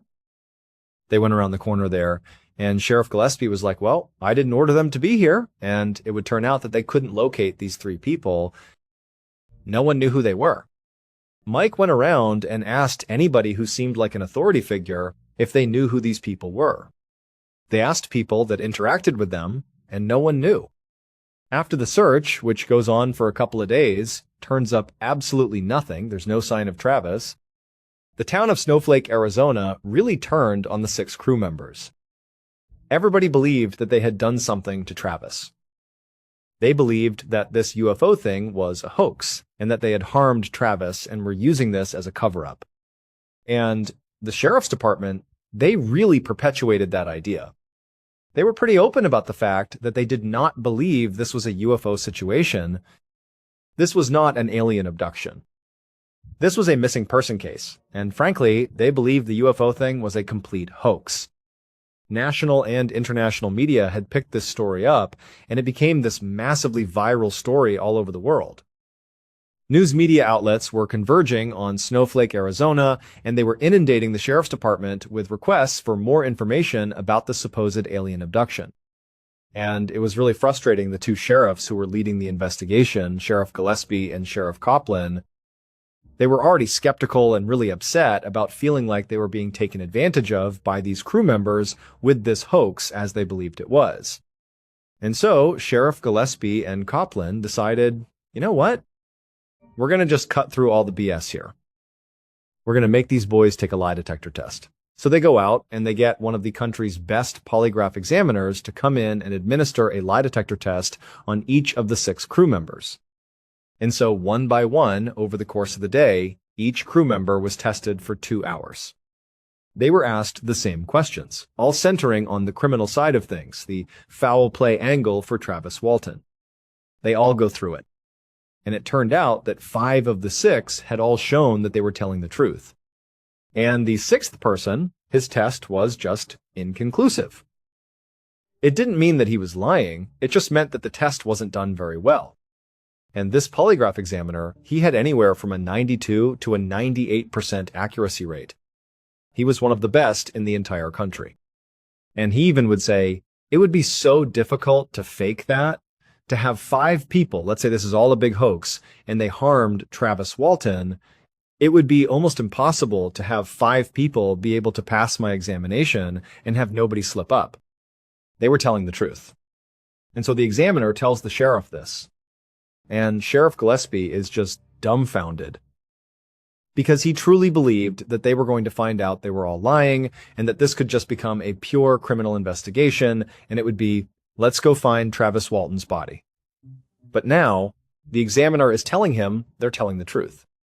And so Sheriff Gillespie and his partner are like, now what do we do? And then 5 days after Travis's disappearance, Travis shows back up. During numerous interviews, Travis would say that he remembers waking up on a road. He didn't recognize where he was, but it was nighttime, it was raining, and he sensed a very bright light above him. And so as he's lying there, he turns his head to look up into the sky, and he sees what looks like the underside of that ship. Because he remembered how struck he was by the beauty of the engineering underneath that disc UFO they saw in the forest. It looked the same. His vision was not great, but he's looking up, and he's pretty confident that's what he's looking at. And then it just flies up into the sky, and it's gone. And he's left in total darkness on a road in some place he doesn't know. He remembers standing up and feeling very weak and depleted and dehydrated, and he just knew that he had to get to civilization. He had to just go in a direction and find someone who could help him because he was so weak. He knew he would die out there if he didn't find someone who could help. And so he musters up the strength to stand up, and he starts kind of staggering down the road. And eventually, through just pure adrenaline, he just starts running. And luckily, he sees up ahead that there's a rest stop. And at rest stops, there are payphones. He makes his way down, and he goes to the payphone. And he still has change in his pocket. He puts it in the payphone, and he ends up calling his brother. And his brother, he can't believe he's talking to Travis, because at this point, everyone assumed Travis was probably dead. He didn't believe it was actually Travis. But Travis just said to him over and over again, "It's me. They brought me back." And he tells him where he is because now he recognizes that this rest stop is actually in Snowflake, Arizona. When his brother picks him up, Travis would say that he believed that this was just minutes after the initial abduction. He didn't even know he had been abducted. It's like he's just coming to, and he's like, "Man, what happened? I was just over at that clearing where I saw this ship, and now I'm over here. What am I doing here?" And so Travis's brother is looking at him like, "Where have you been? We've been so worried about you for the past several days." And Travis was kind of almost catatonic.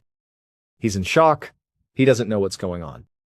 He looks at his brother and he's like, "What do you mean days?" And his brother's like, "You've been missing for 5 days." And so Travis would say that when he heard this news, this revelation that he had been missing for 5 days, it absolutely put him into shock. He was in a catatonic state where he couldn't make sense of it. And so he just sat there quietly, and his brother is looking at him, not really sure what to even ask. He asked him a couple of times what happened, and Travis just didn't answer because he didn't know. He couldn't explain it. And so Travis's brother decides, instead of just immediately calling the police, "I want to bring you to a hospital because clearly that needs to happen. And frankly, with the media circus that's going on, as soon as they find out you're back, it's just going to be mayhem. I want to make sure you're taken care of first." So he drives to Phoenix, Arizona, and he brings him to a hospital.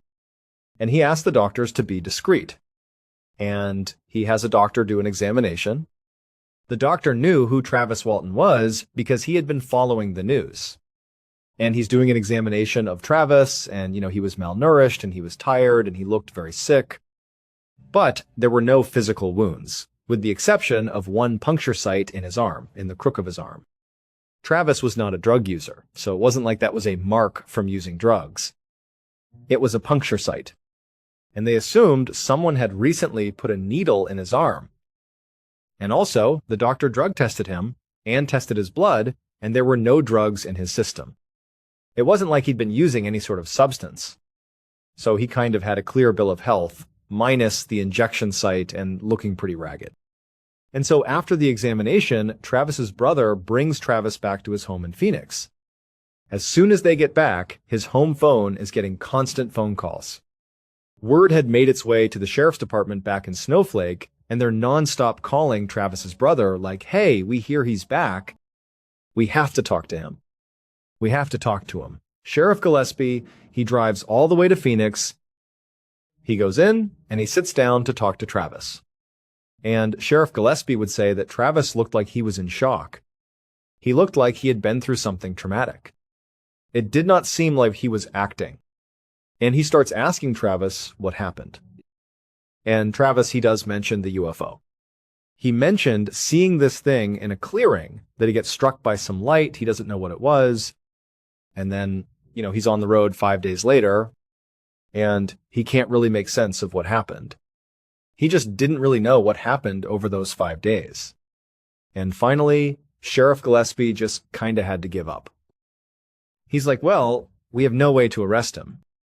We have no proof of anything, and so he decided, we're going to be in touch, and he drives back. And then the media starts showing up.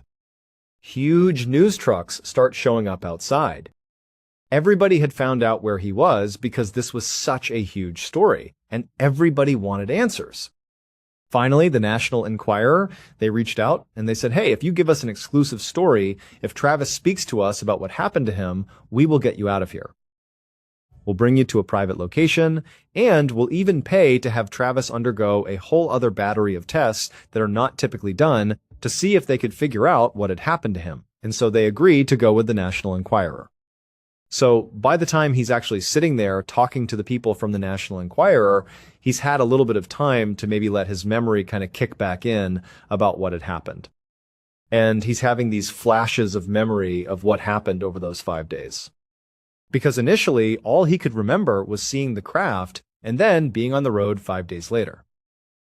And so when he's sitting down with the National Enquirer people, he begins to recall what actually happened over those 5 days. And so this is what he said happened.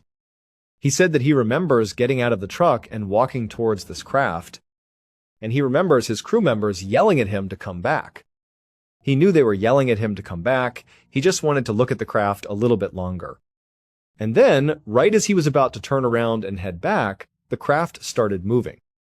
This loud, kind of mechanical, eerie sound is being made, and before he had a chance to run back, he gets hit with this lightning bolt of some kind.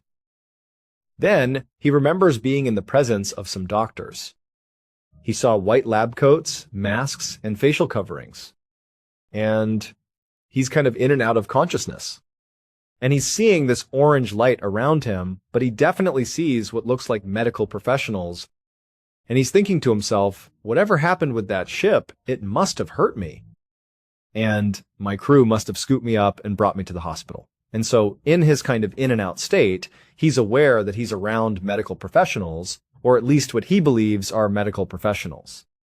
And at some point, his vision clears. It goes from foggy and in and out to being pretty much lucid. And he looks down at his chest, and there's a rectangular box sitting on his chest that he didn't recognize. It didn't really look like modern medical equipment. It just looked like this, almost like a rock, sitting on his chest. And he looks at that, and then he looks up at one of the people who's wearing a mask, who's working on him, one of the medical professionals, and this person is working on this box. And then the person looks at Travis Walton, and then leans in to look even closer at Travis Walton. And Travis is horrified. It was this grayish, thin, narrow-headed figure that was very short, maybe like 4 feet high, who was looking in at him. And its eyes were like slits. And it's just looking at Travis. And Travis, who's unbelievably scared at this point, he pushes everything off of him and rips out all the cords that are attached to him. He kind of topples off of this table that he was on. And he realizes he's in a fairly small room, and there are 3 of these humanoid creatures in the room with him. And he picks up the biggest instrument he can see next to the table that he was just lying on. He didn't know what it was. And he starts wildly waving it at them and screaming at them, "Get away from me!" And he's trying to make sense of what he's looking at. And the 3 figures in the lab coats, they start walking closer and closer to him. And they're just kind of looking up at him, trying to study him a little bit. They get all the way up to him, and he's waving this thing, and he's almost about to hit one of them when they just kind of abruptly turn around and leave the room, leaving him all alone in this kind of examination room. And as soon as they leave, he watches them go down a little hallway outside the door, and they turn left. And so he's practically paralyzed with fear, but he knows if he can't get out of this room, he's done for. And so finally, he kind of gets himself together, and he walks past the examination table. He goes down the hallway outside of the door, and instead of going left where they went, he kind of sneaks off to the right and starts walking. And he comes to another room. And it's a room that has a single chair in it. It's this tiny little room with a chair, and the chair is turned away from him. He begins to peer around the chair, and he sees that no one is sitting there. So he goes around in front of the chair and he's like touching the wall, looking for a doorknob or any sort of mechanism that can get him out of this room. And he said the room, it was like this perfectly flat. Everything was flat and smooth. There were no door handles. He couldn't find a way out. And he ultimately sees on the chair that it looks like there are some buttons on the chair itself. He pushes all these buttons on the chair and nothing happens. And then in the doorway where he came in, suddenly a person, a man, appears in the doorway who's wearing what looks like a spacesuit, like an astronaut suit. And Travis is so immediately relieved, even though the weirdness of him being in an astronaut suit is pretty high. He's like, it's a human. And he doesn't know what to think about the fact that he's now excited to see a human, right? Like, it's terrifying that you were just around these non-humans, but he's in panic mode now. He sees another human being and he runs over to him and he says, please, you've got to help me. I don't know where I am. Where are we? What is this? What's going on? And he notices that the eyes of this person inside of the spacesuit, it's a man, or at least it looks like a man, but his eyes are distant. He's not making eye contact with Travis. It's like he's in a trance. And he said his eyes just seemed off, like they just weren't focused on him. It would be like if you're talking to someone, but they were permanently looking away from you. There was just something off about him, and he never spoke. And so he's trying to ask this guy, where are we? And the guy takes him by the arm and he just starts leading him back into the hall where he came from. And they continue down the hall, not back towards the room where he was originally, but down the hall in the other direction. And they get to another door and he opens it up. And Travis the whole time is like pleading with this guy to help him. And he thinks that this guy is helping him. He thinks that this is his savior. And he feels relieved that a human being, albeit a strange human being, is helping him. And eventually, he stops asking him any questions because the guy in the spacesuit is just not reacting to him at all. They open this door, and they go down into this huge hangar where there are all these spacecraft that look just like the one that he saw in the clearing. And they start walking down between all these spacecraft that are just hovering, much like they were hovering in the forest, seemingly able to just defy gravity. And the whole time, this guy in the spacesuit is saying nothing. And Travis is like, what is this? What are these craft? Is this military? The guy says nothing. They walk to the far side of the hangar and they open up another door. And they go into another bright white room.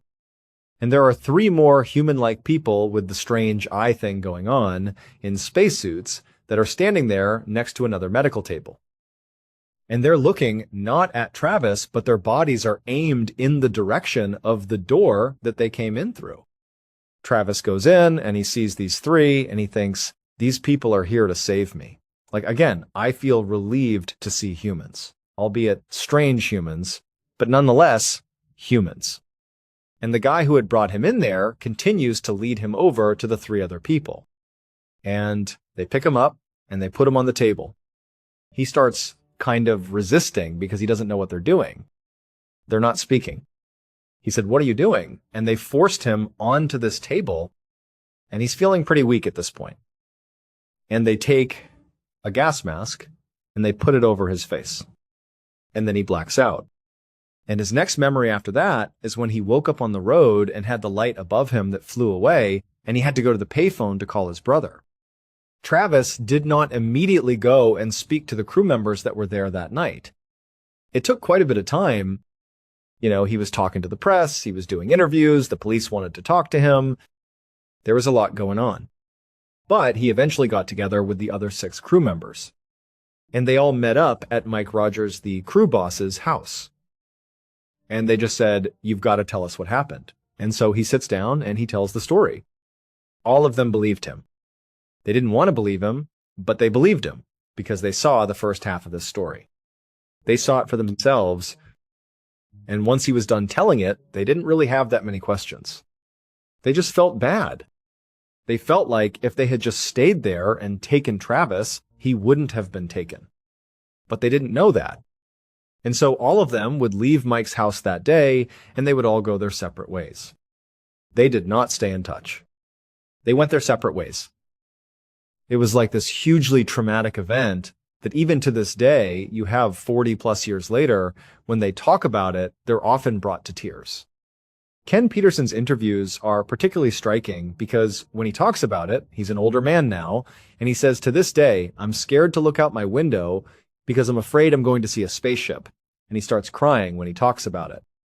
I mean, this had a profound impact on these 7 men.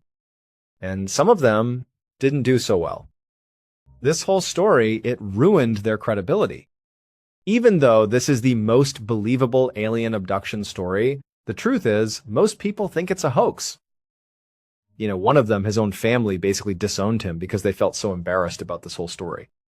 They didn't believe him. So, if this was a hoax, to what end? What did they get out of it? Nothing. It damaged their lives. Following this case, over the span of 40 years, there would be 16 lie detector tests taken. 5 by Travis Walton and 11 by the remaining crew. And they would all pass. The one member of that initial polygraph set, when 5 had passed and 1 was inconclusive, he was retested with the same exact test, and he did pass. It's just one of those things where we're left with this incredible story where modern technology says they're telling the truth, but we can't fit that truth into what we think of as normal life. And so we've just decided that there's going to be a group of people that believe, and there's going to be a group of people that don't. And you're left to pick which side you're on. Thank you so much for watching. Let me know what you thought of today's episode in the comments. And remember, we have a whole playlist of true crime episodes ready for you to binge right now. Until next time, see ya.